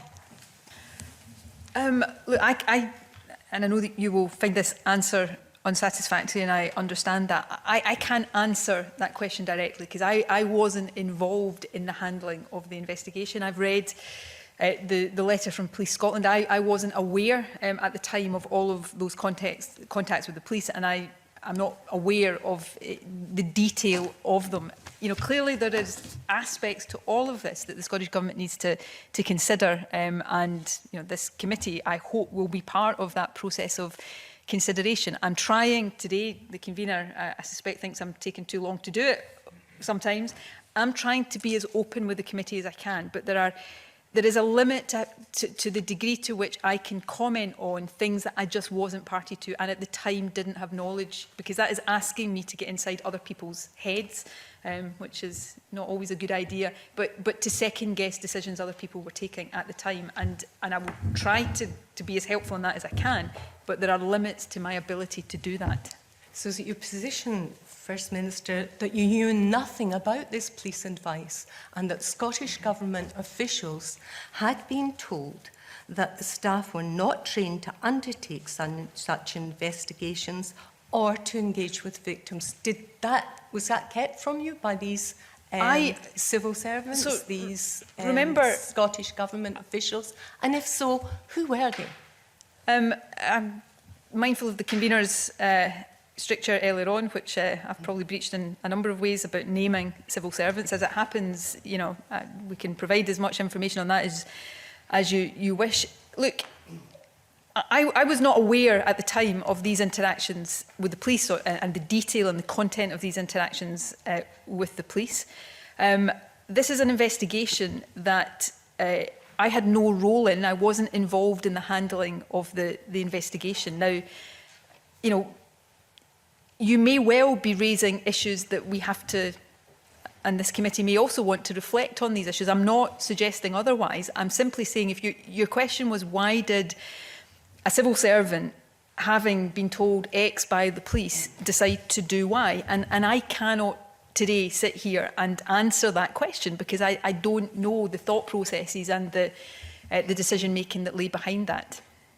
Can I ask you, knowing what I've just read out, was it appropriate for the Scottish Government officials to go ahead and carry out this investigation? I mean, that is a matter the committee will want to have its own say on. I think it was appropriate. In fact, I think to not have done this would have been inappropriate when complaints came forward that they were taken seriously and investigated. I now know, and we all now know, that in the course of that investigation, those conducting it got things wrong. And what we particularly know is the appointment of the investigating officer and contact that the investigating officer had had, and that was the focus of the concession of the judicial review. So I'm not sitting here saying that there was nothing else that the civil service got wrong in the conduct of that investigation.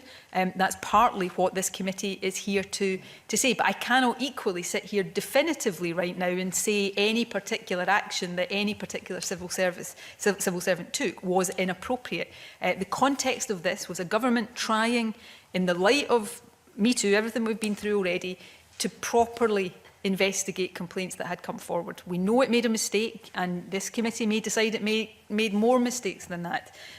But I cannot sit here on things that I was not involved in at the time and second guess the reasons why every single action and decision was taken. First Minister, they ignored the fact they weren't trained and they shouldn't have been dealing with victims' complaints. That advice was absolutely crystal clear. They ignored that. You said they made mistakes. Well, they weren't trained to do it. And apparently you knew nothing about this. And more than that, the complainer's right to decide for themselves whether they would take this, their complaints forward. Having spoken to the people who were trained to speak to them, that support and advocacy service was taken completely out of their hands. Do you understand why you wouldn't have had this dilemma should they report to the police, despite them not wanting to? Because it was quite clear. The Scottish Government officials should never have been anywhere near this investigation. At that point, it should have ceased, and the complainers should be referred to support and advocacy, and the choice would therefore be with them. Can I intervene here? Because I think, for the benefit of clarity, there's two different things here. That, Convener, could you let the First Minister and then maybe give some clarity? I would like some clarity myself, thank you. I think what we're talking about here is two different things. I think the first thing was about the development of the policy. Yes. Yes. The first thing was about the development of the policy and advice that was asked for and given by the police about the development of the policy, and then the implementation of that policy, which was about whether there should be independent trained people involved in that in such serious cases. And I think, Deputy Convener, you then got on to whether it was appropriate for the matter, once investigated, to be passed on to the police. I appreciate that, Convener. Yes. You're just wrong. It was 2000. Well, okay. Can I tell you why? These approaches were made Deputy Convener. Deputy Convener. This is a crucially important Deputy point, Convener. and you're shutting it down. No, I'm not shutting it down. I'm trying to get some clarity for myself. So if you let me finish, you can come back and clarify. What I picked up beyond the development of the policy was that there was an issue about whether it was appropriate for the civil service, therefore, to have passed the complaints on to the police for a police investigation. Yeah. Right. Well, if that wasn't the case and there was no confusion in your mind, Deputy Convener, about that, can I then supplement your question with that as well while we're on the subject of the police? I appreciate you trying to be helpful, but it confuses the issue. The issue was the investigation officer's role. And when they approached the police, these Scottish Government officials, it was to look at how the procedure would be developed. And then they gave some hypothetical questions. And from that, the police began to suspect that this wasn't just a procedure, they had something in mind. And they were told quite clearly that they weren't trained and they shouldn't be talking to the complainants about that if criminality was suspected. And therefore, they should have gone to advocacy services and the complainants should have had the ability to complain for themselves. Now, you appear to be totally unaware of that, First Minister. Does that mean that the officials didn't report this to you? No, they didn't report this to me because they were conducting an investigation that I was not meant to be party to. I have to confess, and I take responsibility for this myself, I am a little bit confused about what exactly you are trying to get from me here, so I will do my best, and if I'm getting it wrong, I know you'll jump in and tell me. There was advice taken by the police, as I understand it, both on the development of the policy, and then they were going to the police, I think, taking advice that perhaps was more about the application of that policy. Was that always right and appropriate? Did they always follow the right advice there? That's what I cannot sit here and say categorically, because and that's something that the committee is looking at. What I do know is that these complainants made complaints to the Scottish Government. So I think I would push back on the idea that the Scottish Government should not have tried in any way to investigate them. There is perhaps a question about the appropriate moment and was the right moment chosen to refer to the police, and that is something that the committee may want to say something about. There is then the question of should that referral to the police have happened, given that, and as I said to I think Alec Cole-Hamilton, I don't know how strong the views on this were on the part of the complainants, but that they didn't want that. Now, I do think on some occasions there are duties on public authorities to report suspected criminality, even if others don't want them to do that. But on what the complainers wanted, what might have been a better way for the complainers, you know, I don't know if the committee has taken views, I know it would have to be done privately, but from complainers themselves, because you know there was then a police inquiry where presumably people had to decide the extent to which they wanted to make complaints to the police that would be investigated in that way. I can't speak for complainers, and I do think, again, not a criticism of the committee, I think one of the genuine worries I have here is the extent to which this whole process has kind of sidelined and silenced the voices of complainers. And I know that's not what anybody in this committee has wanted or tried to do. So I keep saying it's not for me to tell you how to do your work, and it's certainly not. But if you want to know what the complainers thought, then perhaps trying to speak to them would be a better way than trying to get me to second guess their views and then what that should have meant for how the government did things. Let me just reiterate that the first approach to the police was before the process had been signed out. It was the handling. And that was in the beginning of December, 5th and 6th December, with various meetings thereafter.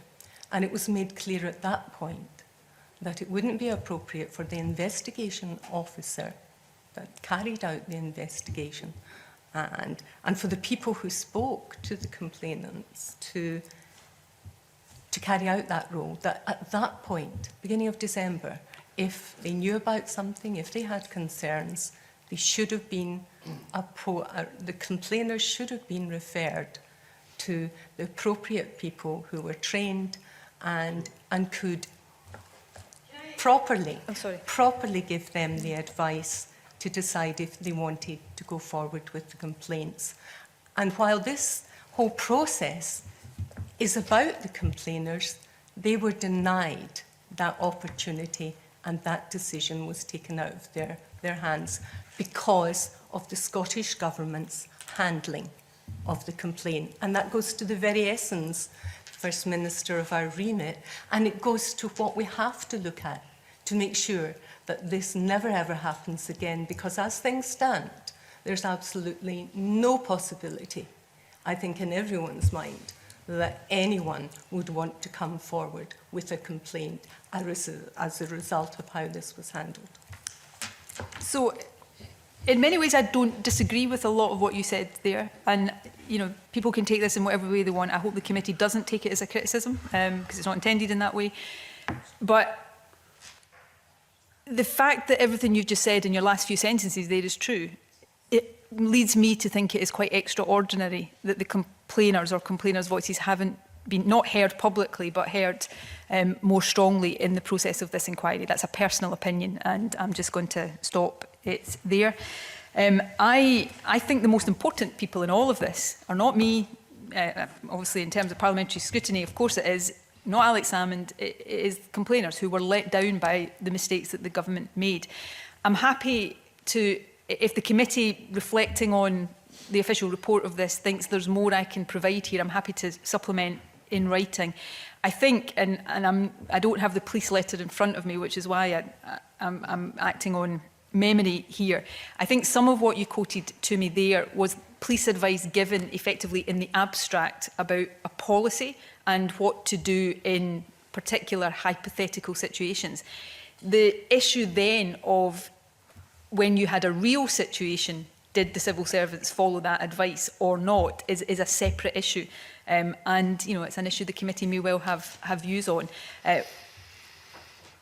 So I think I've probably gone as far as I am able to, both in my understanding of the questions and my understanding of what lies behind them. But I'm happy if it would be helpful to the committee to try to follow up in more detail in writing. I think that would be very helpful, and to know exactly who met with police and to know who ignored this.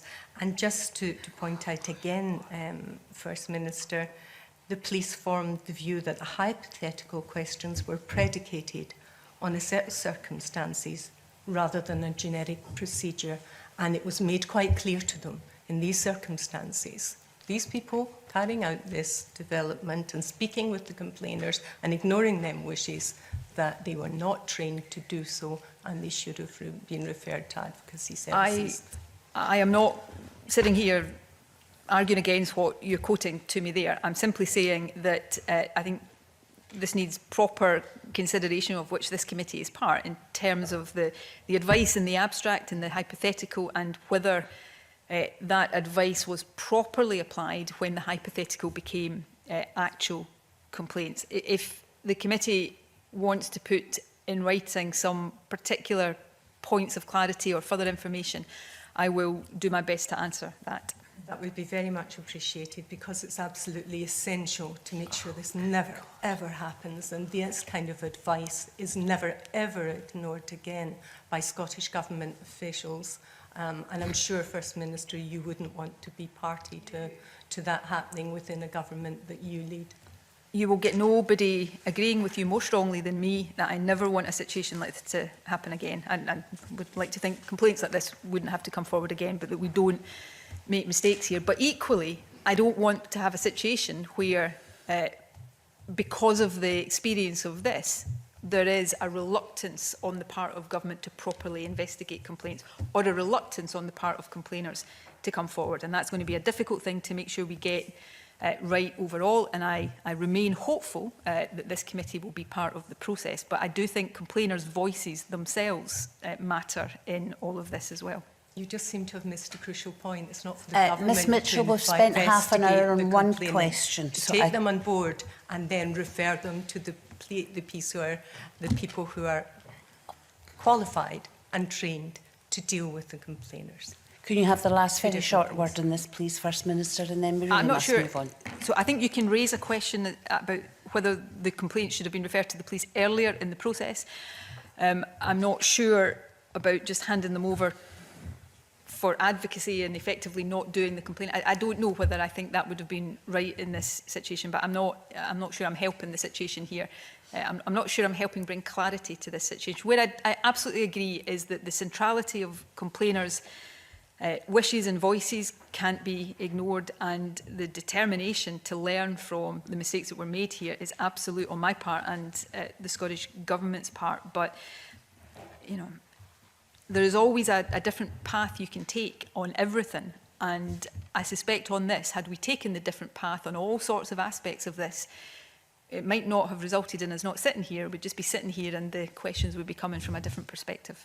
I think any complainers would welcome knowing that if they did come forward, they would be dealt with properly and referred to the proper services in As I say, future. That would give them, I think, Please, a now, lot of comfort. can I just intervene here? Can I say, Ms Mitchell, that I asked the First Minister to have the last word on that. We've been half an hour on one question, and I think we really must move on now. So, before Mr Whiteman winds up for us in this particular section, I have very quick supplementaries, and please make them very quick. Maureen Watt and Stuart McMillan. Maureen Watt. Thank you, Convener. I mean, First Minister, a lot of this has been covered in earlier evidence sessions with senior civil servants, but the ACAS guidance on sexual harassment states that if complainers do not want to tell the police, you should still encourage them to do so. You might still need to report it, but should always tell the person affected if you're going to do this. Now, I have, in my earlier questioning of civil servants, been quite keen to find out the appropriateness and the qualifications of many of those involved in HR procedures.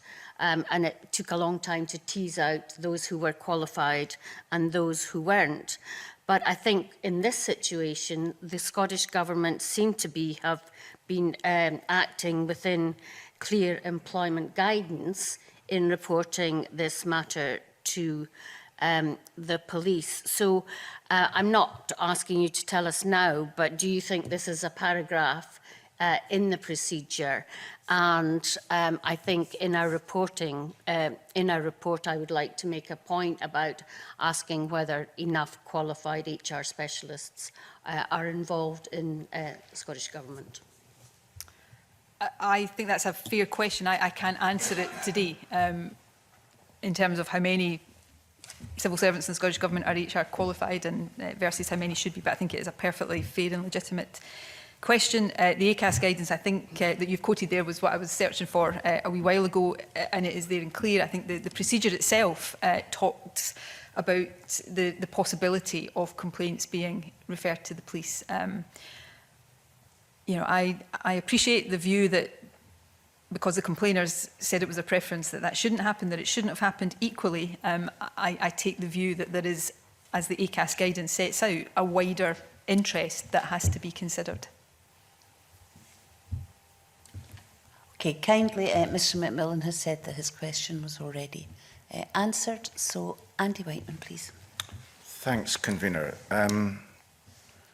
Just loath to continue the previous conversation, but the letter from the evidence from Police Scotland, which I have in front of me, is to the effect that they provided advice at the meeting on the 6th December, advising that where criminality was suspected, individuals should be directed, and then going on to say that Scottish Government staff were not trained to undertake such investigations. On my reading, that's the police saying that Scottish Government staff are not trained to undertake investigations into potential criminality, and I think you would probably agree that that is not their job. And a reasonable explanation might be that Scottish Government staff did not believe at the outset of the complaints that there was in fact potential criminality that only arose later. So I think it's important for the record to set out what the police's concerns were correctly.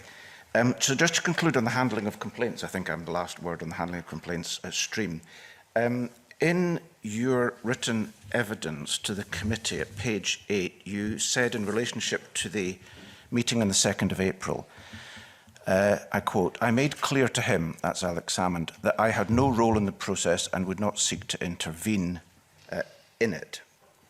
Mr Salmond, in his evidence from last week, said, and I quote, "There's no doubt that people at the meeting, Mr Aberdeen and Mr Hamilton, were there. Certainly Mr Hamilton was there when Nicola said that, and she said it to me in a private meeting as well, that she was anxious to assist."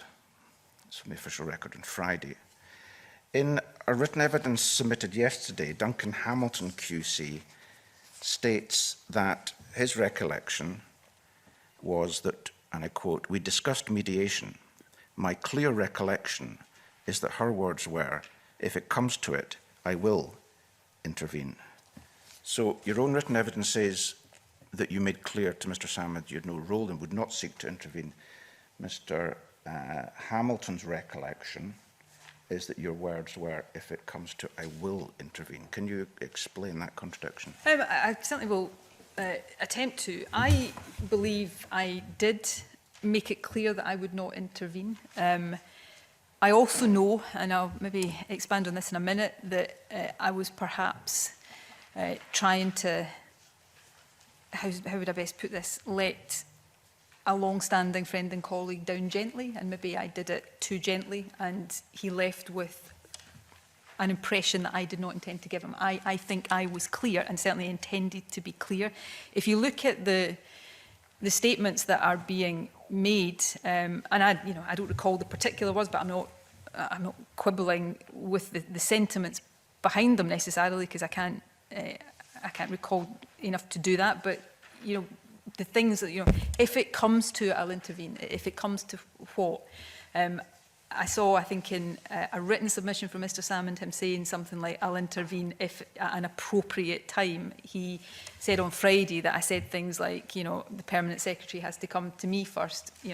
In the procedure, the Permanent Secretary only tells me at the end. So all of that says to me that I was possibly couching, I'm not intervening, in terms that were, given the relationship between us, not as blunt as they maybe should be. I had no intention of intervening, and crucially, I did not intervene in the process, and that is the case.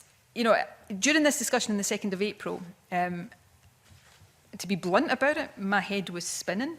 I was experiencing a maelstrom of emotions. I'd been told something pretty shocking by Alex Salmond, and there were there were a number of things in my head. A very strong instinctive view that I couldn't and shouldn't intervene. The kind of dealing with a friend, and perhaps that leads to some of what I was saying. And also, there was things going through my head. I was thinking about, which we'll come on to later on, the kind of ministerial code, should I be reporting any aspect of this? So that's the kind of, these discussions, and everybody knows this, these discussions don't take place in a kind of antiseptic, sterile, devoid of human emotion environments. But I did not intend to intervene, and I did not intervene. And while I know it's more complex than this, I think in terms of his anger towards me, I think that is the root of it with Mr. Salmond. Okay, thanks. And my final question relates to the all of this becoming very public on August the 23rd. In the review of the criminal investigation teams looking at the leak in the Information Commissioner's Office, in that review report at 4.2, it says that the leak came a few hours after the Scottish Government had notified their intention to publish a press release, and very shortly after Levy and McRae had given notice of their intention to apply for an interim interdict. The effect of the leak was to defeat the court action because the information was by then in the public domain. And the Information Commissioner review team also go on to say at 4.3, I've also considered the statement of Detective Chief Superintendent redacted, helpfully provided by Levy and McRae. Now, we're aiming to get a copy of this statement. I'm not sure if we'll be successful or not, but nevertheless, the statement confirms that a meeting on the 21st of August 2018, which we talked about yesterday with the Crown Agent, the Chief Constable, the Detective Chief Superintendent and the Crown Agent were present. The police were offered a copy of the internal misconduct investigation report but refused to take it. Furthermore, at that meeting, Detective Chief Superintendent voiced concerns about the Scottish Government making a public statement about the outcome of their investigations. Were you aware of the concerns that had been voiced by the Detective Chief Superintendent at that meeting? Not at the time, no. As I think I said earlier on, I was told by the Permanent Secretary, by the time I was told by the Permanent Secretary about referral to the police, the referral had already happened. And I didn't know at that time what the police's reaction to it was, or what the police had said, or what they were doing. So you were never told even after that event? Just a minute. You were never told after the event what the concerns had been that the Detective Chief Superintendent had raised about making a public statement?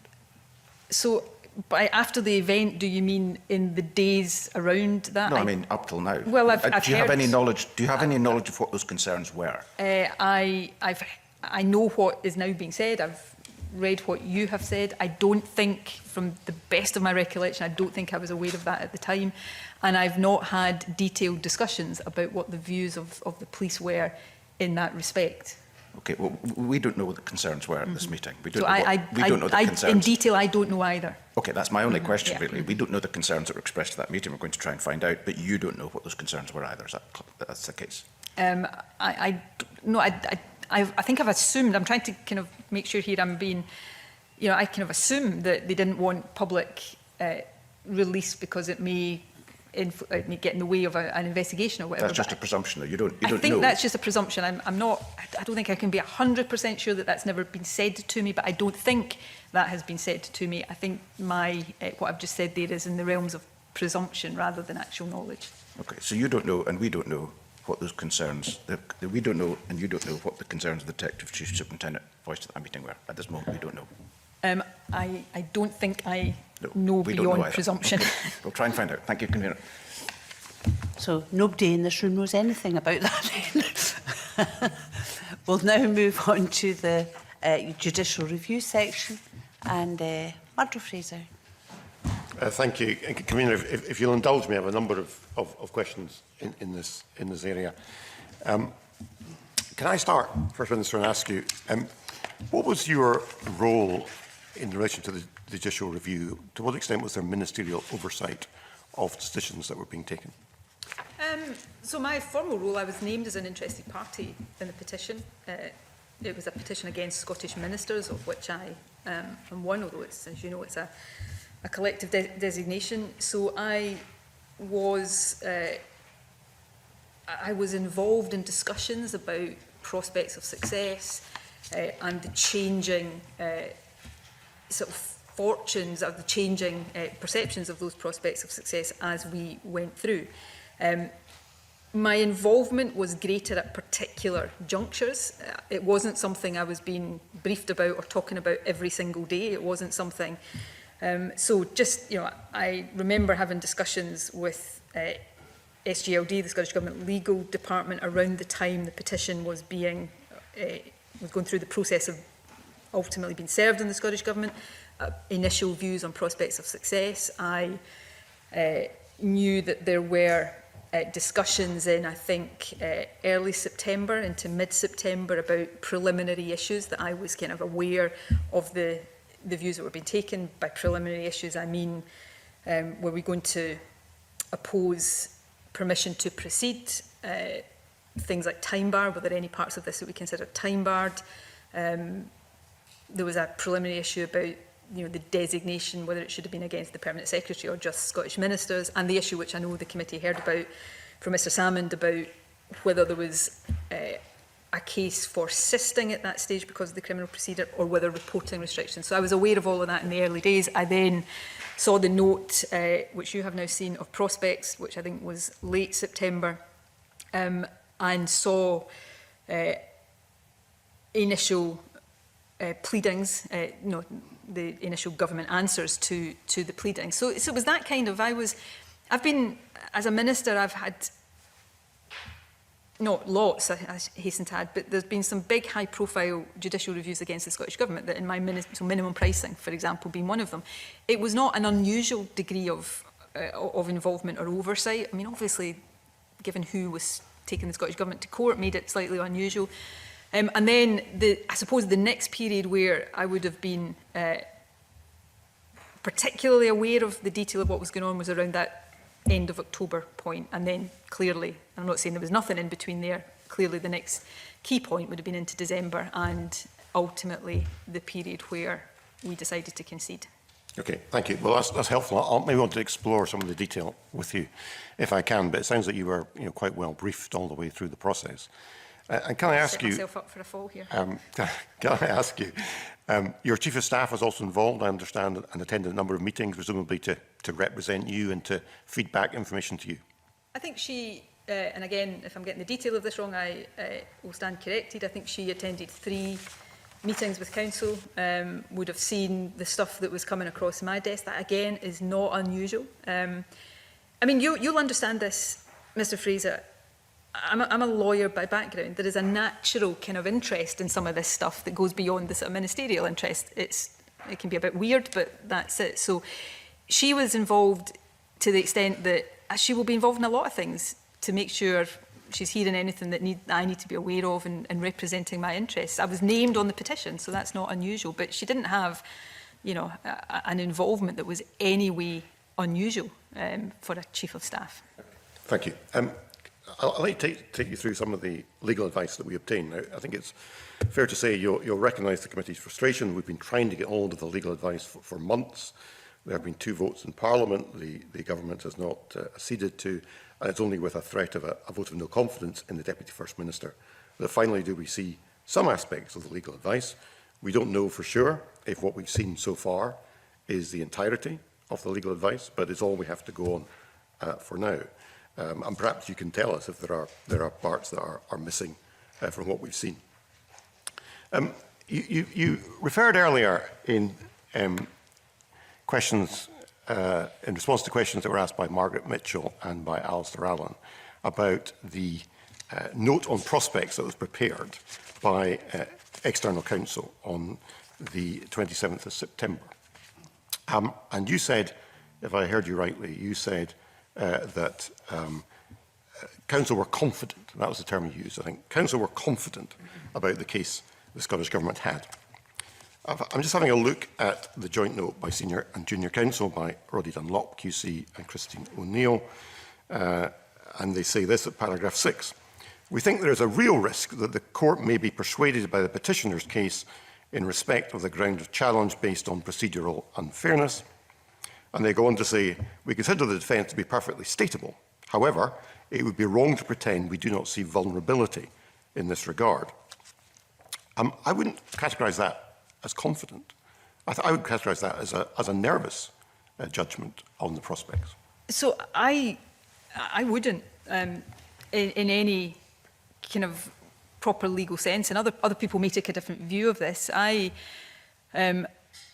don't think, and I've not gone back and checked all of this, so it may not be 100% accurate, but I don't think in all of the legal action, judicial review action that I have had ministerial involvement in, oversight of, during my years in government, I don't think I've ever seen an opinion that says 100% this is a cast iron case, there is no risk of losing this. You get the risks ranked in order, and actually this note of prospects would be at the more optimistic end of some that I've seen. It highlights what they consider to be the greatest vulnerability. It turned out not to be the greatest vulnerability, but says we should stress that we do see an answer to this point. And that is actually the kind of thing in a legal opinion that does give you confidence if you're having a potential vulnerability pointed out. In fact, maybe I mentioned it a moment ago, and I've not gone back and looked at all of the opinion and all the legal advice on minimum pricing, so I am speaking from recollection here. But in the early days of minimum pricing, and it's a subject I cared deeply about, was very associated with, losing it in court would have been, posed great questions for me, as well as being really regrettable from a public health policy perspective. But in the early days of minimum pricing, I think if you were to apply anything like the test you're applying to this note of prospects, we would never have done it, because particularly in those early days, the view on our prospects of success were actually not that confident. But we took a view that this was an important public health policy. We thought we could argue it, and therefore it was worth doing because of the importance of it. And that's just the nature of this. And so in the context of all the legal opinions I've seen in different court cases, that actually is probably at the more optimistic end of the spectrum. Okay. I'm not going to argue the toss with you on that, because to be fair, the Council's opinion says there's a stateable case. So I think it was reasonable for the Scottish Government to defend what was a stateable case. Let's jump to the 31st of October, because we have nothing in between that and the 31st of October. Now, on the 31st of October, there's an urgent note by Senior Counsel, Roddy Dunlop, and this has emerged because what's happened is it's been disclosed at that point that Judith McKinnon was the investigating officer, and there had been this issue of prior involvement identified at that point. And if you read paragraphs 9 and 10 of that opinion, Senior Counsel is clear this presents a very real problem indeed, he says, and he goes on to say in paragraph 10, it would be wrong for me to suggest that this revelation is anything other than an extremely concerning one. He goes on to say, paragraph 13, he is so concerned by this, he is sufficiently concerned by this, he's had to contact the Lord Advocate to express his concern as to the potential repercussions for the wider case. And then at paragraph 14, there is discussion then of the choice that needs to be made as to whether the case can continue or indeed whether the petition should be conceded at that particular point. So is it fair to say at the 31st of October the case is in real trouble? No, I don't think I would use that phrase. Other people might use that phrase. Again, this turned out to be more unusual and much more problematic than we realised at this stage. But again, in my experience, and I can only speak from my experience, it is not unheard of during a process of litigation to have lawyers say there's issues cropped up that cause them real concern. That is not unheard of and unusual. This note, it says all the things you say, but it is clearly also considering the options and identifying further work that has to be done. After that opinion was submitted by Roddy Dunlop, there was a consultation with Council, I think 2 days later. I wasn't personally at that. And as a result of those discussions, and at that point the discussion was round the interpretation of Section 10 of the procedure and the differing interpretations that we thought that was open to. And the conclusion out of that was that it was a point, not that it wasn't a point we should be concerned about, and not that it wasn't a point of vulnerability, and certainly not that it wasn't a point that weakened our prospects of success, but that it was a point that was arguable and defensible, and that the government thought that argument could be made, and therefore the decision was taken to continue. And actually, right up until, I think, the 11th of December, and I think you've got this as well, views of the law officers was that across the petition, including on the issue of the appointment of the investigating officer, there was a stateable case and arguments that could be made. So I know we're seeing this in the context of a judicial review that's very high profile, very sensitive, that obviously has turned out to be incredibly so. But in terms of the process of litigation, this kind of thing in general is not, in my experience, hugely unusual, that problems are identified and assessments are made of whether they are fatal problems or problems that can be overcome.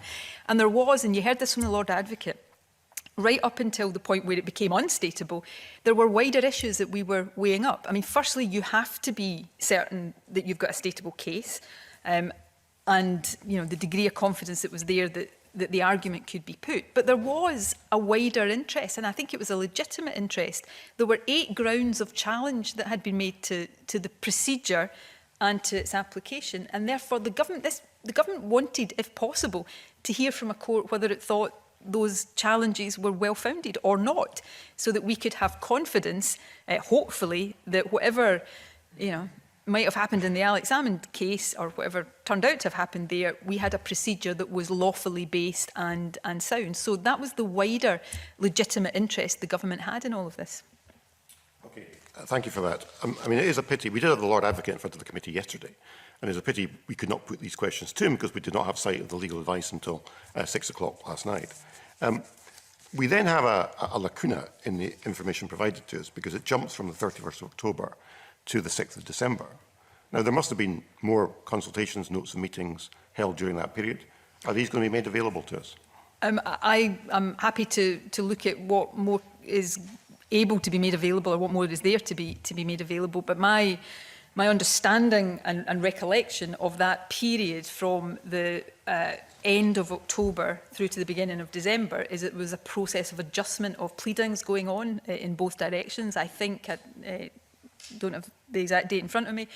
I think at some point over that period, Alex Salmond's lawyers introduced a new ground of challenge based on this, and that then triggered a review based on that led to the early December note. So to say it's a lacuna, I mean, I wasn't a litigation lawyer, so I don't know this from the perspective of a lawyer, but these periods in litigation where there's adjustment of pleadings, Andy Whiteman probably knows more about this than I do, is not, again, it's part of the litigation process. Okay, we know you attended a meeting on the 13th of November with Council. Can you tell us who was at that meeting and what was discussed? I was clearly at it. Senior and Junior Council were at it. From memory, the Permanent Secretary was at it. Liz Lloyd, my Chief of Staff, was at it. I think SGLD was represented. That was part of, I requested that meeting, and actually that was kind of part of what I think was a proper thing I was doing, was kind of testing myself whether, as a result of what had come to light and as a result of the 31st of October position, we actually did still have a stateable case. And that's why I requested that meeting, and I came out of that meeting satisfied that we had a stateable case, that we thought not just in some theoretical abstract way, but based on actual consideration of what the government had intended around Section 10, that we could argue the interpretation that we thought should be attached to it.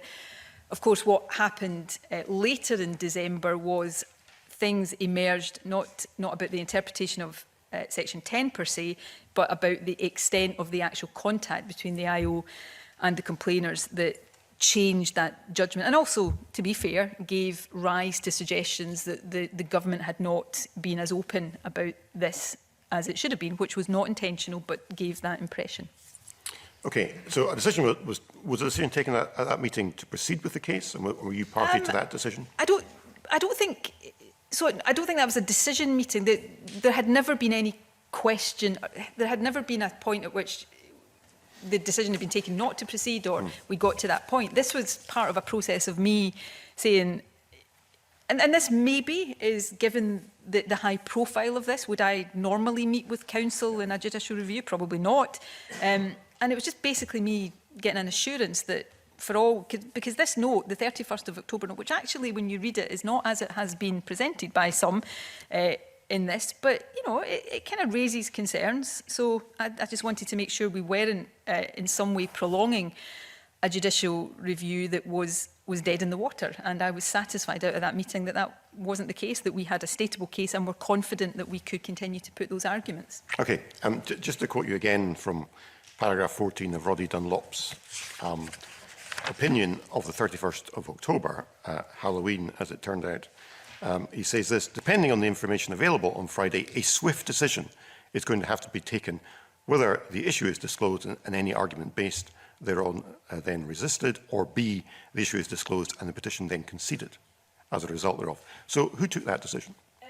I think the consensus that emerged, I wasn't at that meeting, I think one of the law officers, we're not meant to usually say this obviously, but we're in a different position with legal advice. I think the Solicitor General was present at that meeting, and the consensus out of that meeting was that there was a case that continued to be stateable, and that there was a perfectly credible and arguable interpretation that could be on Section 10.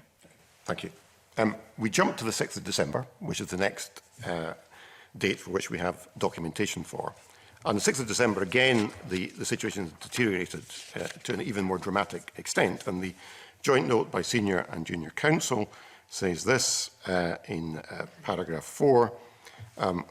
We are now jointly of the view that these grounds of challenge are more likely than not to succeed. And they go on to say, and I think this is at their conclusion, paragraph 31, or paragraph 30, the option is to concede the petition. The other option is simply to press on regardless. That is in many ways even less attractive. The expenses will be far higher and the trumpeting far louder if the case proceeds to a written judgment. And there's the real prospect of damaging criticism from Lord Pentland. And they conclude, our own view is that the least worst option would be to concede the petition. So why didn't the Scottish Government at that point take Council's advice and agree to concede? Well, I'll come on to the point about councils. I will not comment on the trumpeting comment. I'll leave others to draw their own conclusions on that. All I would say, and people can decide whether it's in relation to that or not, is the more likely than not terminology that has been used publicly around this has always been attributed to the 31st of October. It's actually, you know, into the 6th of December. So in terms of law officers, you know, on the 11th of December, so again, I wasn't at this, but there was a meeting involving law officers and the view of law officers. So in the days immediately following that, and remember, external counsels' views are important. We instruct them and we pay them. But in terms of the ministerial code, my duty is to make sure I'm abiding by what the law officers say. So what the law officers on the 11th of December, the opinion they were expressing is that there is no question or need to drop the case. The Lord Advocate was clear that even if prospects are not certain, it is important that the case has heard. Senior counsel made clear that his note was not intended to convey that he didn't think we had a stateable case. They tested most of the arguments, including the appointment of the IO, and concluded that we have credible arguments to make across the petition. So that was the view expressed by the law officers in the days after that opinion. So the charge that has been made against me is that I willfully allowed a judicial review to proceed against the legal advice, and therefore I broke the ministerial code. With respect, as you now know, I was acting in accordance with the views of the law officers, not acting against the views of the law officers. And you know, they come to these views taking account of external counsel's opinion and the wider interest. So, you know, the other comment you've seen, I think, from that discussion is the Lord Advocate being clear that we should not concede, with a stress on the benefit that would accrue from a judicial finding. A, that it was right to have a procedure in such circumstances, and B, it was right to have this procedure. So that speaks to that broader public interest that I was talking about. We thought we had a stateable case, and it's clear that counsel was not arguing at that stage. That changed later, but at that stage, counsel were not arguing we didn't have a stateable case. We thought we had credible arguments to make, and we were also taking account of that wider interest in getting a determination on the many grounds of challenge that Alex Salmond had made to both the procedure and to its application. I think the reason I raise these issues and the reason they're relevant to this inquiry is that we were dealing here with public funds. Now, when the concession eventually came, and we'll come on to that in a moment, the award of expenses was done on the highest level available to the court. And those expenses are only awarded, in the words of Lord Hodge, where the defence has been conducted either unreasonably or incompetently. So that's a really serious charge to lay against the Scottish Government and the law officers in terms of their conduct of this particular case. The point I would put to you is it was very clear by the 6th of December, if not before, that the risks of proceeding with this action were very high, and therefore you were risking public funds in continuing with the action.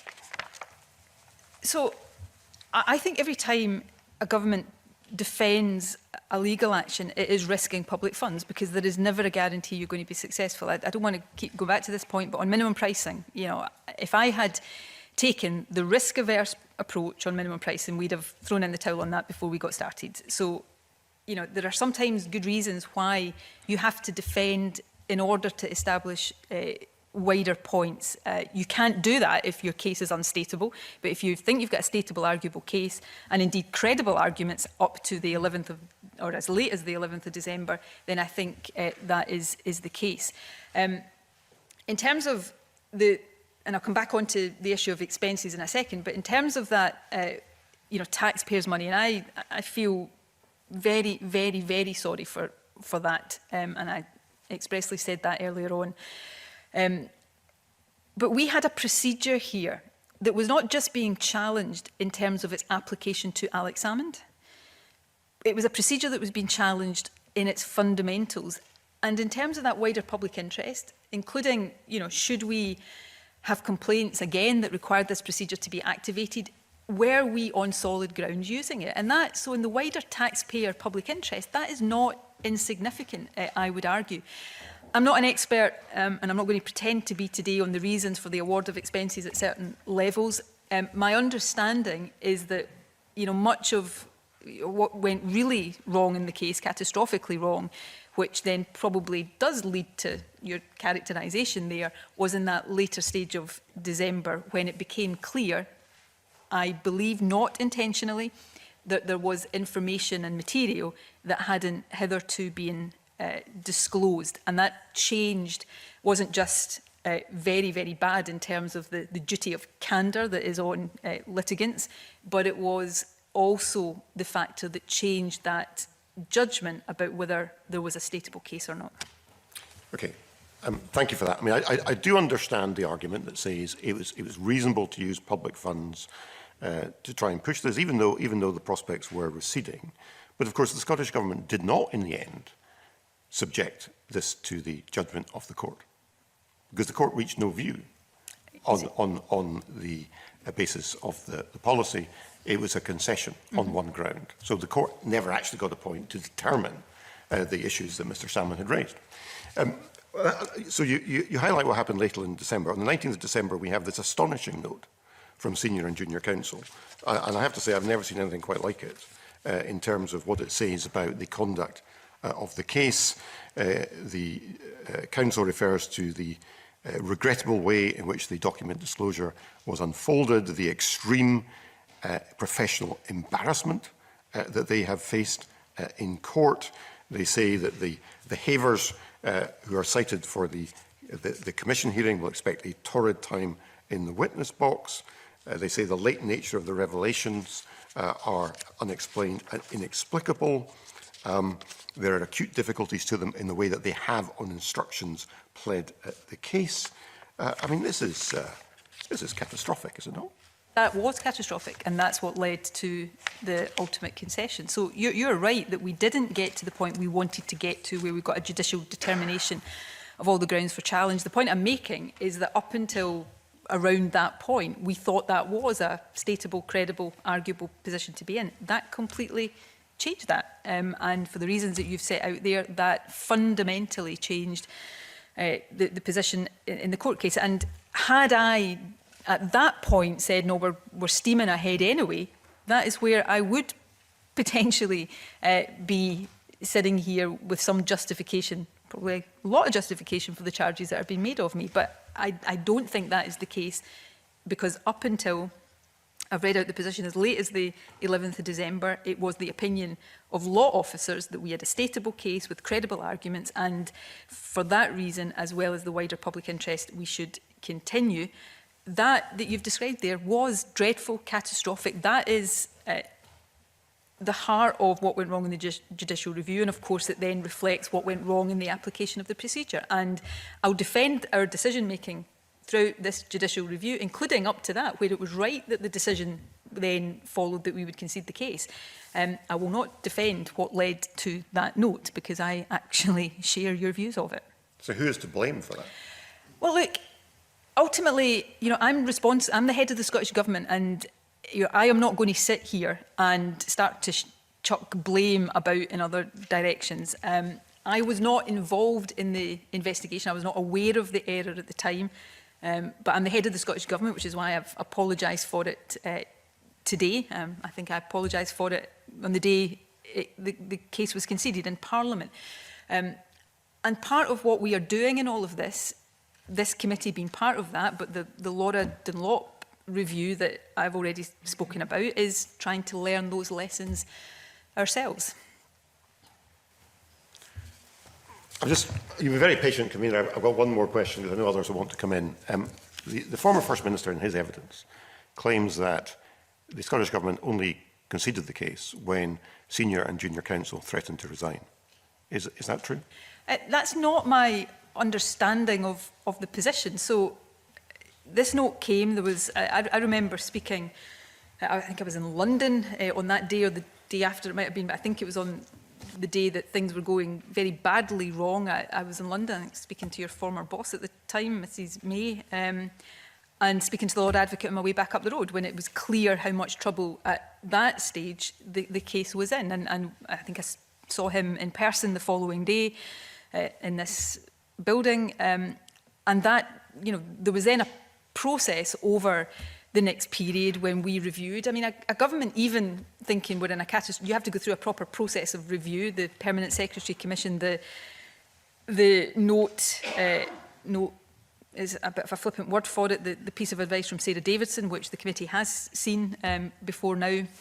And that then led over that, it wasn't the happiest Christmas and New Year period I've ever spent, I should say, to the concession of the judicial review. And, you know, do I think that is all deeply and horrendously regrettable? Yes. But what is regrettable is the error that then progressively came to light that got us to that point. I actually think the handling of the judicial review was legally sound. You can argue, people can take different views about whether all the decisions that were taken were the ones they would have taken, but the decisions taken in the conduct of the judicial review, in my view, were legally sound decisions, and they were taken in line with the views of the law officers, which, as far as I'm concerned, in terms of my responsibilities under the Ministerial Code, is the test I need to pass. You have very skillfully avoided answering my question, which is, did the junior and senior council threaten to resign? Sorry, I think I did. I'm not aware of them threatening to resign, but what I know is, and I know this partly as a former lawyer that didn't have that kind of experience or anything like it, but a lawyer will not carry on with a stateable case. With an unstateable case. That was a potentially catastrophic slip of the tongue. A lawyer will not argue an unstateable case. So the position of counsel at that point would have been, if we had said we're going to carry on with an unstateable case, I'm absolutely sure they would have withdrawn from acting, and they probably, I'm pretty certain they would have made that clear. But the way that is put forward suggests that we were going, no, we're going to carry on, and they had to force us into that position by saying that they were going to resign. The government was not going to ignore what was in this 19th of December note. There was a process of consideration and review that had to be done there, and that culminated in what you know off the back of the Sarah Davidson advice that came over the Christmas and New Year holiday. Okay. Thank you, Fiona. Thank you. Now, I have a supplementary to what Mr Fraser was saying from Alex Cole-Hamilton, please. Thank you very much, Convener. I'd just like to come in on the advice received from Senior Counsel at Halloween on the 31st of December. First Minister, you've compared another judicial review which had shaky grounds in the form of the minimum unit pricing. And the difference between these two judicial reviews is that one is about public health and alcohol policy, and the other, at its heart, has two vulnerable human beings. I'm struck that when he laid out the options, Senior Counsel said that with an advantage of concession was that, and he makes the interesting suggestion that the procedure could be reset, safeguards put in place, and allow a renewed investigation of the complaints. So can I ask, at that crossroads, was the views of the complainers sought to inform your decision to proceed? I don't think so, to be frank, but I would want to double check whether that was done in any way. It certainly wasn't something I did personally, and you know, is there an argument that should have been done? I guess that argument can be made. Can I say in using the comparison with the minimum unit price, and I'm not trying to underplay the seriousness of the issues here, and one of the things that I think is quite hard with this is when you're talking about litigation and legal, you know, and stateable cases, you kind of strip the actual human impact out of things, and I'm not intending to do that. I'm trying to describe. I'm not trying to describe to the committee the process of litigation. The committee knows that, but I'm trying to describe the factors and the tests that ministers have to apply and consider when we are taking decisions on the conduct. And so there are comparisons, even though the circumstances are completely different. So I don't think the complainers would have been asked their view at that stage, but I will check and I can come back on that more definitely. But certainly, and again, I don't want to overstate this as being a big part of the decision making, but I think in my mind, it would definitely have been the case that whatever you did would have an impact on complainers. So, you know, defending this, remember at a time when we thought we could argue this with credible arguments, that it might have been better for complainers for us to prevail that we had done this properly rather than put them through that whole process again.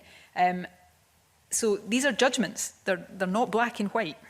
The reason I ask is that the failure of the judicial review is one of the reasons that to this date, those two complaints have never been fairly or properly adjudicated. And you say, yes, every decision you took in that process would have affected the complainers. Did you consult them at any point? I've not spoken directly to the complainers.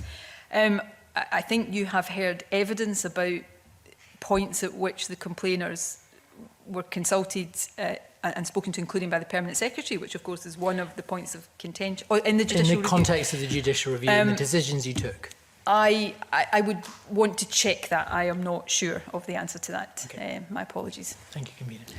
Okay, thank you. We're almost at 1:30, so I think this is an appropriate place to break in line with the agreed mitigations which are allowing us to meet safely in person today. So I'll suspend this session again, and I think we should reconvene at 2 o'clock. I remind members and everyone else to observe social distancing when leaving the committee room and during the break. I now suspend this session. What distinguishes Broadcasting Scotland from a website or blog, apart from our brilliant programmes, Hi there, I'm Gordon Ross. are the costs we face to enable us to produce those programmes. These costs are significant and ongoing. However, our facilities are able to do so much more if only we had the staff. In the last year, some of our supporters have cancelled their subscriptions. In one way, we would prefer it if it was because they didn't like us, rather than it being because of the financial pressures which we are all under because of COVID. The really positive outcome of our fundraiser is that at a time of economic challenge in Scotland, we will use your donations to create jobs and in a small way contribute to improving the Scottish economy. If you want us to be Scotland's independent broadcaster, able to provide an alternative mainstream television platform, then please support us. Scotland is going to be an independent country. Just imagine what we could do if we had even 1% of the BBC Scotland channel's budget. Imagine. And then please consider turning your imagination into reality. Please support us if you can afford it.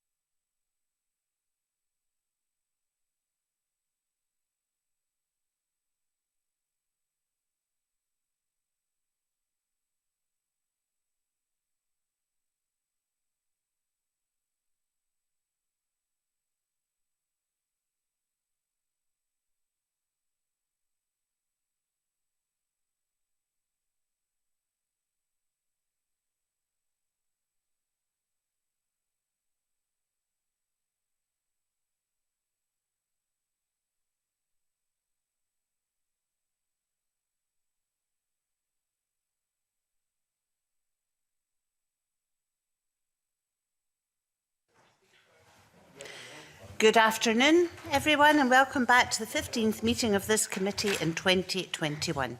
This is an evidence session with the First Minister of Scotland, Nicola Sturgeon, MSP. And I can confirm that Ms Sturgeon took the affirmation at the start of this morning's evidence session. When we broke up, we were talking about the judicial review. We'll carry on with that, and I'll now go to Dr Alistair Allen. Thank you very much, Convener. We spent some time before the break talking about external legal advice. So can I ask you, First Minister, what role does external counsel play in determining the government's position, legal position usually, and did this case in any way depart from that? I think it's quite hard for me, maybe that's just a kind of deficiency in my own communication skills, to kind of almost scientifically answer the first part of your question. You know, external counsel in, you know, a serious piece of litigation play a big role. They conduct the litigation, they, you know, draft the pleadings, they give advice, as you've now seen. And their advice, I suppose I would say, is very, very important, and it carries a lot of weight. And then it is, I suppose, weighed with other factors, the sort of, in some judicial reviews, the small p political public interest issues, and of course for ministers on matters of this seriousness, the views of the law officers, which take account of all of these things, are what matters in terms of the ministerial code. Did this happen in the same way as other litigation? So in terms of the conduct of the litigation, put to one side the catastrophic error that became evident at the end of December, which I like to think is not in any way normal. I suppose you'd have to ask litigators and government lawyers whether the conduct of the litigation was anything out of the ordinary. In my experience, bar, you know, the seriousness of the issues that emerged that ultimately led to the loss of the judicial review, I wouldn't say it was particularly out of ordinary. For me, you know, this was a former First Minister taking the government to court. It was my former, you know, boss, friend, mentor, long-time associate taking the government to court. It wasn't in that sort of sense normal, and I don't think, you know, it didn't lead, in my view, to a significant or a significantly appreciable difference to my degree of involvement. But of course, there are elements that mean it didn't feel entirely normal, and I can't remember if this is absolutely correct, but from my memory, you know, meeting with counsel, for example, to kind of satisfy myself that we still had a stateable case and discuss it directly with them would not be absolutely a routine thing for the First Minister to do in every piece of litigation. Thank you. We've mentioned already, well, we've talked a fair bit about the timeline of all this, and we've looked at how the 6th or perhaps arguably the 11th of December was a crucial date in terms of the advice being offered. Was a more crucial moment the view, a change in the views or a view expressed by the law officers rather than merely by external counsel? So obviously external counsel were conducting the litigation. So in that later part of December, the Commission on Diligence, I can't remember if that's the technical term of it, was happening, and they were conducting that. So they were at the front line, and there is maybe an element to which I owe them an apology as well, because the conduct of that was not what you would ever want it to be, and they were in a situation they should not have been in terms of documents coming to light that hadn't previously come to light. So that obviously they were at the sharp end on the front line, informing the view that Murdo Fraser read out copious quotes from the 19th of December opinion later on. Obviously then the Lord Advocate and law officers have to take account of that. There was discussions, I think I said earlier on, I discussed on the phone on my way back up from London, I think on the 19th, the deteriorating position. I saw the Lord Advocate the following day. I don't want to sit here and quote him, but I think by that point, you know, he was pretty much of the view that this was, if not unstateable, fast becoming unstateable. So, and that then led to the process that was commissioned by the Permanent Secretary, I think on Boxing Day, And then ultimately that led to the Sarah Davidson advice and the decision we took, which, you know, formally, technically, and I think she said this before the committee, that was the Permanent Secretary's decision, but I would not want to leave the committee with anything other than the impression that I was involved in that, I was being properly consulted and I was part of that decision, and I stand by that decision. Finally, Convener, again on matters of timing, as you're aware, there has been an accusation put to this committee that the Scottish Government assisted the case to allow the criminal trial to take over and the judicial review to be stopped before it reached a decision. Those are obviously serious allegations. It's your opportunity to respond to them. The Scottish Government didn't assist the case and never asked to assist the case, so there's a kind of factual flaw in that hypothesis to start with. I think, correct me if I'm wrong, Convener, the Deputy First Minister said there may be more information on the assisting consideration yet to come to the committee, but assisting was considered at an early stage. And again, I suppose from my non-expert opinion, given the circumstances at an early stage of this, when there was a criminal investigation also underway or at the early stages, I think it would have been extraordinary, absolutely extraordinary, if the question of assisting hadn't even arisen in our considerations. But certainly my memory of those early discussions, and by early I'm talking, you know, over September, early, mid-September, maybe a bit longer than that, the preference seemed to be, if I recall it correctly, in favour of reporting restrictions as opposed to assisting. And ultimately, and I think this was the end of September, the 27th of September is the one that comes into my mind right now, the lawyers for Alex Salmond made a motion to the court for reporting restrictions, and the Scottish Government didn't oppose that.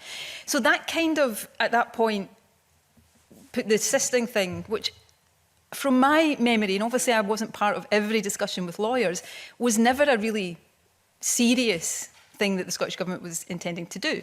And I don't have a recollection, again, I can't sit here and say it was never discussed or I didn't ask any questions about it, but I don't recall at a later stage assisting was ever something that was being considered in any sense by the government. And the fact is we never made an application to assist. But generally, this idea that we were gaming, and these are my words and I'm just using them for shorthand, that we were gaming the timing of the judicial review to allow a police investigation to overtake it is absurd and bizarre and just completely without any evidential or factual foundation. Firstly, I think, as you can see, and the committee can take a view on whether they think our decisions on the judicial review were right or wrong, but you can see from the advice, the process that was being gone through. And the idea that we could have done that, it would have involved the police, us knowing what was going on in the police investigation, what the timing of that was, and the police being prepared. And it's just absurd. And anybody who suggests otherwise is, I think, stretching the credibility of even the most devout conspiracy theorists. And the evidence that was put forward for that, I use evidence loosely, the assisting thing, which I just don't think happened in that way, and then messages. You know, the four messages, and I'll be careful because the convener reminded me of this earlier on, but they were put forward in evidence to this committee as somehow, you know, substantiating this idea. I looked at these four messages. One, as I say, the committee, I think, has seen, and as part of what it's seen before. I think a couple of them were right around the time the whole thing became public, before the judicial review had even got properly off the ground. And if memory serves me correctly, I may be getting the 1 and 2 round the wrong way here. The other one was after the judicial review. I think it was 2 after the judicial review had already collapsed. You know, I'm sitting here as if I'm, you know, having to kind of go through step by step to debunk this. I mean, it is just, it's absurd. And I don't think absurdity should probably be given the amount of time I'm taking to debunk it. Thank you, Convener. Margaret Mitchell, please. Thank you, Convener. First Minister, can I refer you to your written submission and the entry date 5th of July 2018, where there's a discussion with Alex Salmond about arbitration. He says that arbitration is rejected because the Scottish Government is confident in the legality of the process. My senior counsel believes it is unlawful. That's the whole point of the arbitration. The legality will have to be resolved in either private, in a confidential and binding arbitration, or in public at the Court of Session. The Scottish Government and you have everything to gain from arbitration. If my legal advice is wrong, I will accept that and the current process proceeds. If the Scottish Government legal advice is wrong, if the Scottish Government's legal advice is wrong, you discover that without losing in a public court. Adopting an arbitration process also guarantees confidentiality for the complainers, regardless of what happens. Can you explain why these arguments were rejected? It wasn't my decision. I can give you a view on the appropriateness or otherwise of arbitration, but it wasn't my decision. That was part of the process of the handling of the investigation that I wasn't involved in and didn't intervene in. So, you heard from the Lord Advocate, who's much more qualified to comment on these things than me. I think there is a question, I'll put it no more strongly than that, about whether arbitration would have been an appropriate process to resolve issues that actually should be resolved in a court. These are public policy, public law issues. Arbitration, and I'm simplifying here, tends to be about settling private disputes between companies, for example. So I do think there is a very big question about whether arbitration would have been appropriate, but the government, as part of the investigation and part of the process of that, were considering that. The question for me, because that's I think from what you read out there, that's a message from Alex Salmond to me, suggesting that I should be intervening to help bring about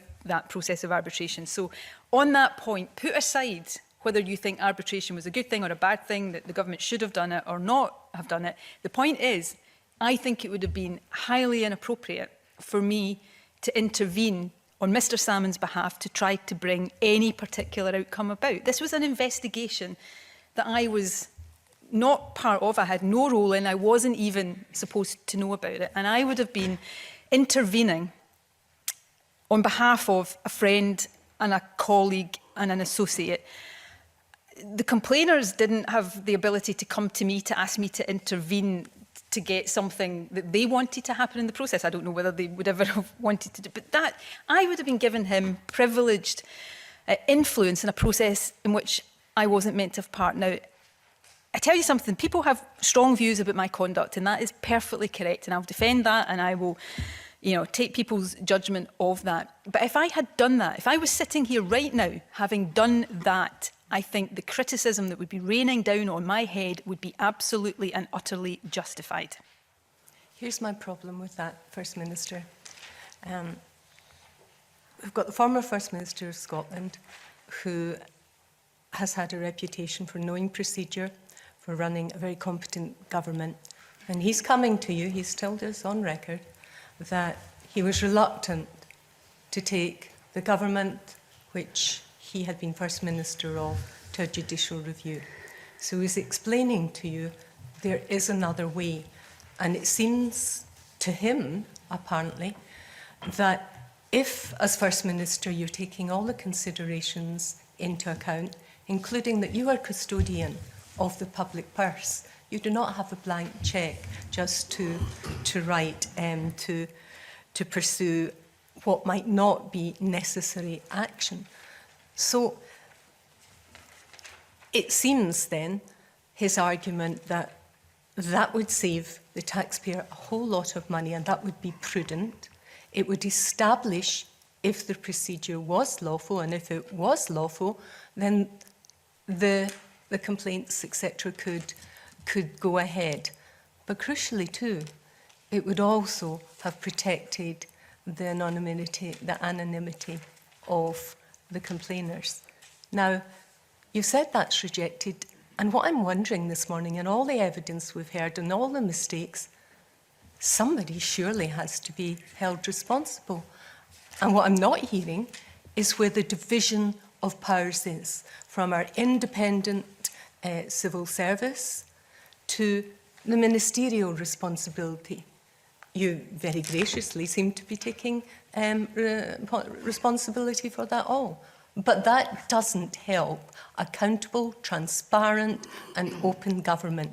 People need to know how this happened and why that was rejected. And can I just say, lastly, you would have been criticised because you hadn't brought this forward in a public forum.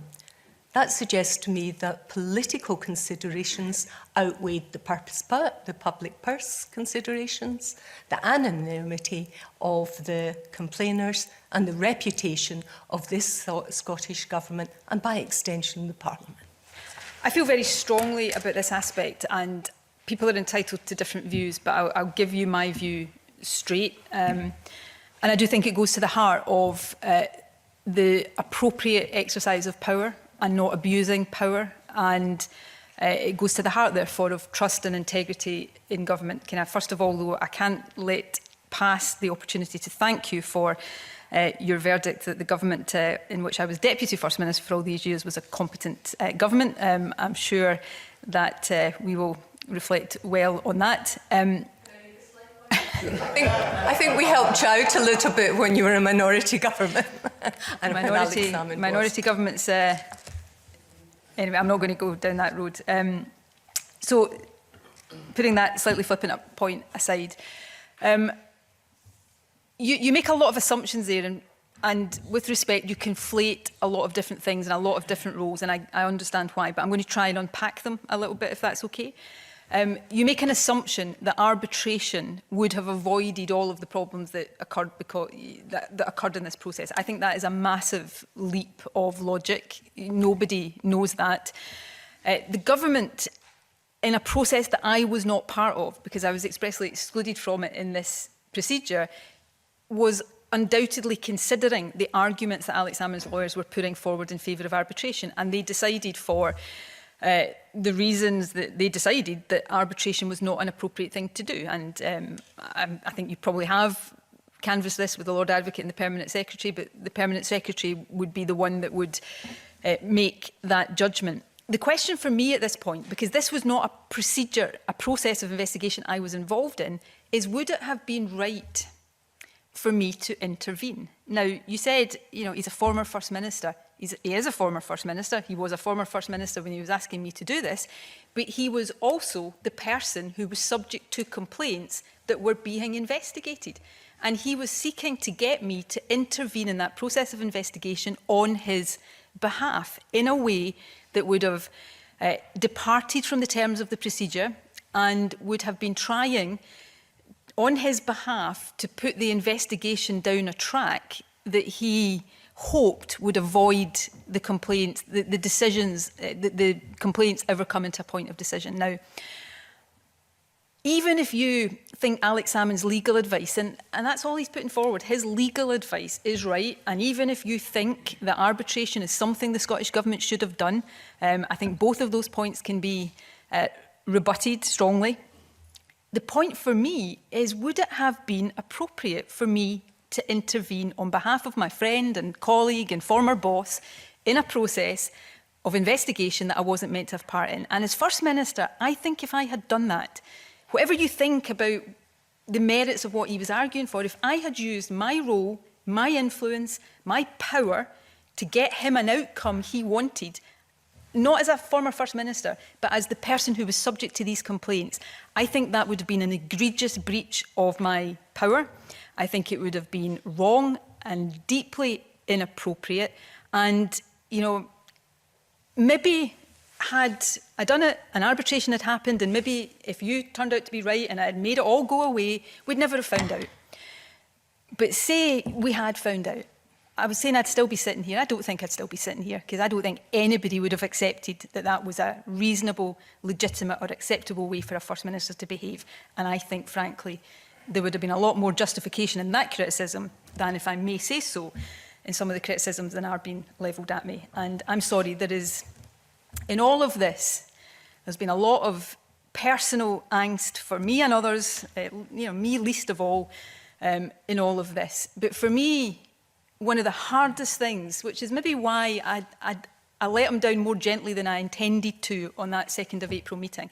Sitting and saying no to a friend who's asking you for help is a tough thing to do. And, you know, it has had big implications for me and my relationship with him. But was it the right thing to do? Absolutely. And I will maintain that for as long as I live. I think the difficulty with that, convener, is you're the First Minister of Scotland. You're the most powerful person in Scotland, and you should be acting in the public interest. But the public interest, it seems to me, would have to be establishing whether the legal advice that you'd got, now that wasn't 100% certain that that was fine, and the legal advice that he'd got from very credible and experienced lawyers. So it wasn't like, you know, he put his finger to the wind and said, we think this is what it is. He was making material points, and you seem to have absolved yourself of any responsibility to take these points on board and act to protect the public purse, to protect the anonymity of the complainers, all to make sure that you weren't accused of covering up. That doesn't seem to me credible. No, to make sure I didn't abuse my power as First Minister on behalf of a friend who was accused of serious sexual misconduct. And we're going to have to agree to differ on this. But remember, all of the legal arguments and legal advice he had, it wasn't that because I wasn't agreeing to intervene, the government didn't have them.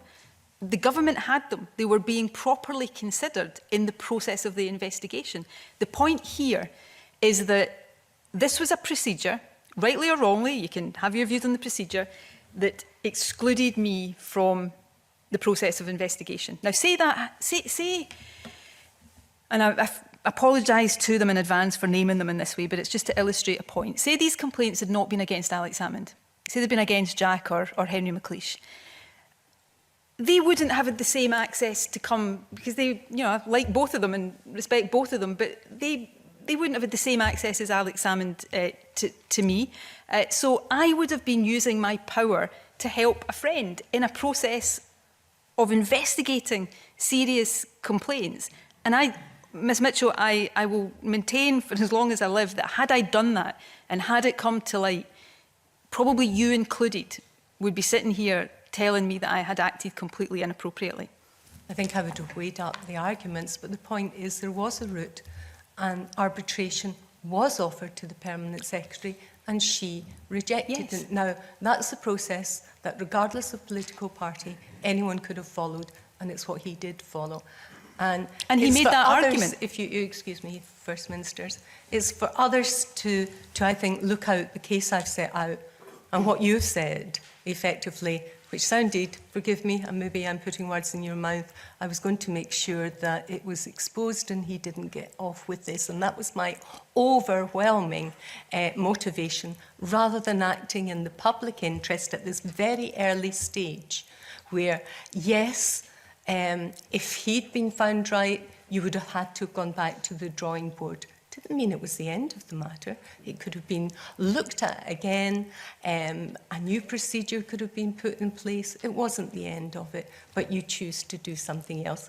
I don't think we're going to agree on this, but I think we've set up enough of the balancing arguments for others to make their own determination. If the committee's conclusion is that I should have intervened, then the committee is entitled to do that. And, you know, well, my view of propriety in these things will be severely challenged at a fundamental level.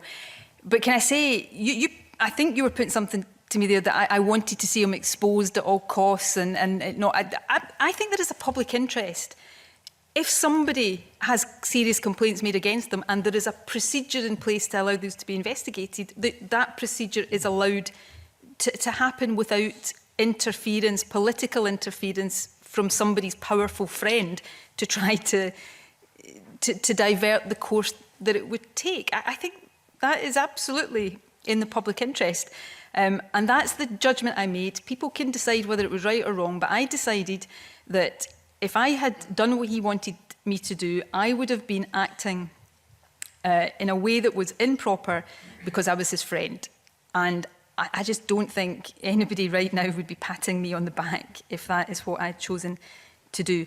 But the idea, I never wanted, I can't tell you, I can't find the words to express this strongly enough.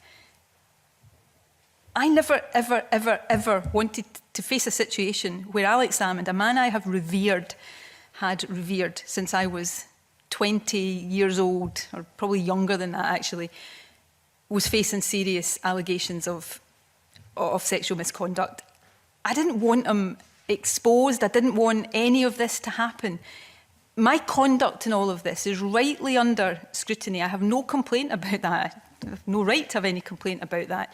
But the idea I ever wanted any of this to happen, this situation, however people judge I handled it, was not a situation of my making. And I tried to handle it in the way that I thought was best overall. And I think it would have been deeply wrong for me to have intervened in a way on behalf of Alex Salmond to try to engineer the outcome he wanted. He was not some objective bystander. He wasn't a former First Minister coming to me in some matter of public policy saying, Nicola, do you think you should think about this? He was a party in this whole issue and he was asking me to intervene on his behalf. That would have been deeply inappropriate had I done so.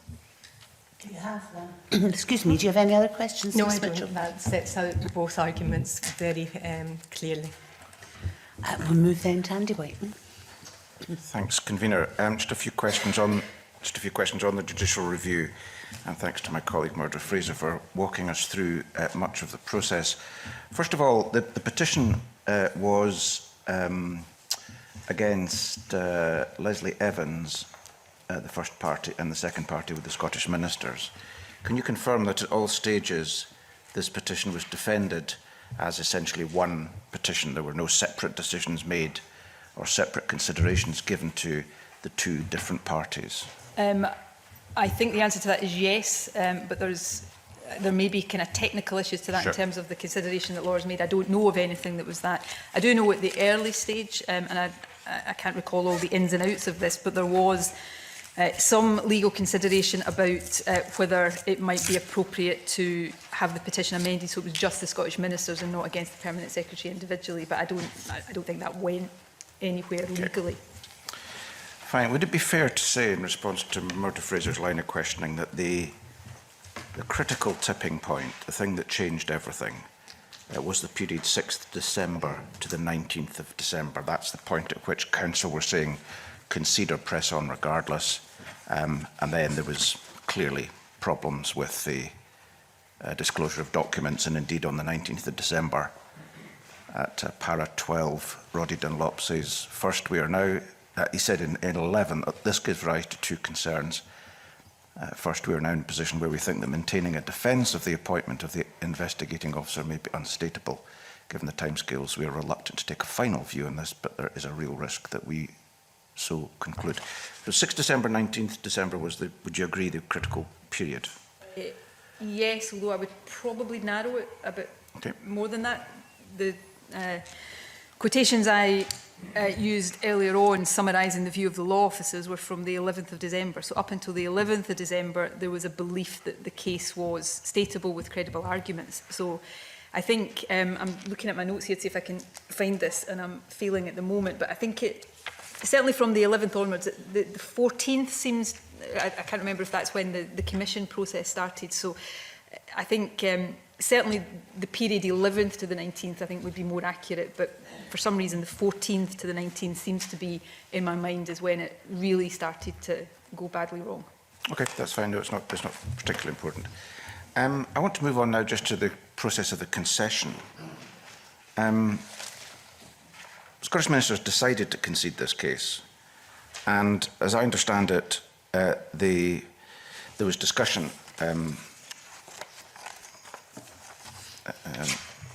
at 4 o'clock on Hogmanay 2018. I'm sure the Lord Advocate was appreciating that,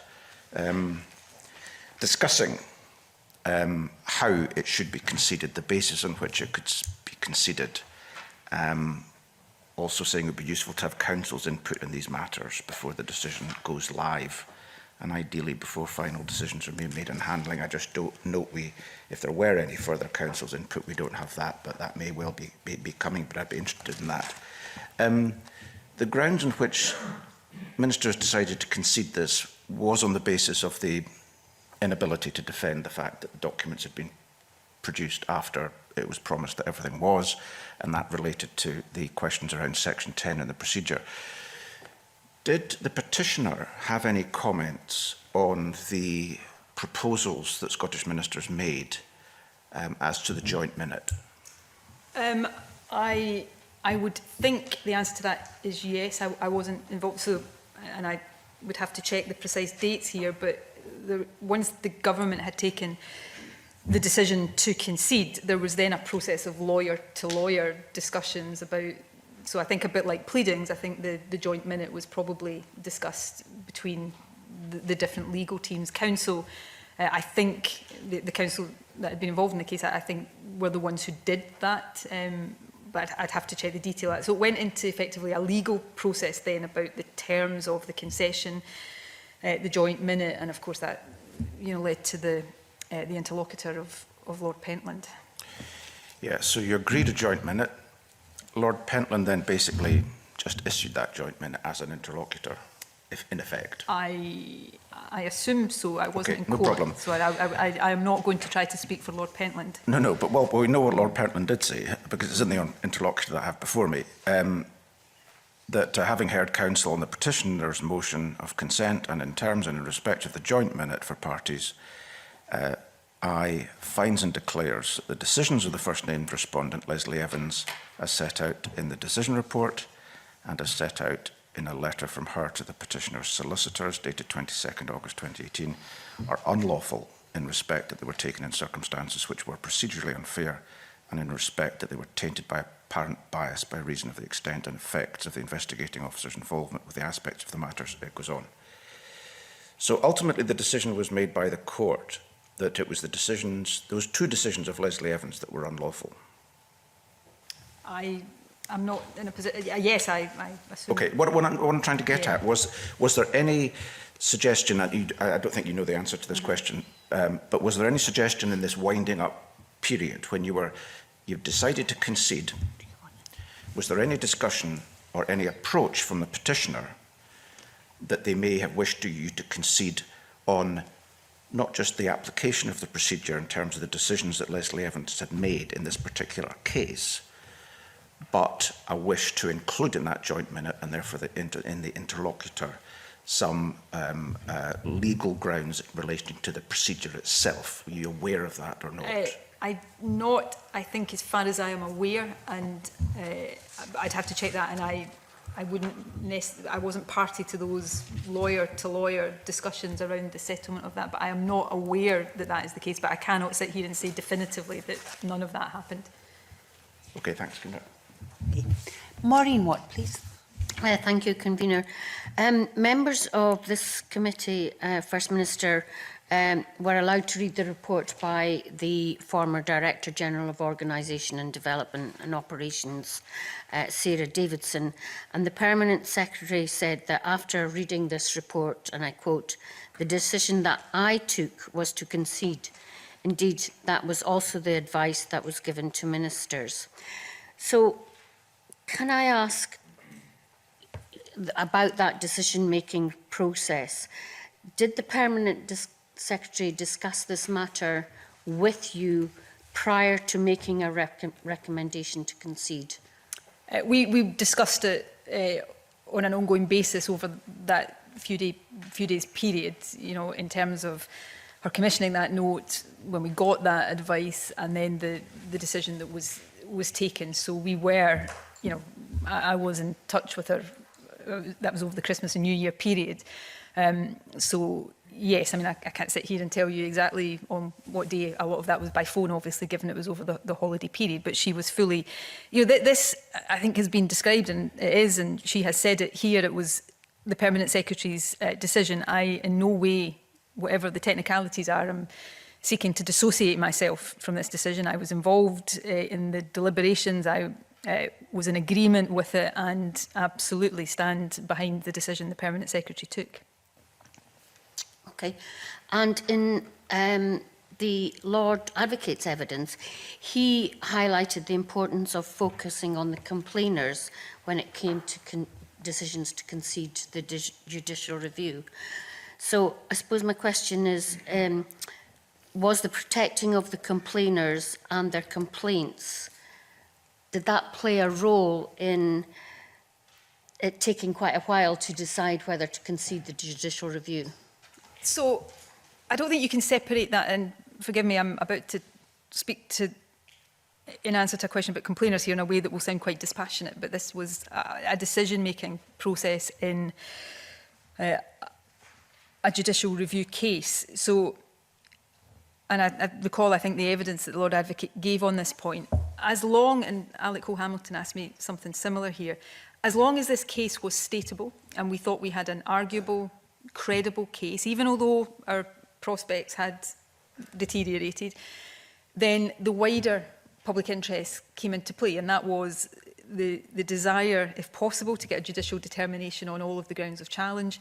And also, in addition to that, if we thought we had a chance of successfully defending this and prevailing both on the legality of the procedure and the process, then that would have been in the interests of the complainants, because it wouldn't have meant that the whole process was set aside in the way it ultimately was. So that was part of that. But you can only, in these decisions, really take account of those wider things as long as you have a stateable case. So we carried on deciding that for as long as that was the case.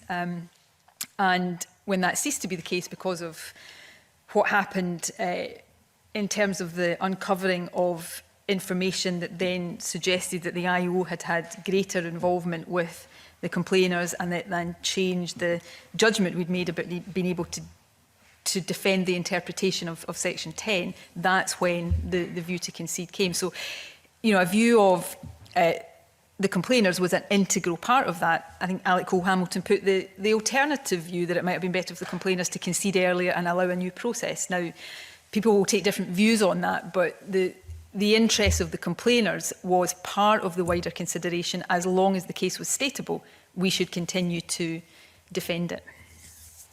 Okay, thank you. Jackie Bailey. Thank you very much, Convener. It feels like a long time since we last spoke, First Minister. So let me try and rattle through this.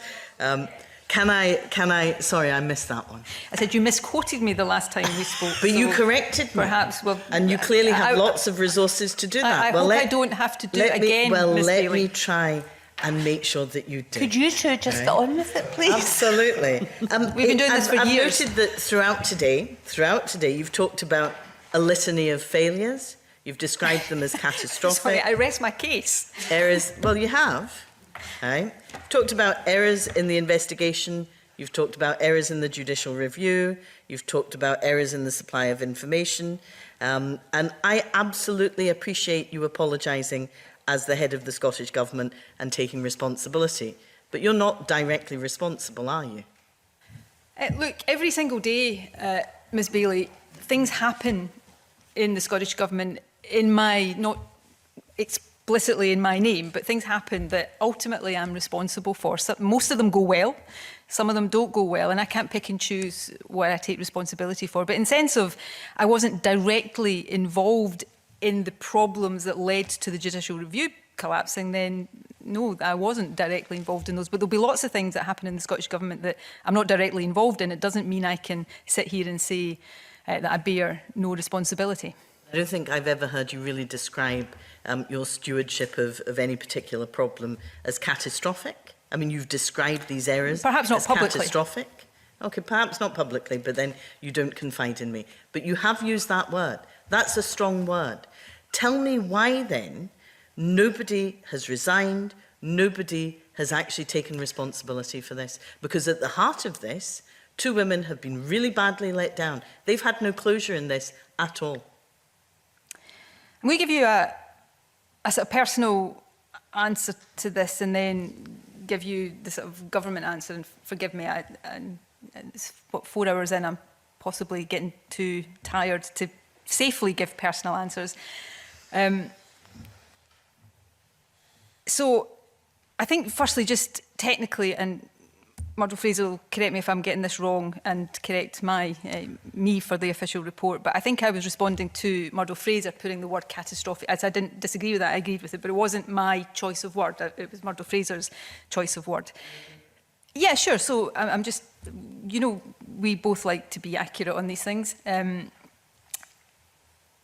suppose there's two things. The personal, I feel very strongly, and rightly or wrongly, this situation of complaints emerging against Alec was horrendous for everybody that had to deal with it. I'm not saying it's obviously not unprecedented, but it was really, really difficult for everybody. I didn't know about it at the time people were in it originally dealing with it, but this was an invidious, difficult situation, and people got things wrong. And maybe that's made me too likely to be understanding of people who made mistakes. But the more governmental answer is we are still in the process of investigation and inquiry into all of this. If you remember back to the day that we conceded the judicial review, I think I said in Parliament that day that we were going to be instructing an independent process of investigation, which Laura Dunlop was then charged to do. We're awaiting that. We're awaiting, obviously, the recommendations and conclusions of this committee. And I think that is right and proper. My problem with that response is that you are the head of government, you have responsibility, the policy lies on a shelf gathering dust.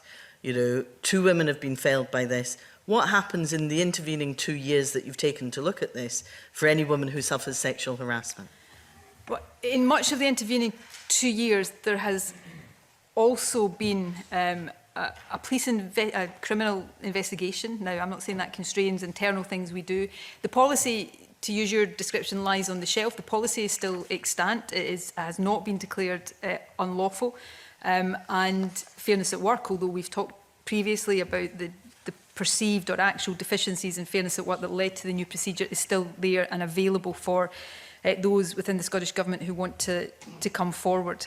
I think this is probably something we all share. I have profound concerns about the impact all of this and some of the way the narrative has developed around it, the allegations that have been made, all of this. I have a profound concern about what it means for the confidence women in Scotland have in coming forward. And the government's actions are part of that. I don't deny that. But I think all of us, and I say this deliberately, I think every single one of us, after this is all over, have to think about how we repair some of that and build a culture again in Scotland where women do feel confident to come forward. And I don't shy away from the government's big responsibility in that. Yeah, might be useful to have a policy in place that people There is can a apply policy to. in place. Well, we can debate that. Can I move on to information and let me genuinely say how frustrated I have been as a member of this committee, and I don't think I've ever felt quite so frustrated in my 22 years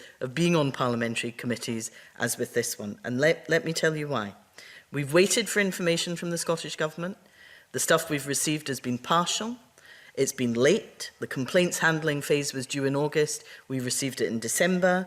The legal advice has taken 2 votes in Parliament and a motion of no confidence in John Swinney before we saw it last night at 6 o'clock. Last night at 6 o'clock. And let me say to you, there's information missing. Reference is made in the documents to communications with Christine O'Neill. None of them are there. The information is not provided to us. Reference has been made to an urgent consultation meeting on Friday the 2nd of November. Nothing's there. It's not been given to us. Your meeting on the 13th of November, which I think is critical, as the First Minister, with the Permanent Secretary and the Chief of Staff and external legal advisors, there's nothing. Where is the consultation note of that meeting? It's not been provided to us. Now, I have to say, we've waited to the 11th hour for the legal advice. We get partial legal advice. Do you understand the frustration of the committee? Do you understand that it looks as if the government doesn't want to give us critical information? And what will you do to rectify that today? Today, I'm not sure what Why you not? want me to do. Look, Give it to us. I could sit here, as I have done on certain legal advice, for example, and it's not going to remove your frustration, nor would I expect it to, but I've given you an explanation of the factors that lie under that, and we can agree or disagree on that. I would also take issue with some of the characterisation of delay in, I don't think this was your word, prevarication and trying to avoid giving information. There have been really complex issues behind the provision of some of this information. Sometimes it's quantity, but often the legal constraints and the particular legal orders in place. I think the government has fully cooperated with the committee, and I think it has provided information in a proper way. But I am not going, as First Minister, that absolutely respects committees of this Parliament, I'm not going to sit here and say, listening to what you've just said to me, that I'm not going to reflect seriously on that, because of course I will. I think I said this earlier on, for different reasons I know, I share a lot of this frustration, because some of the information that hasn't been available, some legal advice, that's down to the government, but for the reasons I've set out, other categories of information, it's not down to the government.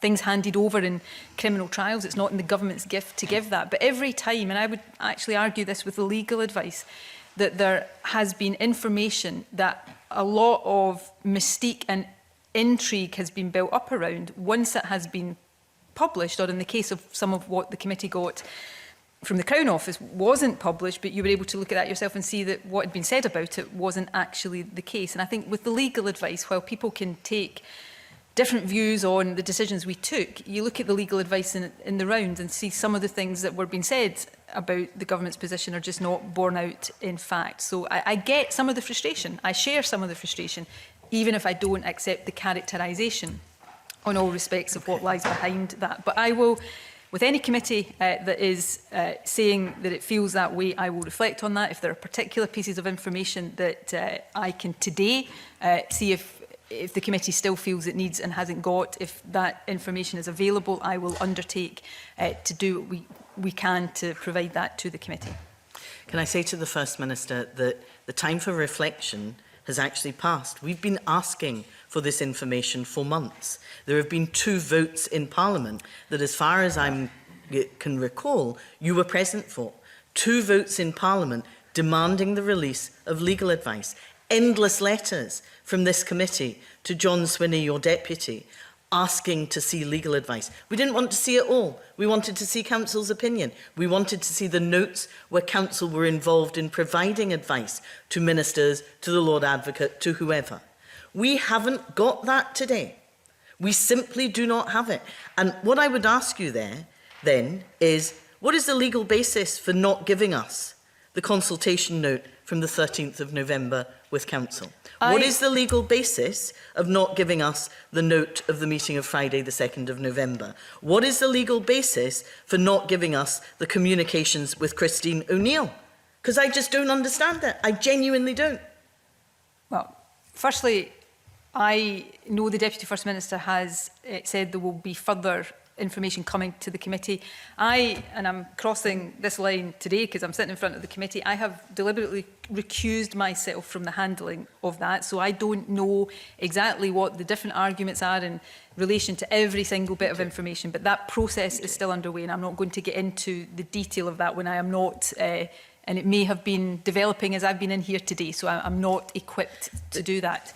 But do you accept these are critical bits of information that would have been so useful to talk to you about? I have spoken. I spoke at length to Murdo Fraser, or not perhaps at length on this particular bit, but in my exchanges with Murdo Fraser, I talked about the consultation on the 2nd of November, which I wasn't at. I talked about the Solicitor General being at that and the outcome of that. So I'm not going to get into specifics there because I am not in possession at this point and all the information about what exists and what can and will be passed to the committee. That is a process that is, I understand it, underway. On the general issue, I'm not going to sit here and rehearse all the arguments about legal advice.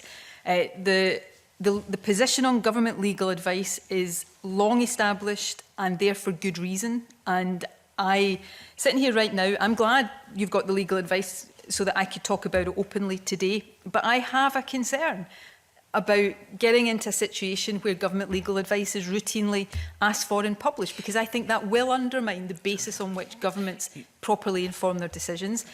But I'm not, going to rehearse that. After the parliamentary votes, the committee went through a process, I understand, with the Deputy First Minister that resulted in the committee, at that point, not quite as unprecedented as what we released yesterday, but at that point was also quite unprecedented, of showing the committee substantial information summarising the government's legal advice. So it's not true to say that the government didn't respond to that, but we have genuinely held views and concerns about the basis on which governments need to be able to take confidential legal advice. And incidentally, when Alex Salmond was First Minister, he held those views as strongly as I do now. I'm going to intervene here just to say the committee generally shares that frustration that Miss Bailey has expressed.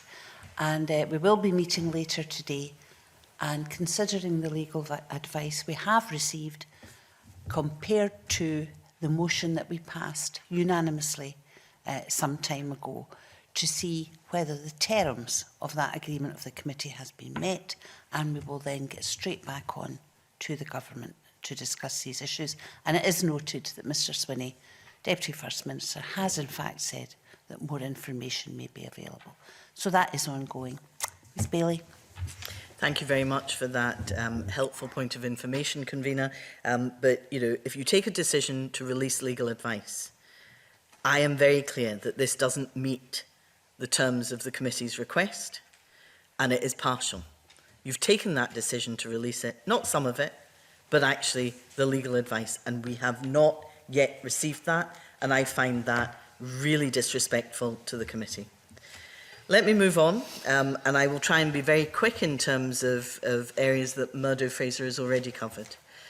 The Council's opinion of the 27th of September, quite clearly at paragraph 6, 58 and 60, questions whether you would succeed on the basis of one particular ground that was suggested in the original petition, and that was ground 4, procedural unfairness. And I think you would accept that paragraph 6, 58 and 60 question whether you would succeed.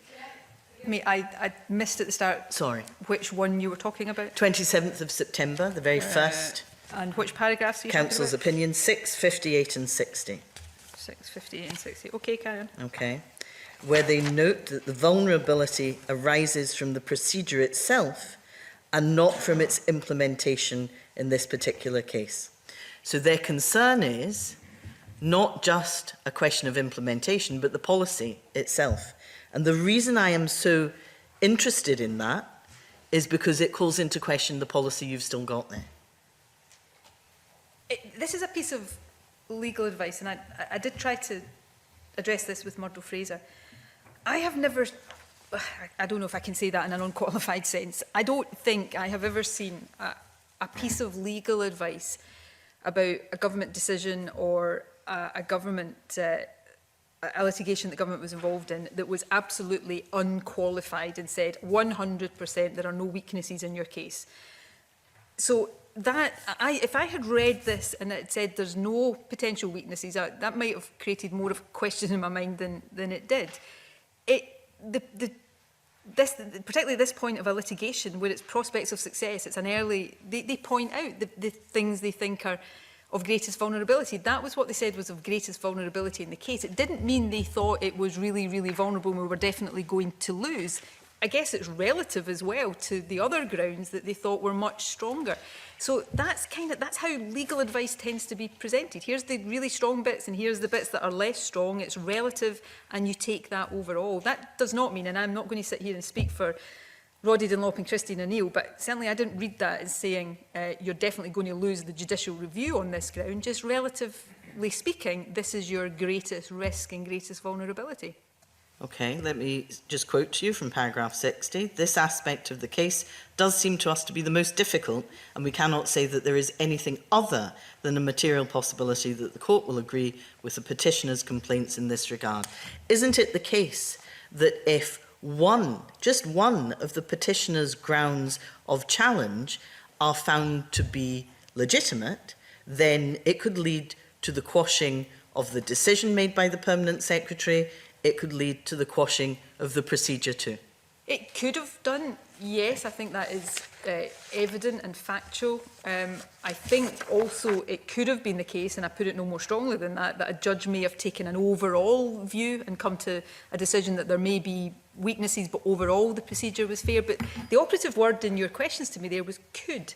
And can I say genuinely, if the government was on legal advice like this, of, you know, here's your grounds, here's where we think you're strong, here's where you might have a weakness.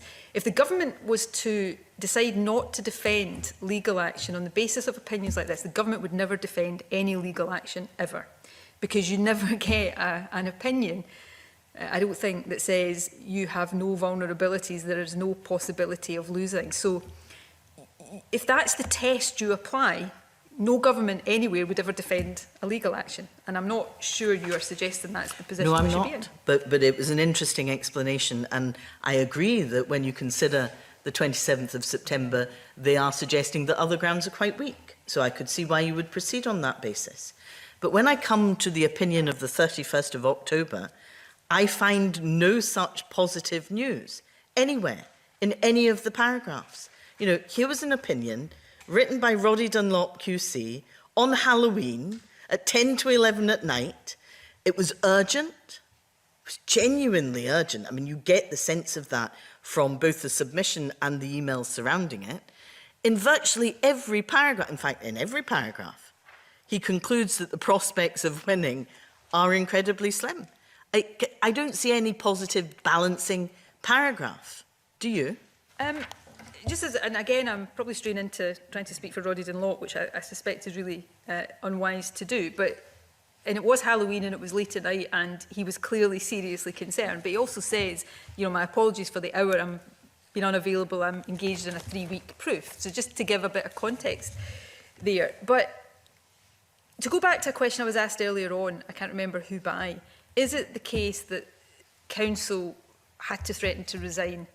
Counsel will not, lawyers will not pursue an unstateable case. And so if Roddy Dunlop or Christian O'Neill had thought at that point the case was unstateable, they would not have agreed to continue.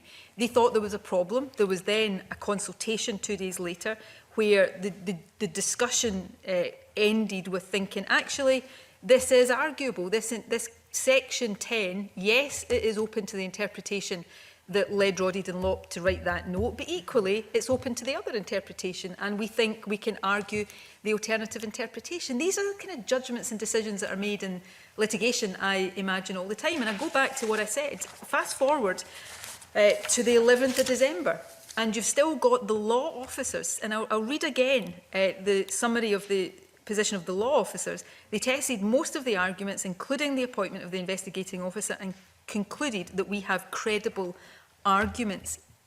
You know, weeks after the 31st of October, the law officers still thought we had credible arguments. Now, there is always going to be a balance of judgment and differences of opinion about what the correct time, if you think if ultimately you lose a court case, what would have been the optimal time to concede that. But taking everything into account, the point at which the government should have conceded this case was not the 31st of October, because that, and you know, if you're going to make that argument, it's much more credible to make it. It's still not right to make it, in my view, but it would be much more credible to make it on the basis of the 6th of December note than it would on the 31st of October note. Now, that's just my view, and that's the view of the government. I appreciate you guiding me on the questioning, but let me return to the 31st of October. I wasn't guiding you on the question, I was just giving you my answers to your questions. Absolutely. Well, let me return to the 31st of October and quote to you from paragraph 14. Where Roddy Dunlop says, it makes little sense to continue to defend the indefensible. Now, previously you spoke about the interests of the two women in this, and I absolutely agree with you. And here is what he goes on to say. The upside to such an eventuality, the procedure would simply be reset safeguards could be put in place to minimise the risk of a further challenge to the renewed investigation. Wouldn't it have been better for the two women if you'd followed that advice? I'm not... So, ultimately, with everything we know now, you can certainly make that case. But, you know, on the 31st of October and around about that, and let me just quote the last paragraph of it, all of that is, however, presently hypothetical. A final decision will require to await the information discussed above. This note is simply provided to ensure that the main decision makers are fully cited in advance of Friday's consultation. Friday's consultation looked at the whole thing and decided actually there was a credible argument that could be made. And at that point, so you're sitting here with, yes, a weakness in the case that hadn't previously been known, a significant weakness, serious problem, I think is the term Roddy Dunlop used. But the consensus view, supported by the law officers, is that there was a credible argument. And actually, this didn't happen, which is why you can apply the hindsight and get to the point you're reasonably making to me. But actually, at that point, I think it was a reasonable judgment to say that it was better for the complainers to try to defend the case and hopefully prevail on the case so that they didn't have to go through a revised and rerun procedure. We don't know what happened at the meeting on the 2nd of November because we don't have those papers in front of us. You've made okay. That well, point, no, I'm yeah. making it again because there is the obvious difficulty. I have nothing to test your response against. Can I go to one of the obvious areas that they were wanting further information, and that's the role of the investigating officer. Why did it take so long to find out the investigating officer's prior involvement with the complainants when, according to her evidence to the committee, it was widely known? So at this point, it was believed that the degree of contact between the investigating officer and the complainants was not such that it meant we couldn't argue the interpretation and the fact that the degree and nature of the contact was such that it didn't make the process unfair. Later information came to light, and I cannot definitively answer the question as to why it took so long for that information to come to light, but you know, you can only base decisions on the information you have at the time, and that is the broad summary of the position that pertained on the 31st of October. Of course, this was something, and a large part of the 31st of October note is talking about the obligation of disclosure on the government. So this was disclosed by the government and then became one of the formal challenges in the judicial review. So at each stage, you can and it's part of the committee's job is to look at the thing in the round, to look at it from the perspective of the outcome and work your way back and come to a view on what we got right and what we got wrong. But when you're in the decision-making process, you take the decisions on the basis of the information that is in front of you at the time. And I think at each stage, the decisions that the government reached are absolutely defensible on the grounds of being legally sound and sound in that wider context as well. Was she spoken to by the Scottish Government's legal department, and if so, when? Who, sorry? The investigating officer. Was she interviewed by them? I don't know. Okay. She was interviewed by Junior Counsel on the 17th of October. Oh, sorry, in the context, I understand that statements and affidavits were taken from the investigating officer, so I think I misunderstood. Okay, do you know when that was? I don't have the dates of that. Okay, that would be useful to know. She did meet with Junior Counsel, we understand, on the 17th of October. Again, we don't have a note of that meeting. Would it be appropriate to supply us with that too? I don't know. I am not involved, not least because I'm sitting here right now in the process of considering what further information the committee will be sent. So I'm not going to answer those questions yes or no, because there will be considerations that are no doubt being and will be undertaken. Okay. Can I move on to the duty of candour? Because that, of course, requires full disclosure of information by the Scottish Government. Why was a commission on diligence needed? Why did the Scottish Government not hand over the information that would be required and expected of it? Well, my understanding is the Scottish Government did hand over the information that it thought it had and was complying with the duty of candour as it thought. Information came to light, regrettably, during the Commission on Diligence that then had the result that we have spoken about.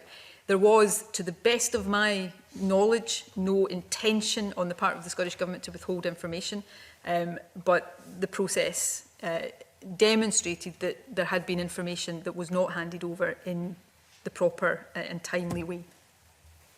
Okay. I mean, I have to say this mirrors the committee's experience of trying to get information from the Scottish Government. You may recall there was a search warrant issued to the Permanent Secretary from the Crown Office to in-gather material for the criminal trial. The committee itself asked for information on the complaints handling phase, and in addition to a number of documents, we got 40 documents not previously seen before, either at the criminal trial or indeed at the Court of Session during the judicial review. Should they have been revealed to the Court of Session in the Crown Office? I don't know what sorry, I thought you were finished. Okay, no. Breaching the terms of a search warrant, I had understood as a layperson, was quite serious. Have I got that wrong? It would be serious if that is what had happened.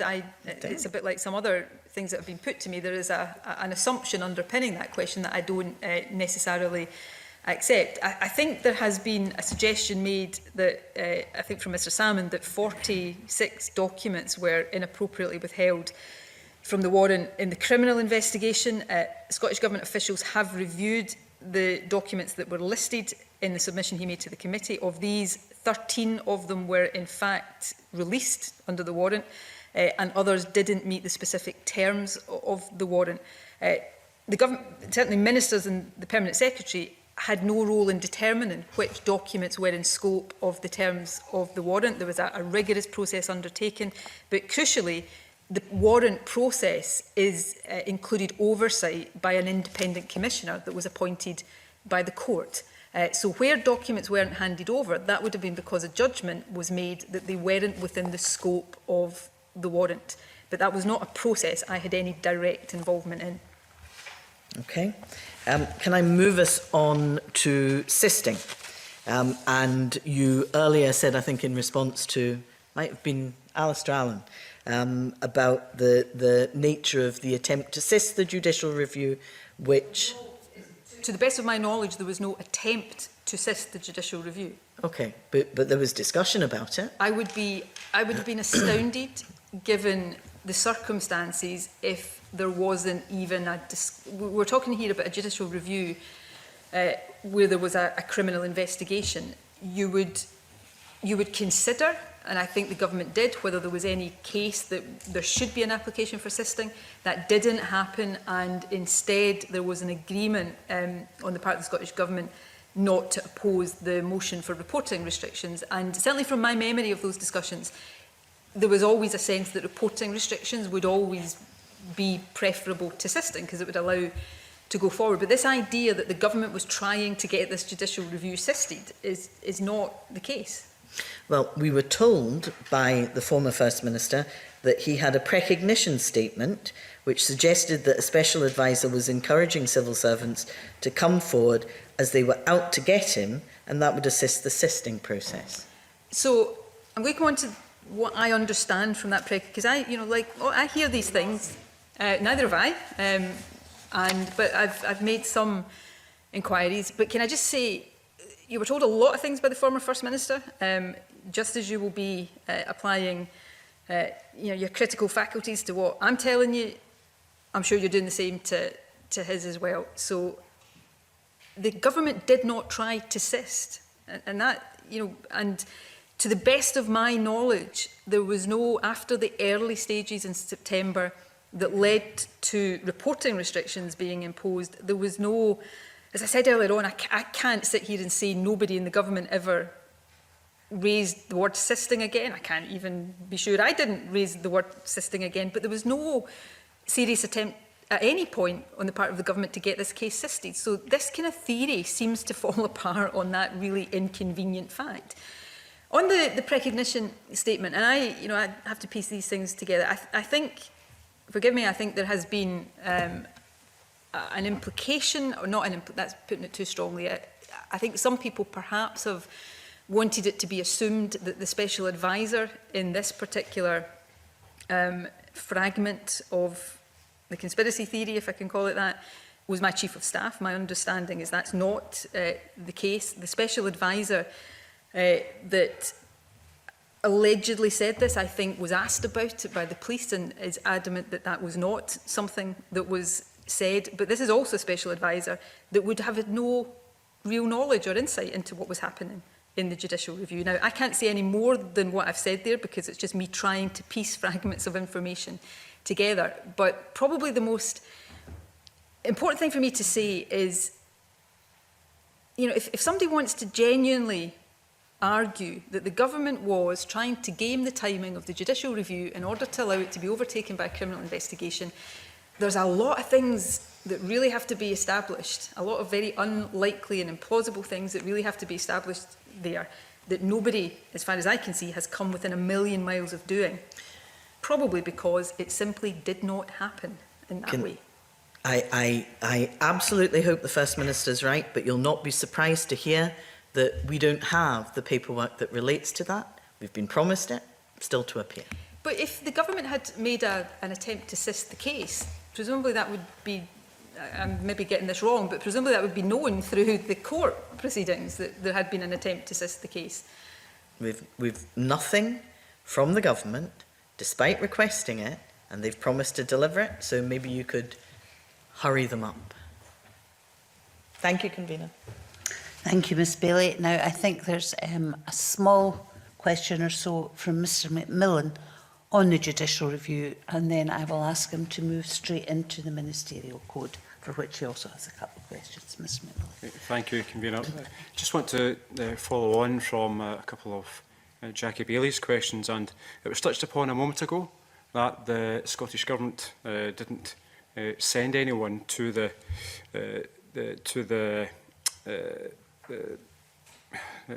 lodging of the complainers process. Can you explain why the Scottish Government didn't send anyone to that place? Forgive me, Mr Macmillan, I'm not 100% sure. Is this about the... Yeah, that was the motion. For the reporting motion. Restrictions? Yeah. As I understand it, and I'll stand to be corrected if I'm getting this wrong, it's because we weren't opposing it, so there was no need for the government to turn up to say we're not opposing it. As far as I understand, that is not that's not unusual in court proceedings. If a motion is unopposed, then there's no need for everybody to be there in court to do that. So my understanding is that is what that's the explanation of that. Okay, thank you. In your time as a minister, have you ever seen any legal advice from council that predicted defeat for the Scottish Government, but that the government then went on to win? I'm conscious here of we have waived legal privilege in the legal advice in this matter. We have not waived legal privilege, so the ministerial code still applies in terms of legal advice on all other issues. So I could not confirm or deny the content or provenance of legal advice on other matters. So I'm not doing that because that would be taking me into difficult territory. But I commented in general terms that you will get, you'll get a spectrum of opinion in any litigation on any issue, and sometimes in the course of a litigation it will move backwards and forwards in terms of we're really confident, oh, we're not so confident now, and back again, and that would not be unusual. And I use minimum pricing because it's the one that I've been most closely associated with and involved in, obviously these matters aside, in my ministerial career, and also because it was a very long, protracted litigation, went all the way to the Supreme Court, if I recall. And I use that to illustrate that point, but I can't go into the content of any legal advice on any particular issue. Okay, thank you. Both the Lord Advocate and the former Director of Legal Services were quite candid about the government's failings in locating and sharing all relevant documents with Mr Salmond as part of the judicial review. How can the Scottish Government procedure change so that the Scottish Government are in a much better position to make the information more available, certainly in terms of future documents, which are necessary in any litigation? Look, the government will be learning lessons on all of this. I know that.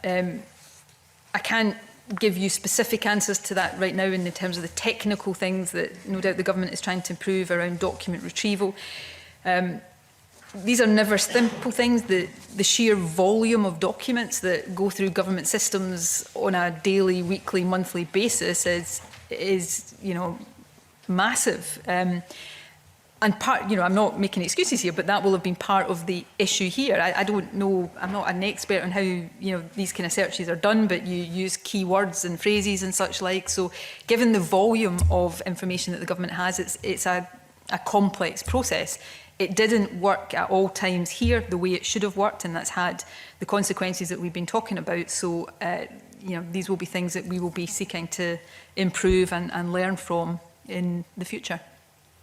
Thank you. And just one final question in this area.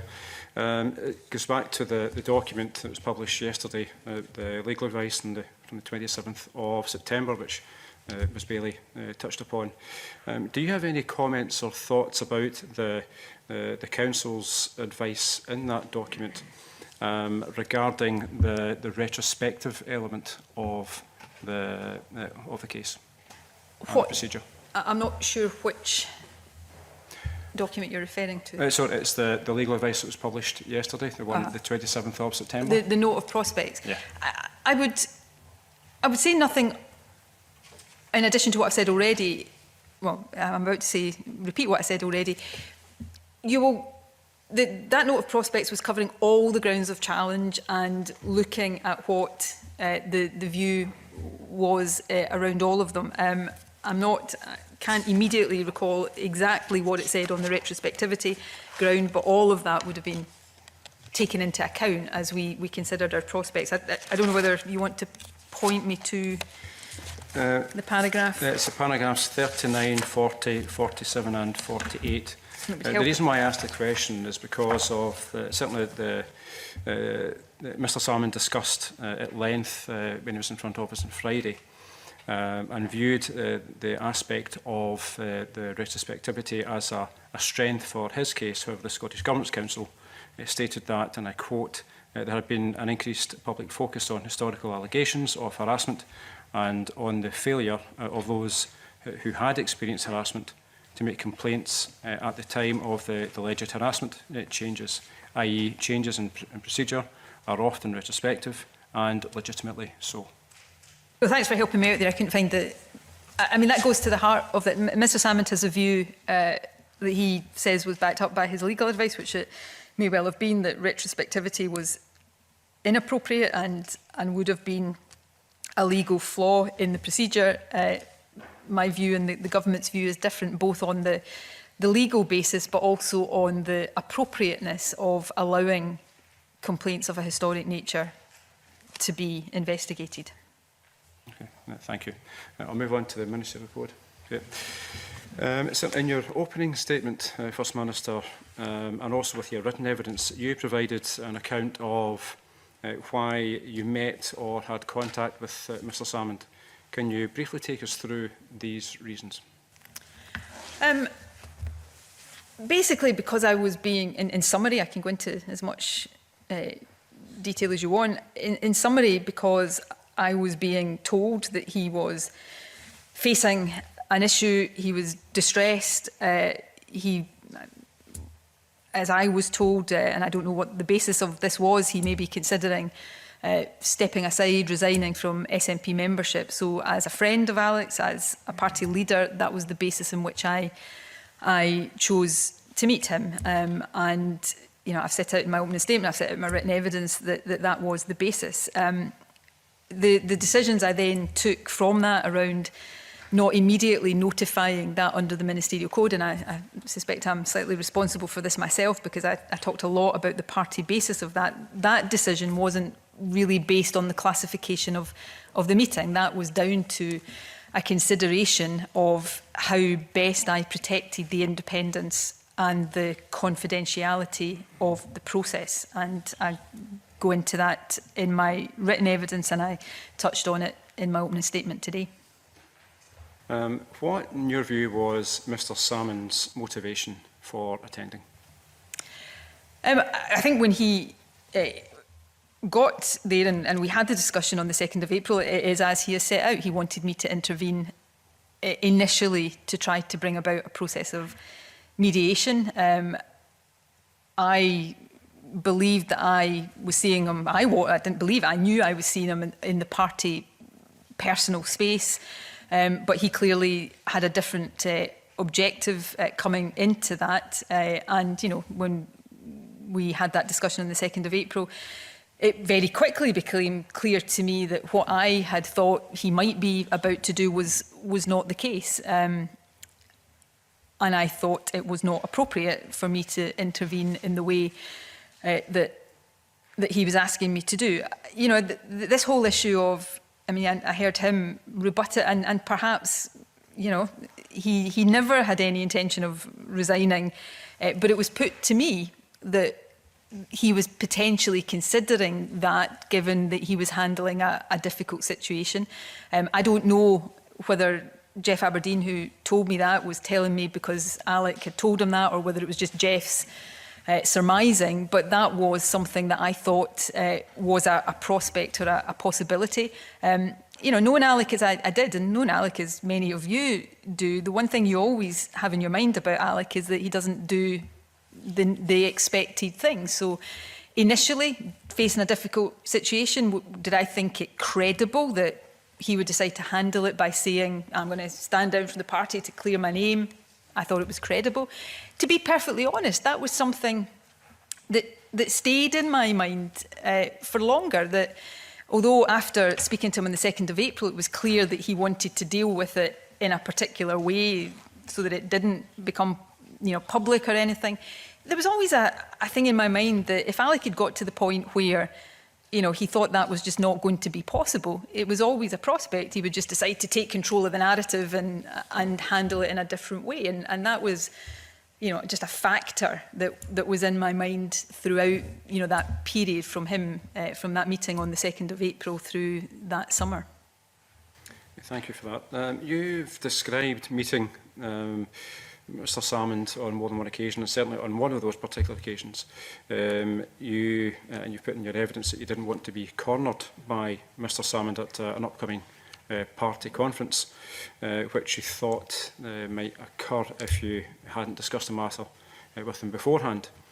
What do you mean by cornered? That might not have been the best word to you. You know what SNP conferences are like. So just to deal with the chronology of this. This was after I had become, certainly the prospect in my mind had become much more serious, that he was contemplating legal action against the government. And that was the point at which, notwithstanding my reasons for not telling the Permanent Secretary beforehand, I decided I had to tell the Permanent Secretary because of that threat of legal action. And that's what I did in, I think, on the 6th of June.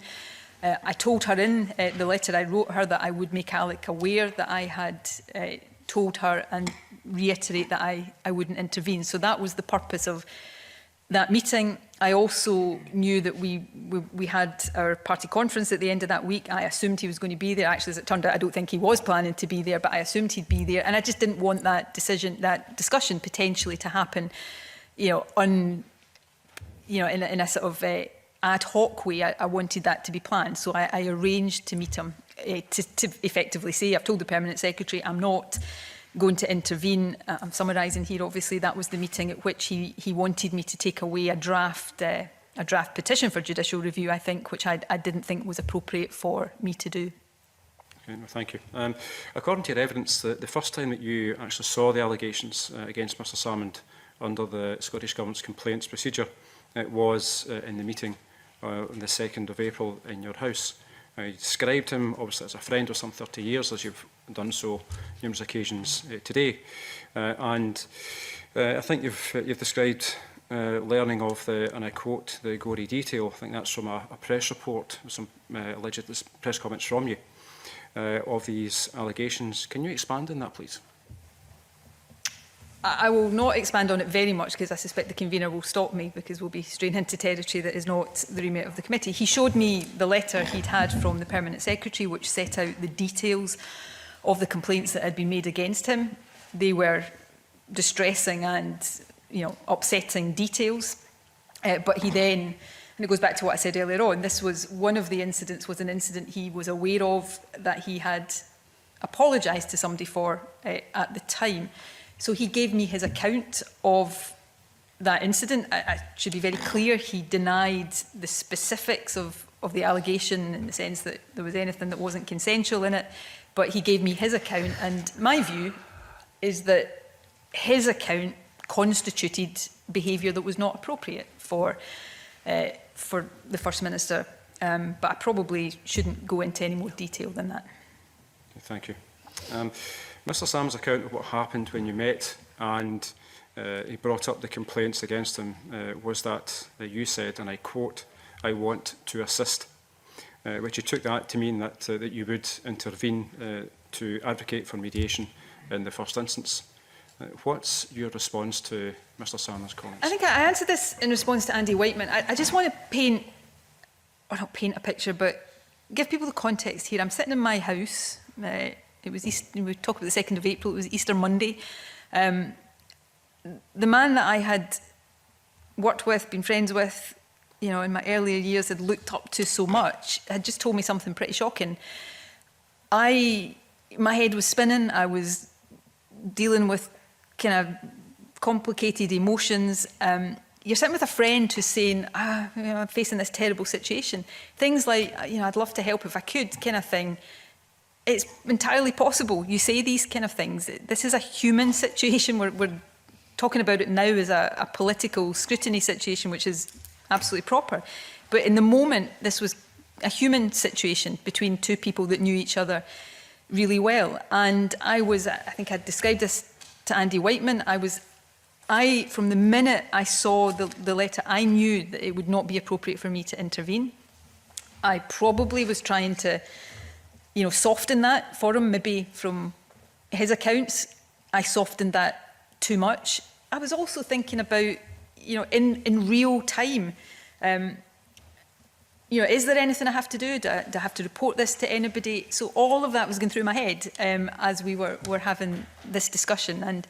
But I did not intervene because, for the reasons I set out very vehemently to Margaret Mitchell, I don't think that would have been appropriate for me to do. The other thing I would just say is what I've just described to you there is also kind of demonstrates this was not, the detail of this was not something that I had 3 days to kind of think about, because I was thinking about it really in real time. So from the human perspective, is that the reason why that you met Mr Salmond on a few occasions after? Well, I met him twice after that. The 7th of June, ahead of the SNP conference, I think we've already talked about. The third and final time I met him, in fact, I think it is the final time I met him, full stop, is the 13th of July, round about that July date. And if I'm being very reflective, that's probably the meeting. I think, why did I meet him again here? It was very much in the personal party space. I go back to what I said earlier on, and if he was sitting here right now, he'd say, don't be daft, I'd never do that. But there was always this thing in my head. If he gets to a point where he doesn't think he can stop this in the ways he's trying to, he just does the kind of, Alex Salmond press conference. And so I guess I just wanted to know that I wasn't suddenly facing that at some stage. And, this is maybe the most ironic bit of all. Probably at that stage, I was still a bit concerned about him. So I'm sitting here facing all of this and being accused of being part of a grand conspiracy against him. Actually, some of what probably has led me into trouble is I was concerned about him. So that's why I kind of met him in July. He at that point was putting to me a belief, and I don't know whether it was a genuine belief he had or it was a device to try to draw me in, that I was blocking arbitration, which was not the case because I wasn't part of the discussion. Thank you. And my final question, Convener. Last week, Mr Salmond said, and I quote, "My view is that there are times in life when, as First Minister, you cannot assist your associates, because that would be diametrically opposed to something that you have to abide by. Do you agree? Yes. And, you know, not surprisingly, he was putting forward the view that this was an occasion where that wasn't the case, and I should have done. But I'm not going to rehearse everything I said to Margaret Mitchell. I feel very strongly that it would not have been right for me to intervene, however much I might, you know, in my heart, have wanted to help a friend, although, you know, the nature of this was more complex than that, but it would not have been right for me to do it, and that's why I didn't. Thank you. Thank you, Convener. Alex Cole-Hamilton. Thank you very much, Convener. First Minister, I too would like to focus on the meetings of 29th March and 2nd April 2018 and their immediate aftermath. All of my questions are around that. Can I just start by confirming something you told us in your written evidence, that you had no idea that you were going to meet Jeff Aberdeen until he appeared in your parliamentary office on March 29th? Is that accurate? I didn't know for certain. I had been told that Jeff wanted to see me, that he might be in Parliament that day. I think that was probably the night before. It might have been the morning of. But it was he might be in Parliament, and if so, he wants to have a word with you. I didn't know it was certain that he was going to be in Parliament. But you were partially prepared for it. And Mr Aberdeen said nothing of the actual investigations at that meeting, but did hint that Mr Salmond might be facing allegations of a sexual nature. That's as you know, and it's been the subject of comment and scepticism, and I understand that. I didn't remember this meeting, and my recollection of this meeting is still not as vivid as I would like it to be. It was, I won't go into the detail, it was a colleague's birthday, and we stepped into my office. He indicated there was a harassment issue. To the best of my recollection, it was in general terms. What I remember most strongly is how worried he was about Alec, and the main purpose of the discussion, as I recall it, was to get me to agree to see Alec. Now, the bit where I do agree, and it's part of Alec's evidence on Friday seemed to be suggesting that I wasn't agreeing. I did agree in that meeting to see him. So, in a sense, the 2nd of April meeting was agreed on the 29th of March. I don't think the date was confirmed until over the weekend, but I did agree to see him. But that's what I recall. There was an issue, it was serious, he was really worried about Alec, and I needed to see him. But my best recollection of that is that it was in general terms.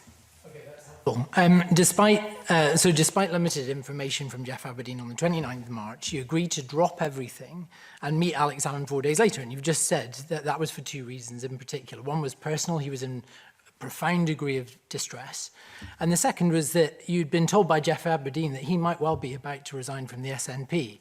Now, when I asked Mr Salmond about this, he was very strident in stating that resignation was the last thing on his mind. Can you tell us what reason did Jeff Aberdeen give you for suggesting otherwise? I don't really, I can't recall whether Jeff even said, Alec has told me this, or I just am worried about this. It was just something he said. I think he might be, I think he might even be about to resign.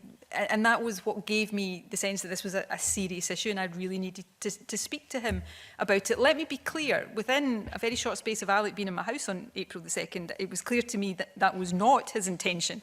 I still had this, that could always change with Alec. I don't think I'm describing something here that's not recognisable to people. Expect the unexpected was always something you should do with him. My final point is just dropping everything. April the 2nd was Easter Monday. I was due to be at home. My friend of 30 years wants to see me. I agreed that would be the case. I was due to be working at home. My chief of staff, who was at that meeting, was due to be there to see me because I was off to China later on that week. So it wasn't a kind of drop everything to see Alec. It was just a meeting that I agreed to have, and that was the first available and convenient date to do it. Forgive my poor choice of words. First Minister, yet this massive and devastating fear and belief that you had that your mentor of 30 years was about to quit your party came from a meeting that you claim to have forgotten all about.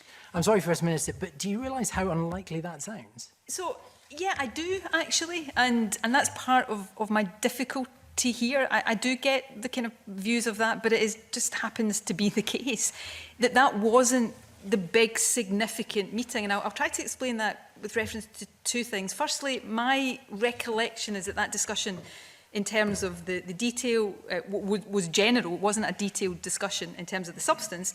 And it was very much, you need to see Alec, will you agree to meet Alec? He's really distressed, he might be about to resign. And actually, given the nature of my relationship with Alec, you know, by that point we weren't seeing each other as often as we had once, but my relationship with Alec was such that I thought there was a big serious issue he was facing. I'd want to hear it from him. I wouldn't want to hear it third hand.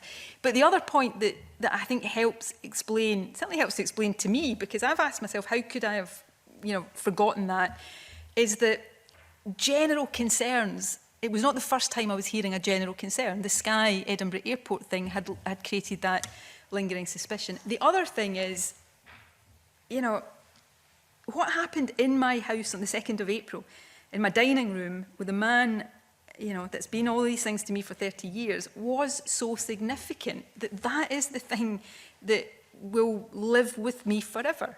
And did that maybe slightly obliterate in my mind what came before that? Possibly. But that's the fact of the matter, sitting there, being told, not just the complaints, but what he told me in terms of his version of that incident is ingrained in my mind. So you said repeatedly. First Minister, I want to ask you about Peter Murrell. He told us that as a rule, you don't discuss government business with him, but it's a different story when it comes to party business. Indeed, you told the Daily Record yourself in 2012 that of your relationship with him that you just end up talking about it all the time. You never leave it outside. You've been very clear that you met Mr Salmond because you've been told by Jeff Aberdeen that he was about, or possibly about, to resign from the SNP, and you would have to prepare the party for that. Those are your words. But you said nothing to Peter Murrell of your concerns, and he just thought that Mr Salmond was popping in for a chat. Is that correct? I think it probably merits slightly more explanation. And did you say it was 2012, the Daily Record article? Well, maybe we'd learned by then that we shouldn't spend all our time talking politics, that it wasn't good for a relationship or health or anything else. I just say that flippantly. The fact of the matter is, and you've posited this, I heard you posit to Peter and to others, that surely, you know, if I thought that he was coming to resign and everything, we'd have to have a handling plan in place and everything. I didn't. I worried that something like that was the case, but I wanted to speak to him before I said, here's running with anybody else. I wanted to speak to him confidentially. If he had come into my house on the 2nd of April and said, Nicola, I'm about to resign from the SNP, then of course I would have told people in the party so we could have prepared for that. As it turns out, he didn't tell me that, and I decided I wanted to hear from him what it was he wanted to tell me. First Minister, there's lots of things that the people watching probably don't understand entirely, whether that's court orders, redacted evidence and so on, but they do understand marriage. If you genuinely thought that you were meeting him in a party, sure I do, so in a party personal space, and thought the party was facing potentially one of its biggest threats in its history, the resignation of the man who'd effectively built it, can you see how hard it is for those people to believe that you would say nothing to your husband, the SNP chief executive, who you have said previously you talk about party business a lot with? Can you see how hard that might be to believe? Look, I can see how hard all this is for people to understand. All I would say is there's lots of different emotions and factors and considerations. I had been given the impression by Jeff resignation was a possibility. I didn't know, I certainly can't recall exactly what the basis of that was. I didn't think it was a certainty. It was one of the things that meant I wanted to meet him and hear what the situation was. I wasn't going on the basis of having not actually heard whether that was a reality, set my party into sort of crisis mode, preparing to deal with this. Had he sat in my dining room on the 2nd of April and said, I'm going to resign, that would have been very different. But I wanted to hear from him before I started to tell anybody else whether there was a problem we had to be dealing with. And I'm not sure that's impossible for people to understand. Again, so you've said before, is it not a more plausible explanation, though, First Minister, to those watching, that you actually knew this was government business? That's why you didn't discuss it with your husband, the chief executive of the SNP? No, I don't think that is necessarily a more... I can see why people might make that assumption, and you know, I guess, yeah, I do understand that. I'm only able to tell you, you know, from my perspective, it was something that I had been told was a problem. I think in answer to you earlier on, I talked about the lingering general concerns, which were clearly strengthened and underlined with the conversation with Jeff. But I wanted to speak to him. I wanted to hear directly from him before I started. So it was something that I thought was confidential, and obviously after I spoke to him, I was even more concerned about respecting the confidentiality of the process. I appreciate that this is, you know, I hope many people, I hope there's not that many people, certainly in politics, that find themselves in the position of having to deal with serious complaints like this against somebody that was so close to you. But, you know, did I deal with all of this perfectly? Did I deal with it in a, you know, a clinical kind of way that with hindsight everybody can get? Absolutely. I mean, maybe not, but I dealt with it the best I could. And, you know, people will draw their own conclusions and make their own judgments about that. But talking to someone you share a house with is not a clinical way of dealing with. I'll move on, First Minister. I think you made that very clear. I want to just turn briefly to the question of why Mr. Salmon left your house with the impression that you were going to help him. Now, you answered very clearly to Andy Whiteman in his discussion around the conflicting evidence we've now received from yourself and from Duncan Hamilton QC around whether you had made the offer to assist. And you said to, I wrote it down, you said to Mr. Whiteman that you perhaps let him down more gently than you intended to. Those were your words. But your evidence to us could not have been clearer.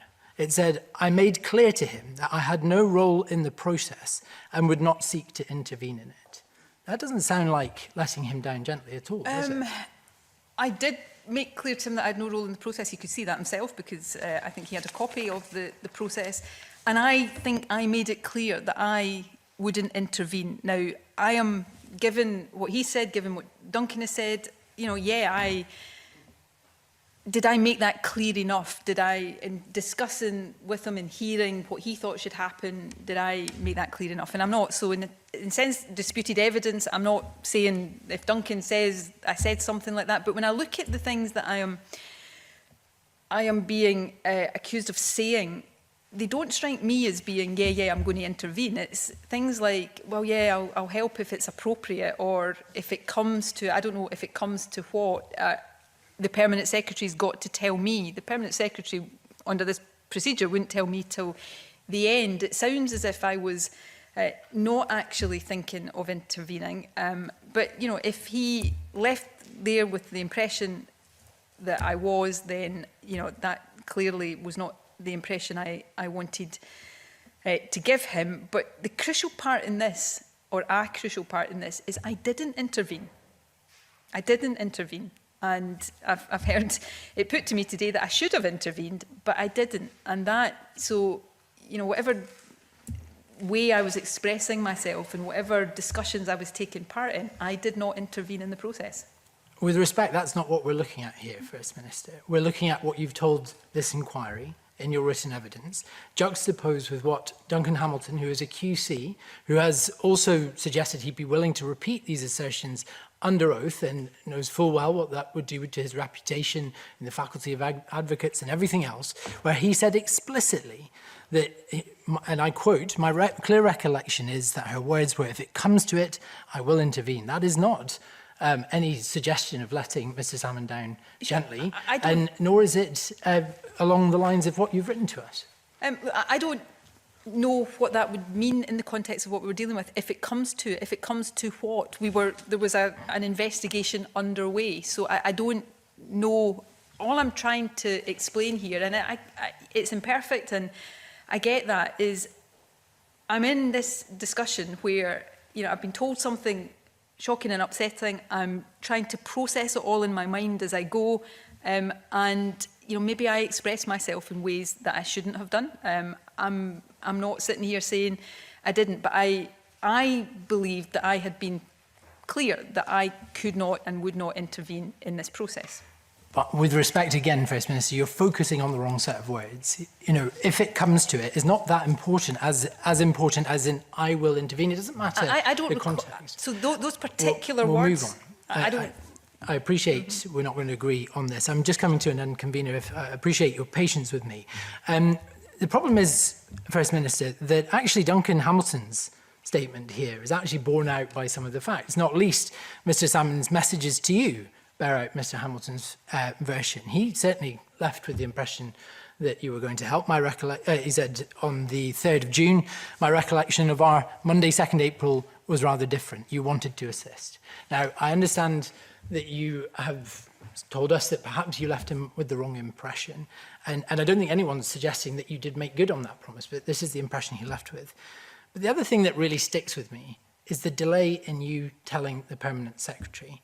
It was, you finally told Leslie Evans about the April meeting on 6th of June. That's more than 2 months later. That's over 60 days of you seeing the Permanent Secretary in government on almost daily basis. We know how often you meet with her. And yet, while you spoke and texted with Mr Salmon from time to time, you said nothing to her. Now, wouldn't you suggest that the transparent thing to have done would have been to say to the Permanent Secretary from the outset that you'd had this unsolicited approach from Mr Salmon? But isn't it right, though, that you didn't do that because initially you were minded to help him? No, that's not the case. If I didn't express myself clearly enough, then that's something I'll have to, hold my hands up to. But that is not the case. I was, in my own mind, absolutely clear from the outset that I could not and would not intervene in the process. In terms of the decision around not notifying this to people in government, I've set that out in my written evidence. I've said it out again today. And again, people can decide whether they think I made the right judgment or the wrong judgment. I looked at the Ministerial Code. The Ministerial Code imposes a range of obligations on ministers. Sometimes in situations they can feel conflicting and you have to make a judgment. The relevant sections of the code in terms of notification, the 422, 423, are about a situation where I'm at a party conference and a company lobbies me about a decision that I'm actually involved in. It's about guarding against undisclosed influence on decisions you're taking. This felt to me the opposite. This was a decision I was not party to, I wasn't meant to know, and actually the risk that those sections are meant to guard against would more likely arise if I told people within government. Any conversation that started with me saying, Alex Salmond has told me about this, even unintentionally and inadvertently, does that make the people doing the investigation think that there's a particular thing I'm trying to bring about? That was the first reason. The second reason, if you read the code in that respect, notifying meetings in that way involves publication, and you might all tell me I'm wrong here, but if a meeting had suddenly appeared in my published diary, Nicola Sturgeon and Alex Salmond, people would have wanted to know what that was about. So there would also have been a risk to the confidentiality. That's the judgment I arrived at. That's what, this committee is looking at it, but that is one of the issues James Hamilton has to make. Did I get that judgment right or did I not? But the Ministerial Code also, at other sections, says I have an obligation to respect the impartiality of civil servants and respect the confidentiality of government business. So I weighed up all of that and I came to a judgment. It's for other people to judge if I was right or wrong, but I think I made the best judgment overall, and I think I made a judgment that was, in that respect, certainly defensible. And in my view, I think I made the appropriate one. And final question, Convener. And when you finally told Leslie Evans of the April 2nd meeting with Mr Salmond, did she instruct you in any way to sever all contact with him, to not meet him again or speak to him again? No, I wrote to Leslie Evans. I think the committee's got a copy of that letter. I think I'd indicated to her verbally in passing that something of that nature was coming, so that it didn't just land on her without any warning. And she replied to acknowledge receipt. I advised her in that letter that I was going to make Mr Salmond aware that I had told her, and reiterate again that I wouldn't intervene. Thank you, Convener. Maureen Watt, please. Thank you, Convener. Just following on from Alec Cole-Hamilton's questioning, Mr Salmond said to us that he thought you should have informed officials in the civil service as soon as it became clear that the meeting of the 2nd of April was related to a government matter. Did he say this to you at the meeting on the 2nd of April or at any time later? I don't recall him quoting the Ministerial Code. If he had done, I would have been as surprised as I was when I heard him talk about having copious knowledge of the Fairness at Work policy, but that's another matter. So I don't recall him quoting the Ministerial Code at me, but he wanted me to tell the Permanent Secretary I knew so that I could use my influence to bring about a process of mediation. I don't think I'm saying anything here that he's not saying himself. He's been, to be fair to him, he's been perfectly upfront about that, and he is making a case, and people have got a choice to make as to whether they agree with that. He's making a case for why he thinks I should have done that. I'm not saying there's no, to use the phrase we've been using, I'm not saying he doesn't have a stateable case. I just think it would have been the wrong thing for me to do. So if he didn't sort of say to you at the time that you should be doing that then, why do you think he's saying that now? I'm not sure he is saying, forgive me, I didn't watch all of the 6 hours on Friday, but the bits I saw and I've read through, I'm not sure he's saying he expressly quoted the Ministerial Code to me. I think he was saying he thought I should tell the Permanent Secretary and saying that he thought that was part of my obligations under the Ministerial Code. But on the 2nd of April, to the best of my recollection, he wasn't couching it in the Ministerial Code. He was couching it in the sense of, this is an outrageous thing I'm being subjected to, this procedure is wrong, there should be mediation, and you should help me bring that about. And I think some of the text messages, or to be accurate about it, they're WhatsApp messages. I think some of those show that later on, the sort of Ministerial Code issues that he was bringing into the discussion were around making sure the government was acting legally and lawfully, which I believe I did. Yes, he did say to us, and I quote, "The First Minister is duty-bound to act if she has a reasonable belief that our government is in danger of behaving in an unlawful fashion." What's your response to that? And again, did he communicate this view to you at the time? So I knew, because he told me, that his lawyers were corresponding with the government. So therefore, I had an assumption that the government would be engaging in the legal points that his lawyers were putting across. So I didn't, just ignore that. But I weighed up the different obligations that I thought I was under.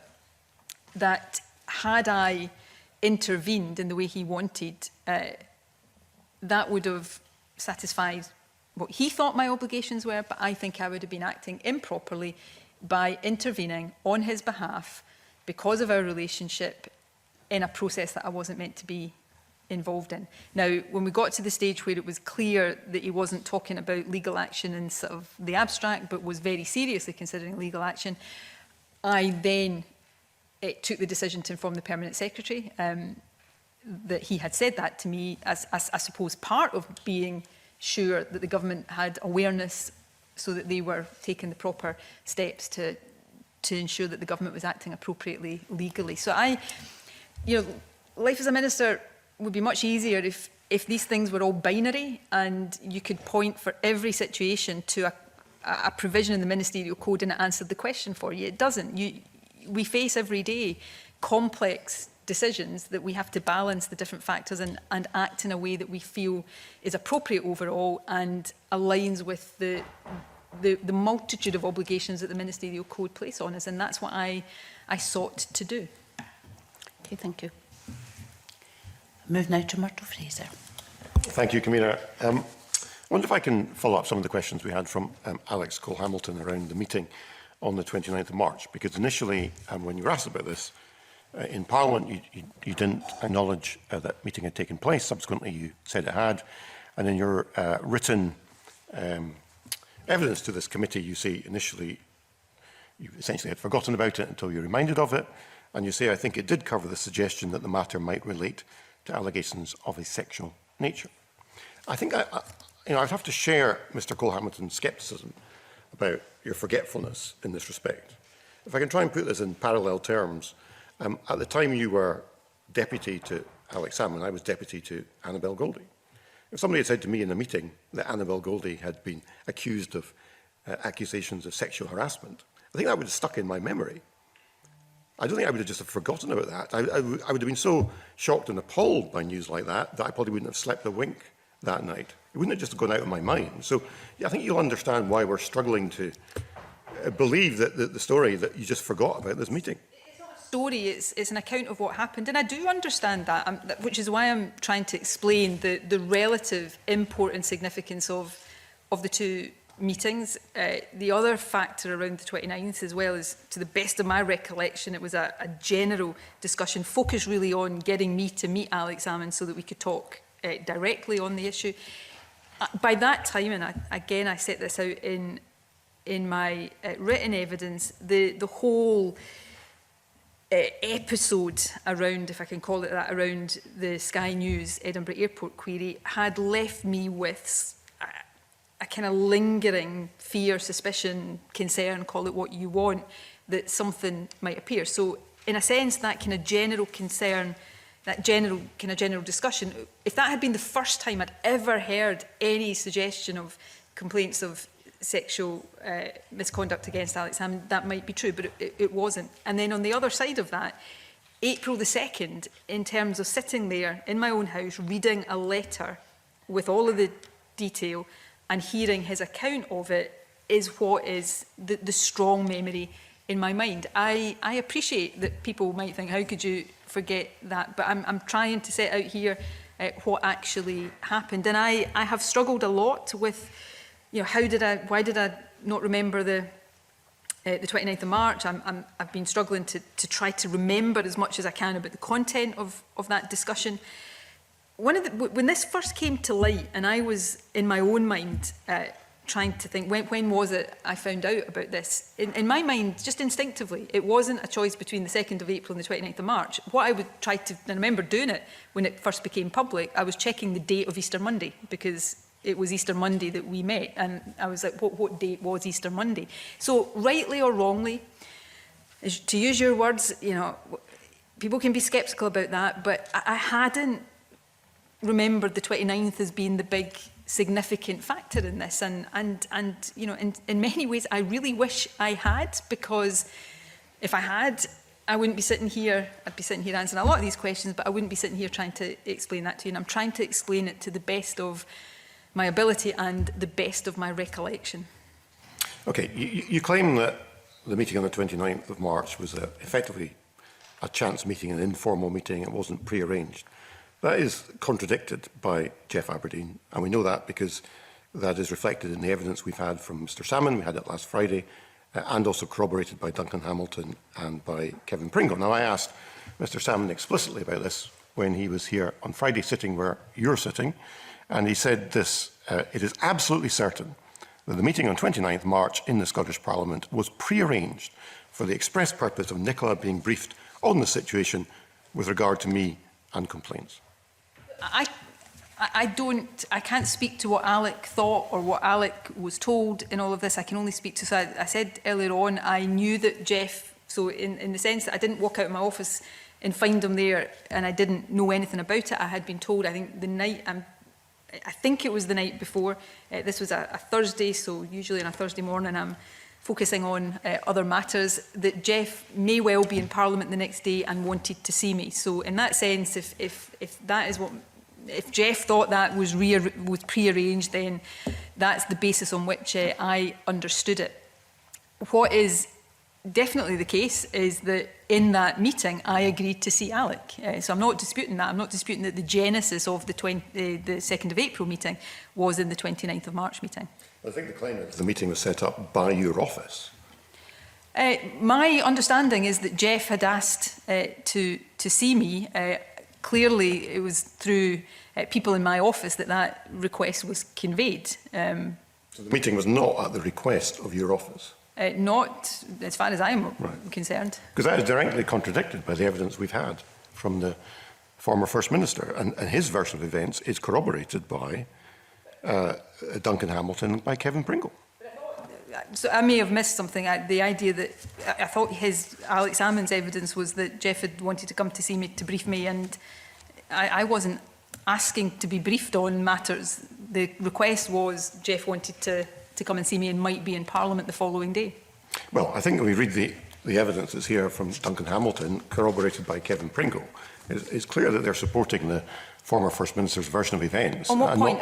I'm not your own. I don't have it in here, but I'm not going to waste time digging it out. But in terms of the meeting on the 29th of March was requested by my office.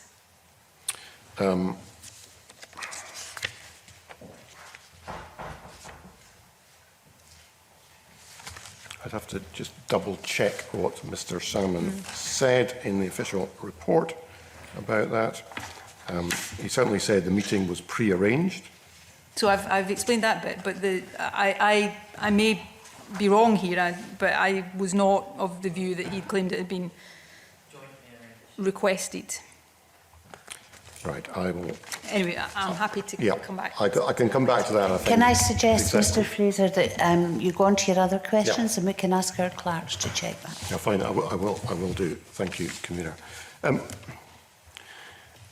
You see, but this all comes back to the question of corroboration. I put this to you earlier because we had a conversation this morning about the claims that the name of a complainant had been passed on to the former First Minister, to Jeff Aberdeen and then to the former First Minister. And you said, well, you basically denied that, and I pointed out to you that these claims were corroborated by the evidence we've had. I mean, why would people like Duncan Hamilton and Kevin Pringle band together to make these claims if they weren't true? I'm not suggesting anybody's doing that. All I'm saying is Duncan and Kevin weren't in either of the conversations. So what they were told about them, I can't speak to. There was a third person in the room on the 29th of March. Again, it would be somebody the committee was able to take private evidence from. So in a sense, how do I corroborate that? There was a third person in the room. On the 29th of March, so I come back to something I said in my opening statement. I absolutely accept that my, forgetting about the meeting and then genuinely my recollection of the 29th of March not being as clear as I would like it to be is not helpful to me, let alone anybody else. But I come back to this, why would I have gone to such great lengths to conceal the 29th of March? I don't think, if I had known everything in the 29th of March, the fact I was being told that he was in distress and might resign, I think I would probably still have agreed to see him. And my decisions around notifying, as I said, were not actually based on the classification of the meeting. They were based on my considerations of the independence and confidentiality of the process. So I don't think, had the 29th of March been something more than I am remembering, that it would have changed the course of things. So I come back to this.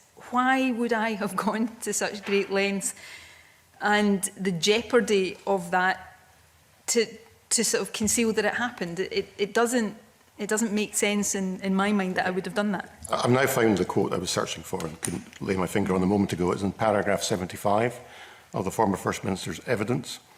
And he says this, I'll just quote it to you. He told me the meeting was going to take place on 29th March, as you know. Mr. Aberdeen had been approached by another official who had brought him into the process. The meeting was taking place with a view to briefing Nicola and arranging for the meeting for 2nd of April. Again, we're getting into territory here that we were in earlier on where I've got to be careful what I say, but it is not my understanding that the meeting on the 29th of March was requested by my office. It was Jeff Aberdeen wanting to come to see me. Again, these are people that can be heard from by the committee in private. There was one other point I can't remember the other point I wanted to make, so it might come back to me. Okay. My apologies. Can I move on and talk briefly about the meeting on the 2nd of April? Because when we had Peter Murrell, your husband, in this committee sitting where you are now, I asked him about this meeting, and he was very clear in his view that this was a meeting on Scottish Government business. And I pressed him on that because I was quite surprised that he was so adamant that that was his view, but that was very clearly his view. Now, perhaps when you got home you had words with him, but that was the position he took. I wouldn't have had words with him because I might have thought doing so would have jeopardised me getting my tea that night. So, look, he didn't know the basis of the meeting. So he's also, appearing in front of a parliamentary committee like this one is not normal for any of us, but it's more normal to sit in front of a parliamentary. He's not, practiced to sit in front of a parliamentary committee.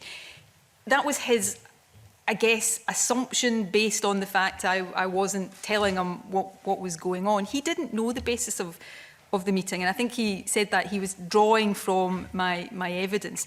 But can I emphasise this point again? I think it might be the third or fourth time I've done it, and the reason I'm doing it is because I actually take responsibility for the confusion here. What I decided to do and not to do as a result of that meeting in terms of notification under the Ministerial Code was not down to my classification of whether it was party or government. I thought it was, the meeting was, I agreed to the meeting on party personal grounds. Clearly what he came to discuss with me was a government investigation. What I decided to do then though wasn't, I've got to say this was a party meeting and not a government so I don't have to notify it. My decision on that was based on what I've already set out. My view that by telling people in the government that I knew would potentially compromise the independence and the confidentiality. So that is a bit that I think I have managed to convey properly, which is why I'm trying to explain that today. So in a sense this, but if it was government, not party, so you must have breached the code, that was not the basis for the decisions I took around notification under the Ministerial Code. Well, you say that Mr Murray wasn't clear what the meeting was about, but he was very clear when he answered our questions that he thought it was a government He meeting. was also, I've read all of the evidence, I've read his evidence. He was also, I think, in fact, I know he was making the point that he was basing his answers on his interpretation of my written evidence. But the point of the matter is, he wasn't in a position to judge the basis of the meeting. So he was making assumptions on the basis of evidence that he had read. Do you think people giving evidence to a Parliamentary committee under oath should make assumptions when they answer questions? I think, like I am doing today, people should try to be helpful, and I believe, having read his evidence, that he appeared before this committee on 2 occasions, and I believe he answered the questions appropriately and truthfully. Okay. After the former First Minister gave evidence here on Friday, a spokesman for the Scottish Government said there was no evidence to back up the claims he made. The committee has now found evidence. The committee has had corroboration of various statements he made from Duncan Hamilton and from Kevin Pringle, as we've pointed out to you. Would you withdraw the Scottish Government statement that there's no evidence? It's quite clear there is evidence. Well, I wouldn't accept, and this is not me questioning the sincerity of the statements that have been made, but I don't believe that it adds up to what you're saying. You're talking about people who weren't in either of the discussions, so they are reporting things that they were told. Now, you know, part of, and it is hugely frustrating for me, that for reasons I entirely understand, the people who were in these discussions, apart from me in relation to the 29th of March, are not able to give their accounts. Now, they can't do that publicly here for reasons that we're all aware of. They can do it to James Hamilton, and you know, he will reach whatever conclusions he reaches. And as I say, it would be open to the committee to speak to them privately to get their account. So I don't accept the assumptions and characterisations you were making. I think when I was speaking last week about evidence, I would add to this more generally, but you know, I was specifically in a couple of occasions last week, talking about the complete lack of evidence of the suggestion that all of this was some plot that had been dreamt up against Alex Salmond, which there is, in my view, zero evidence of. Okay, I don't want to get into plots. Well, I'm not interested in pursuing that.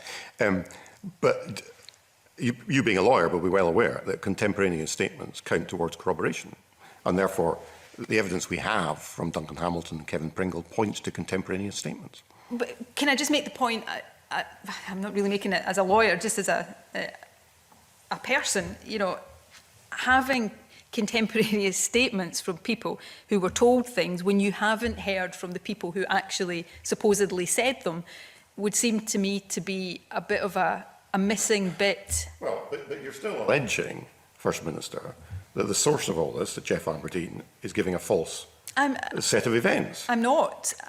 I haven't heard Jeff's evidence directly. Jeff, you know, one of the distressing personal things for this is the relationships that have been collateral damage. Jeff is somebody that I think very highly of. I am fond of him. We've not been able to speak because of this. So I'm not here to cast aspersions, but there are different accounts, and I think, you know, I was present on the 29th of March, I wasn't present in the other one, but you know, the views of the people who were there to explain whether these are just clashing accounts or whether there is actually an explanation for a misunderstanding. I think hearing from the actual people is really an essential part of a process. If you're then, you know, you don't have the account that you're seeking to corroborate before you get to the corroborating evidence. Okay, you've accused Alex Salmond on a number of occasions of spreading dangerous conspiracy theories. Aren't you effectively doing the same yourself by painting this group of individuals close to Alex Salmond as being part of a conspiracy? No, I haven't. Point me to where I have said that. Well, you're suggesting, you've just done it. You've just suggested that the evidence that we've been presented with may not be correct. I am suggesting, I have not heard the direct account from Jeff Aberdeen, so I'm making the point that there are often different accounts of conversations, and unless you have heard from the people who had the conversation, there's a really big hole in the picture you're trying to construct. I am not here accusing anybody of anything. I'm not doing that. I'm saying I have a different, I have a different understanding based on what I have been told.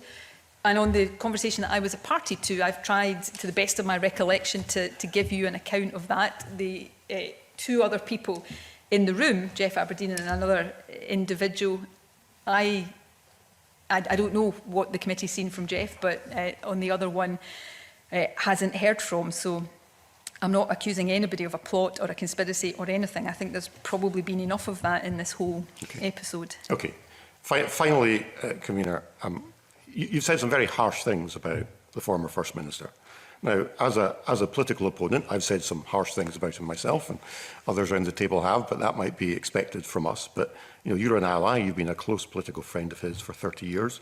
You were his deputy when he was First Minister and succeeded him as leader of the SNP and First Minister. And all through that period, you told the Scottish people we should trust Alex Salmond. He was a man of integrity and honour, not least when he was leading your party to try and win the independence referendum. You're now telling us that we shouldn't believe a word he says. So when did you decide that Alex Salmond was no longer the Charles Stuart Parnell of Scotland, who was in fact a liar and a fantasist? I haven't used those words. And so I did all of, you know, this is where you get into deeply personal territory. I've learned things about Alex Salmond over the past couple of years that have made me rethink certain things I thought about him. No doubt he would say the same about me, because he's said harsh things about me as well, and I've had to go through a process of reassessing all sorts of things around that. And as I was watching him on Friday, lashing out, that's my words, against us, I don't know whether he ever reflects on the fact that many of us, including me, feel very let down by him. And you know, that's a matter of deep personal pain and regret for me. I think I probably should stop there. Well, finally then, I mean, do you not think, given that you asked us all to trust him for so long, you owe an apology to the people of Scotland for asking us to do that? I trusted him, and I am not going to apologise for the behaviour of somebody else. If I have things in my behaviour to apologise for, I will apologise. But I do not think it is reasonable to ask me to apologise for the behaviour, some of which he will deny, of course, of Alex Salmond. I think the only person who should apologise for any behaviour on his part, which he was asked to do on Friday and failed to do, is Alex Salmond. Thank you. Okay, thank you. I think this is an appropriate time to be saying time has run on, and I still have 3 members, First Minister, who wish to question you. But I'm also at the point where, in line with the agreed mitigations to allow us to meet safely in person today, I have to suspend the session. So I think we should reconvene at 4:30 and aim to be finished for 5 o'clock. Can I remind members and everyone else to observe social distancing when leaving the committee room and during the break? And I suspend this session. What distinguishes Broadcasting Scotland from a website or blog, apart from our brilliant programmes, Hi there, I'm Gordon Ross. are the costs we face to enable us to produce those programmes. These costs are significant and ongoing. However, our facilities are able to do so much more if only we had the staff. In the last year, some of our supporters have cancelled their subscriptions. In one way, we would prefer it if it was because they didn't like us, rather than it being because of the financial pressures which we are all under because of COVID. The really positive outcome of our fundraiser is that at a time of economic challenge in Scotland, we will use your donations to create jobs and in a small way contribute to improving the Scottish economy.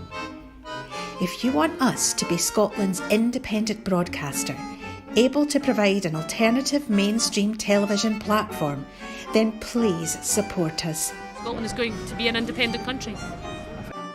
Just imagine what we could do if we had even 1% of the BBC Scotland channel's budget. Imagine. And then please consider turning your imagination into reality. Please support us if you can afford it.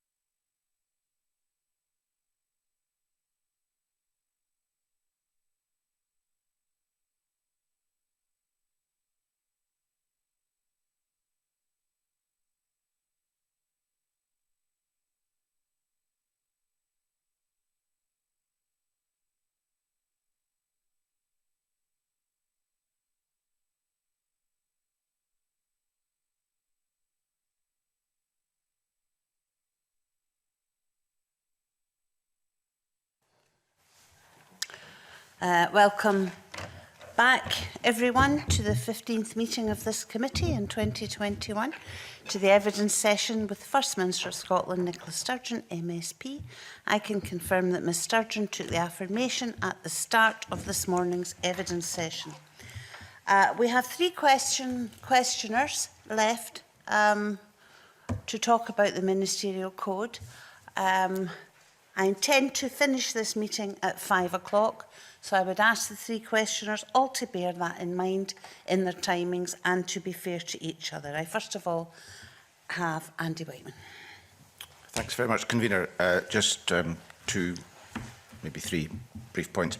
In your written submission to the committee in Annex A, on page 6, you say, this is in relationship to the 29th of March 2018 meeting, you say, Mr Aberdeen was in Parliament to see a former colleague and while there came to see me. Do you know who that former colleague was? I do. I'm not going to name somebody, a colleague who had been a colleague of his, a civil servant, I should say, a colleague of mine who had a significant birthday. And that is what I had been told, that meant he, as well as wanting to see me, might also be a reason for him being in the building. So 2 meetings that day that you, at least, that you knew? I have no idea. I just know that he was there at the kind of birthday celebration for the colleague. Thanks very much. Now, turn to the Ministerial Code itself. This is your version of the Ministerial Code, 2018. Must confess I hadn't read the Ministerial Code in such detail until recently. But given the significance that's attached to the independent panel, the independent advisors, and Mr Salmon told us last week, of course, that he'd established the independent panel, which seems to me to be a good idea to investigate breaches, alleged breaches of the Ministerial Code. It's curious that, and this is just a general observation on the Ministerial Code, that at 1.7, this is the only reference to referring matters to independent advisors. It's just 4 lines long. I'm just wondering whether that's appropriate because, and you might want to reflect on this, it's not directly related to the this inquiry, but it is it is actually quite directly related to this inquiry because when you self-referred yourself to the independent advisor, it was set out in an inspired question on the 3rd of August 2020 by Claire Adamson that, which John Swinney, the Deputy First Minister, responded to, that the self-referral was on the grounds of 422 and 423. Later on, following a letter from my colleague Alex Cole-Hamilton and others, questioning whether in fact Mr Hamilton should also look at 1C, my understanding is that Mr Hamilton came back and said indeed he was looking at it all.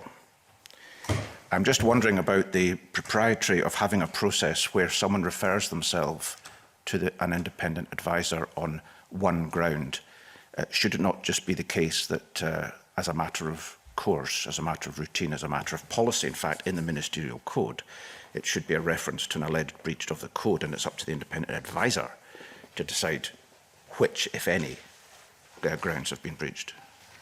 Yeah, I think that's reasonable. What I don't recall is whether, I'm certainly not aware of any deliberate change to the provision in this version of the code versus previous ones. There may be, but I'm not aware of them.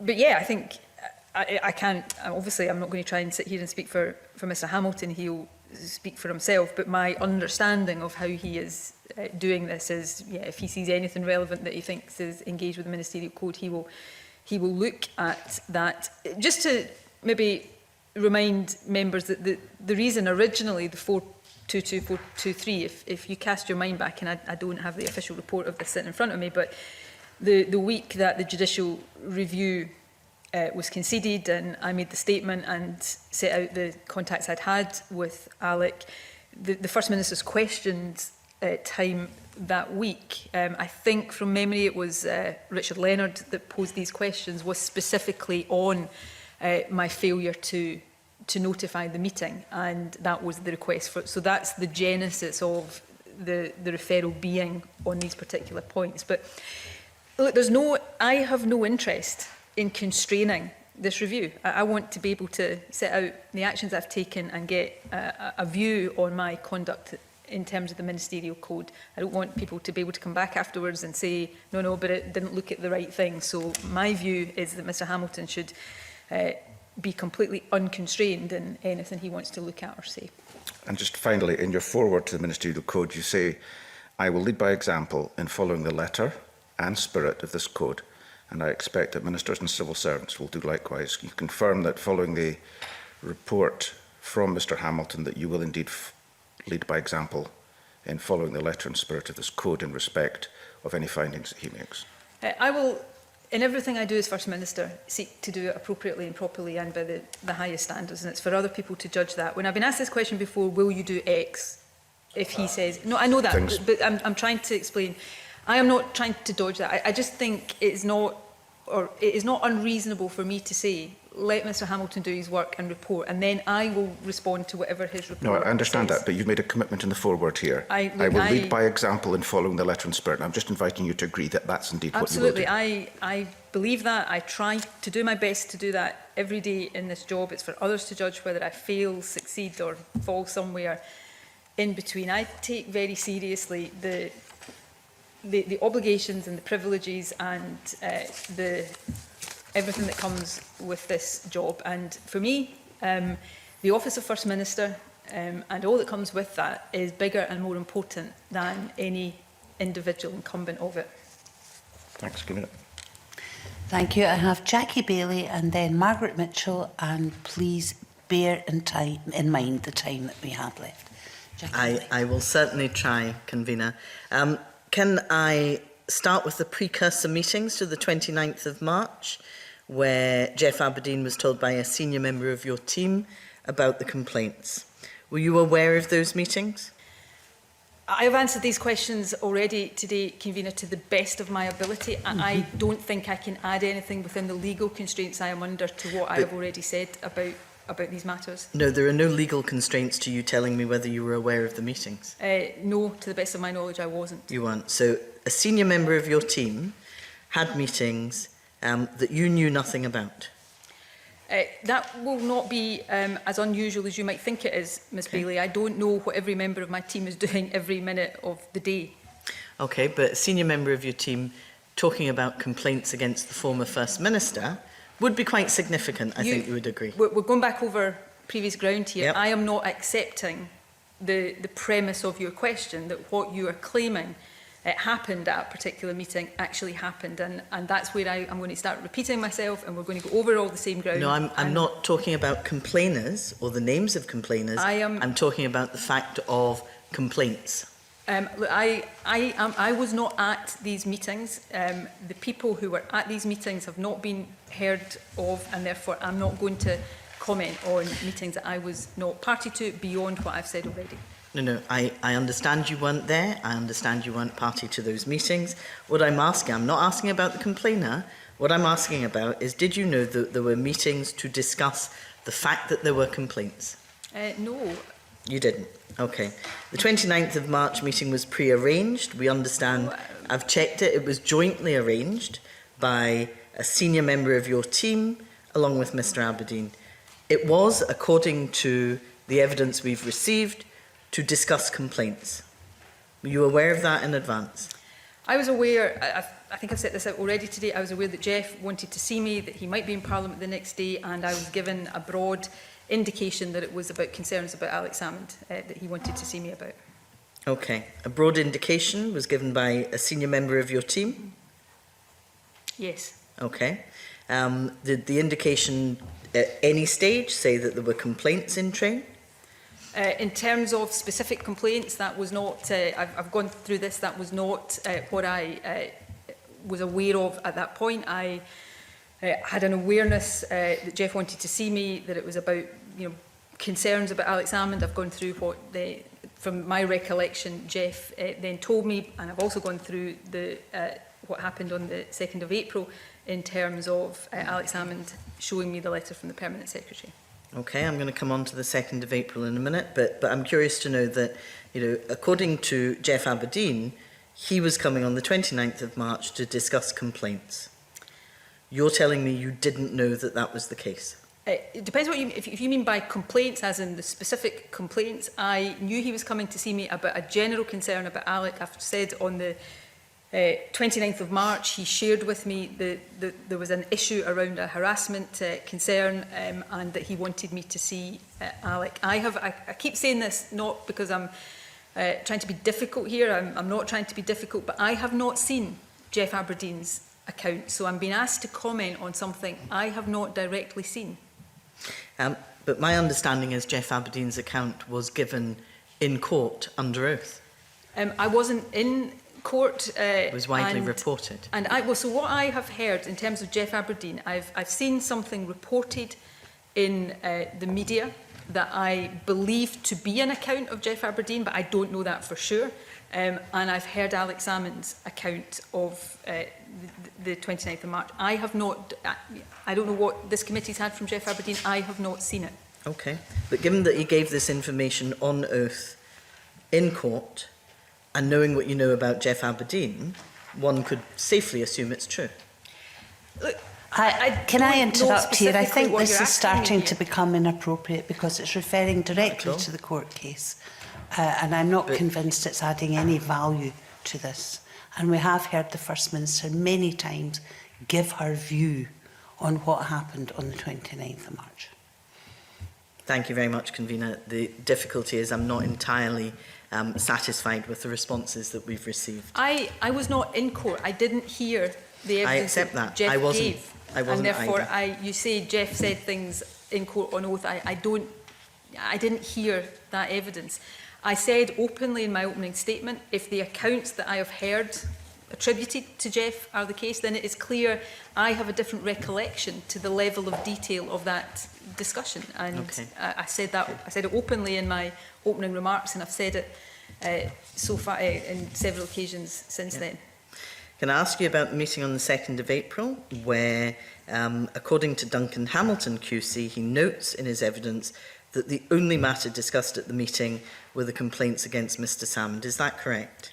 At the meeting, once Alec had taken me into a private room and showed me the Permanent Secretary's letter, that was the focus of the meeting, yes. Okay, so there was no discussion about him leaving the SNP or anything like that? No, I said, I think, in response to somebody previously, that I had believed that that was possibly something he was going to come and discuss with me. I think I said openly, it was very clear to me very quickly in that discussion that that was not actually what he was going to suggest. So there wasn't a discussion about him considering resigning. That was one of the things, though, I thought in advance of that meeting was a possibility. Okay. In advance of the meeting, you thought he would resign for what reason? The way it was put to me from recollection is that this would be part of, he was being accused of something serious. What I took from it, I can't remember clearly how much of this was expressed, was that he may be thinking of resigning from the SNP as he handled this. What I took from that would be to try to protect the party from the implications of it, is what my assumption was. To be clear, though, that was not, as it turned out, what he wanted to talk to me about. But you had to have made that assumption in advance. If you thought that he was going to stand down from the party to clear his name, you knew prior to the 2nd of April what the problem was. I knew there was a problem, and it had been suggested to me, on what basis I don't know, that he might be, part of how he might handle this problem would be to resign from the SNP. And actually that was one of the reasons why I was being asked to, and that I agreed to meet with him. As it transpired on the 2nd of April, it was clearly not what was in his mind, and therefore not what was the subject of discussion. Okay. But you said to Stuart Macmillan that you thought he would stand down from the party to clear his name. So you needed to have known in advance of the meeting on the 2nd of April exactly what he was trying to clear his name from. No, I think that leap of logic is quite something. I don't knew think that so. I had a belief that there was a problem. He was being accused of something. I've been open about that. I had that belief going into the 2nd of April. But he sat me down on the 2nd of April and showed me the letter from the Permanent Secretary. So I had a general idea that there was something that and clear his name is my my description of this right now, which may be part of me kind of looking back on this, I'm not saying that is what Jeff said or was the terminology that was used, but there was a problem. I knew there was a problem on the 29th of March. I knew the general nature of it, and it was suggested. I don't know, or I can't recall whether Jeff said on exactly whether it was because Alec had said it or whether Jeff was just surmising that that might be something that was in his mind. Okay. You framed a number of responses to different members of the committee as, what did I think and do as the First Minister after Alex Salmond asked me to intervene? That was entirely on the basis of it being wrong as the First Minister, but you told us, you told the Parliament that you were there as party leader. Was it just that you were there as First Minister? I went to that meeting on the 2nd of April, and people can now read, and no doubt lots of people will have listened to my opening statement. The basis on which I agreed to the meeting on the 2nd of April was, firstly, Jeff seemed very concerned about Alec's state of mind and well-being. I was at that time his friend.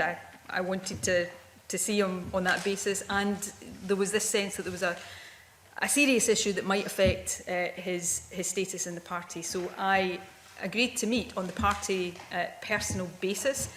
Clearly what he showed me was a letter relating to a government investigation. If I had been intervening, I would have been doing so as First Minister. I would have had no locus to intervene at that stage in that procedure as party leader. I'd have been doing that as First Minister. So clearly my decision on whether or not to intervene the way he was asking me to would have been as First Minister. But you would have been clear by the end of the meeting, surely, that this was a government matter and not a party matter. So why then didn't you report it to the civil service?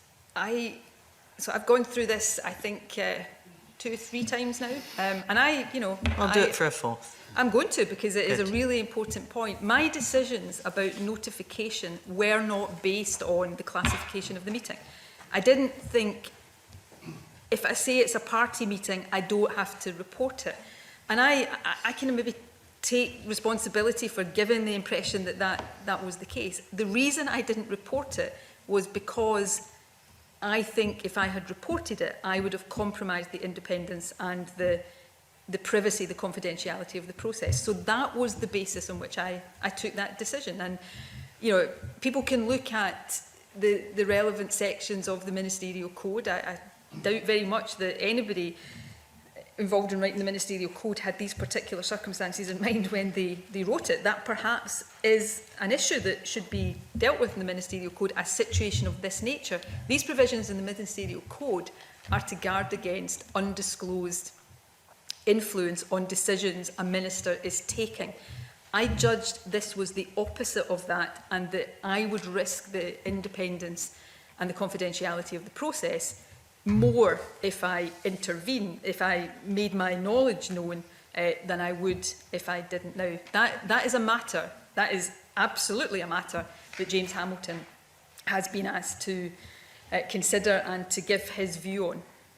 But Duncan Hamilton reported, and he was in the room, that if it comes to it, I will intervene, were the words he used. Now, sitting silent could be entirely misconstrued. I mean, I think you would accept that, because you sat silent. And my understanding of the Ministerial Code is that there are no exemptions. It doesn't say if you're likely to breach privacy or confidentiality, then don't report. It requires you to report. And actually, the breach of confidentiality was achieved at that meeting on the 2nd of April. With the benefit of hindsight, would you report something like this again immediately? No, I'm not sure I would. And you've all spent months on this committee, so you've thought about years. Yeah. Is that true? Years. Yeah. Of course it's true. And you'll have thought about all of these things. I'm prepared to go out on a limb here and say that you probably haven't thought about these things as often and as much as I have over the period. I've agonised over every decision and every step I took in this process. I have searched my soul on this on a personal level, a political level, a government level. But on that particular decision, I did not intervene. I didn't try to influence this process. If I had picked up the phone or told the civil service I knew. My worry was that that act in itself might have been influencing the process, because suddenly you've got civil servants even just subliminally thinking, oh, what does she think we should be doing about this? And the publication requirements of that, potentially, you know, when people, as they would have done, would have said, what were you meeting Alex Salmond for? Potentially the confidentiality is breached. So that was the decision I took. James Hamilton will come to view on whether he thinks that was right or wrong. I simply point to the fact that there are other parts of the ministerial code that also put responsibilities on me to respect the confidentiality of government business and respect the impartiality of civil servants. You know, before this year, I would have said this was the most difficult set of decisions I've ever had to take. I think after this year, that is probably not the case. But the personal, political, governmental nature of all of this made this a really invidious situation. I don't say that to ask for a free pass. You expect First Ministers to deal with difficult situations properly. But the combination of all of this was horrendously difficult, and I tried to reach the best judgments. Maybe people decide I didn't, but that, you know, I have to be able to satisfy myself that I did the things that I thought were right at the time as well as I could, and that's what I've tried. I've thought a lot about, and I believe I'm sitting here saying I think I reached the best judgments I could. Ms Bailey, please leave space for the Deputy. Yeah, I am trying, but I hope we can just run over. I think we should exhaust the well, questions. I have to say, I think an 8-hour meeting is pretty fair. This goes to an issue of judgment. You met Jeff Aberdeen on the 29th of March. You met Alex Salmond on the 2nd of April in your home. You had telephone contact with him on the 23rd of April. Messages were exchanged on the 1st of June, the 3rd of June, 7th of June you met in Aberdeen, meetings in July, including one on the 14th of July in your home. Given what you are saying about his behaviour, why did you keep meeting him? Yeah, I think these are reasonable questions, and you're absolutely right. This does go to issues of judgment. I think I made the right, appropriate judgments overall. Other people in the same situation as me might have done different things. That's the complexity of these situations we face. Thank you for reminding me of something I came in here after the last break meaning to do, which was correct. I think I referred to a meeting earlier on as being on the 13th of July, when in actual fact it was the 14th of July, which is set out previously. Look, I was dealing with a situation that involved somebody who was, you know, the former First Minister facing a government investigation, the former leader of my party, where this potentially has had huge implications for my party, and somebody that was a really close friend of mine that I cared about. And all of these things led me to make these decisions and try to balance them overall in a way that I thought was appropriate. We've talked a lot about 29th of March and 2nd of April. I've set out the reasons why I decided to meet on the 7th of June. I think the 14th of July, you could actually say, why did I do that? And that's the one I've said, why did I do that? And, you know, I think I know why I did it. I still had this worry that this might be about to erupt, and I was still concerned about him, and I felt, and I'm just going to say this, I still felt, despite everything, a loyalty to him, and that's why I made these decisions. And you know, people will have to decide whether they think I was right or wrong. But I tried to, and the thing I was absolutely adamant about is that I would not, on his behalf, despite all I've just said about loyalty and friendship, I would not try to influence this process in the way he wanted me to, because I think that would have been inappropriate. And that is the touchstone on this, that I believe I was right to do. I know I've heard this afternoon different views on that, but I believe that was the right decision to make. Finally, Convener, you said to Andrew Marr in 2018 that you had not heard any complaints about Alex Salmond. It was an unequivocal denial. Yet you've told us today about an alleged incident that you had knowledge of at Edinburgh Airport in 2017. Did you just get it wrong? So I think I've set this out already today. In that interview, I think two things have been conflated now. I think from how I remember that interview, I was answering that question. I can't speak for Andrew Marr about the basis on which he was asking the question. I was answering the question about the government complaints. The Sky thing, yes, I've set out the suspicion and the lingering concern that left me with, but that had never, at that time materialised.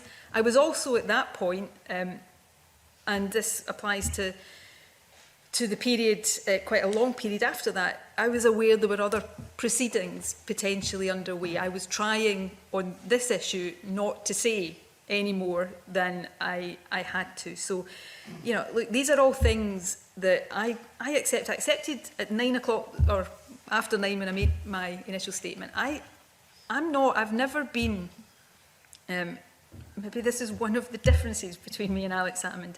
I've never tried to pretend I'm infallible. I've never tried to pretend I don't get things wrong.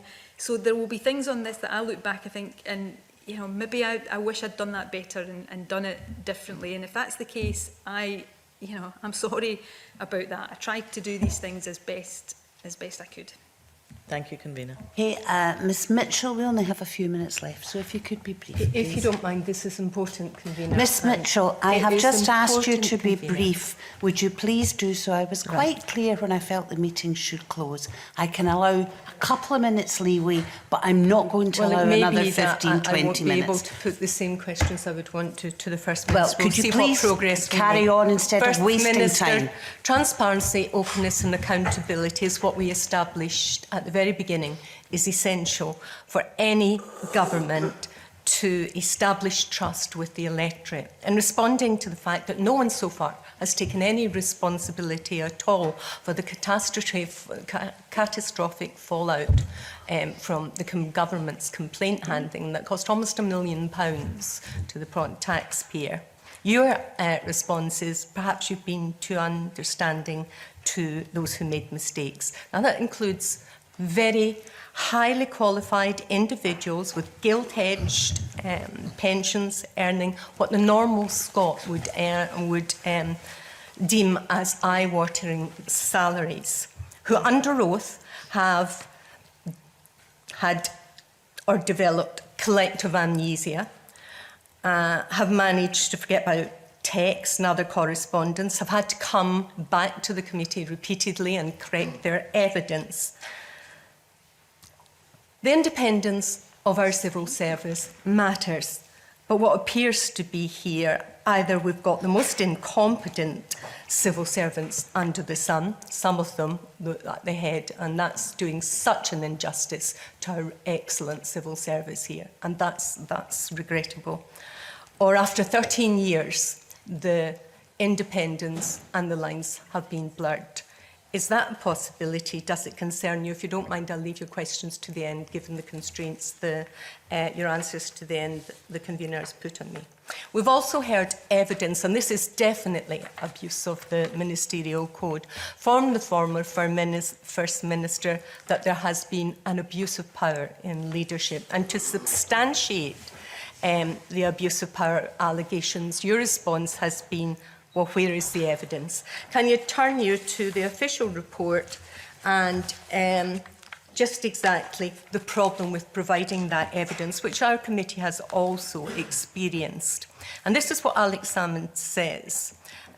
I be here before you under the explicit threat of prosecution if I reveal evidence for which the committee has asked.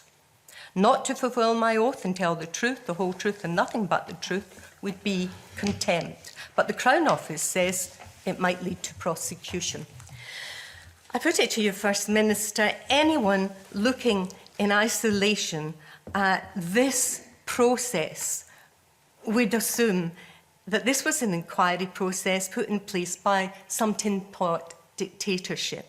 Furthermore, it's deeply damaging to the proud and well-respected system of justice in Scotland, and it leads it into disrepute and open ridicule. And it's taken by the decision of the Crown to establish that Jigsaw identification is an absolute, which could possibly lead to a breach of Lady Dorian's order and a contempt of court. And this is underdeveloped. It's a concept that was rejected at Westminster in 1989 when they were drafting and implementation problems.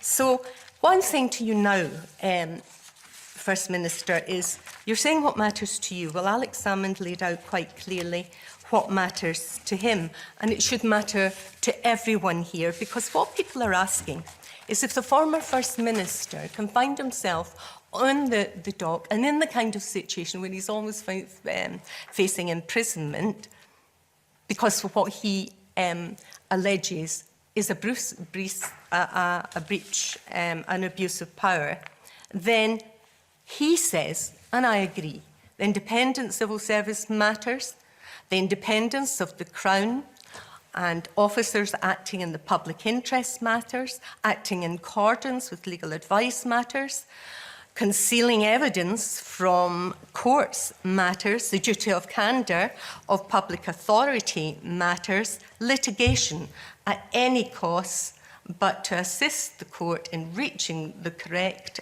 result and thereby improve standards in public administration matters. And above all, democratic accountability through Parliament matters. And what we found is the Parliament cannot and does not have the power to hold the Scottish Government to account. So collectively, these events and this inquiry has shone a line on what I think is a worrying deficit and a centralisation of power. And it matters when we've got a pandemic and police have got exceptional powers and you, First Minister, have got exceptional powers. And we're shortly to have an election. And if the SNP could you come to close, please, Ms Mitchell? Were to be elected again, there would be no checks and balances on these powers. Ms Mitchell, I'm going to stop you there. Could you respond, please, no, First Minister? Ms Mitchell, I'm going to stop you there because Ms Mitchell, I think some of your remarks have been inappropriate. And I think there's an awful lot in there that was your own rhetoric rather than questions. It was in the official report. Yes, I know, you read it out. I'm telling the Ms Mitchell, would you please let me as convener say what I have to say? Thank you. I think some of the language you used was inappropriate, whether it was in the official report or not. I think your tone was somewhat inappropriate at times. I think it was difficult to see what questions were actually being asked. So I will ask the First Minister to respond to anything she picked up that she feels she is able to respond to. Okay. Firstly, who wins the Scottish election is a matter for the Scottish people, nobody else. Secondly, I sit here in front of this committee today, as is my duty. You know, we've sat here for many hours. I've tried to answer all of the questions as fully as I can. But, you know, in advance of my evidence today, yesterday, I read comments from others in the Parliament that literally said it didn't matter what I said today because they had decided I was guilty. So forgive me if I think there are comments around due process and proper process that I could perhaps make in return, but I just say that and I will stop there. Let me just take a few points. The civil service made very serious mistakes here, and you know, we will see what comes out of this committee's recommendations and the internal process that is underway, and if there are decisions that need to be taken as a result of that, they will be taken.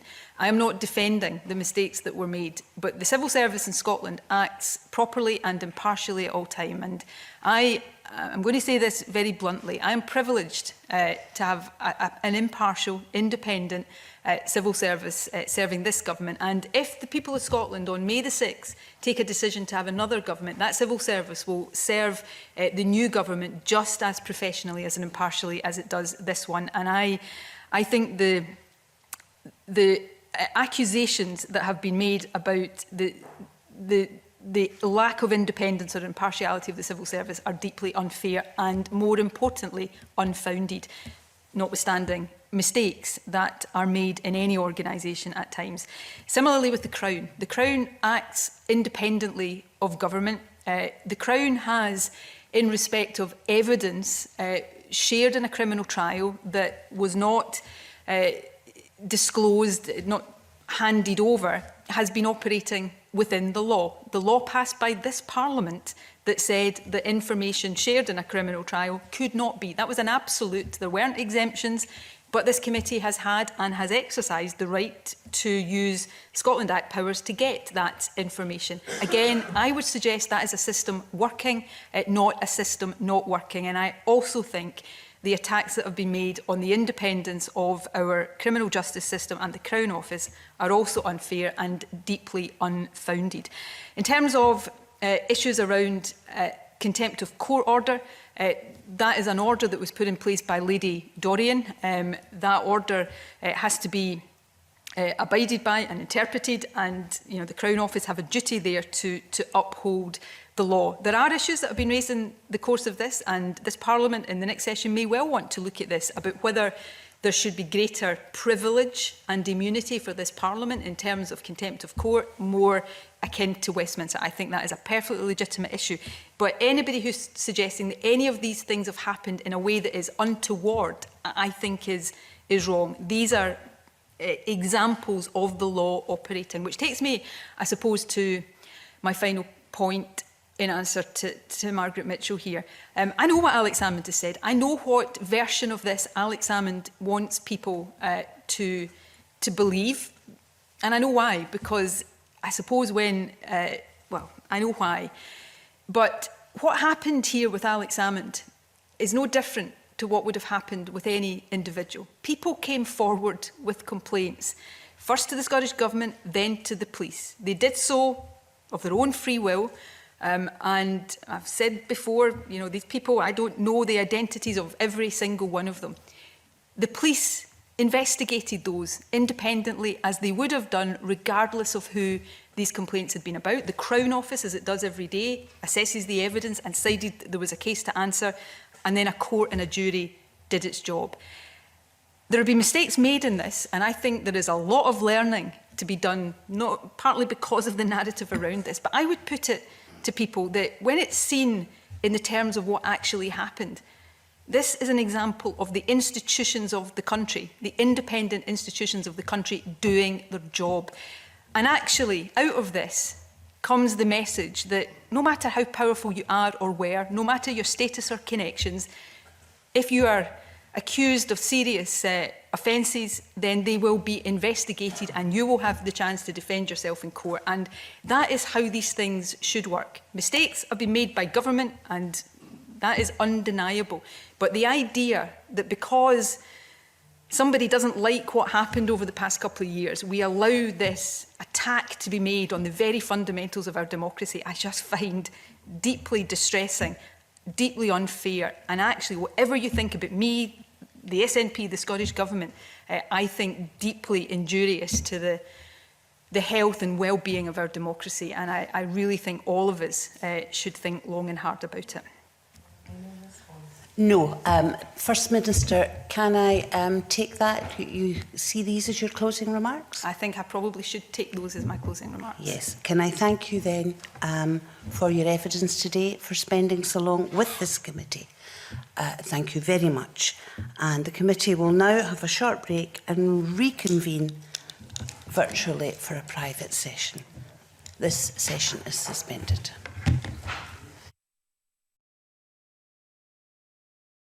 What distinguishes Broadcasting Scotland from a website or blog, apart from our brilliant programmes? Hi there, I'm Gordon Ross. Are the costs we face to enable us to produce those programmes. These costs are significant and ongoing. However, our facilities are able to do so much more if only we had the staff. In the last year, some of our supporters have cancelled their subscriptions. In one way, we would prefer it if it was because they didn't like us,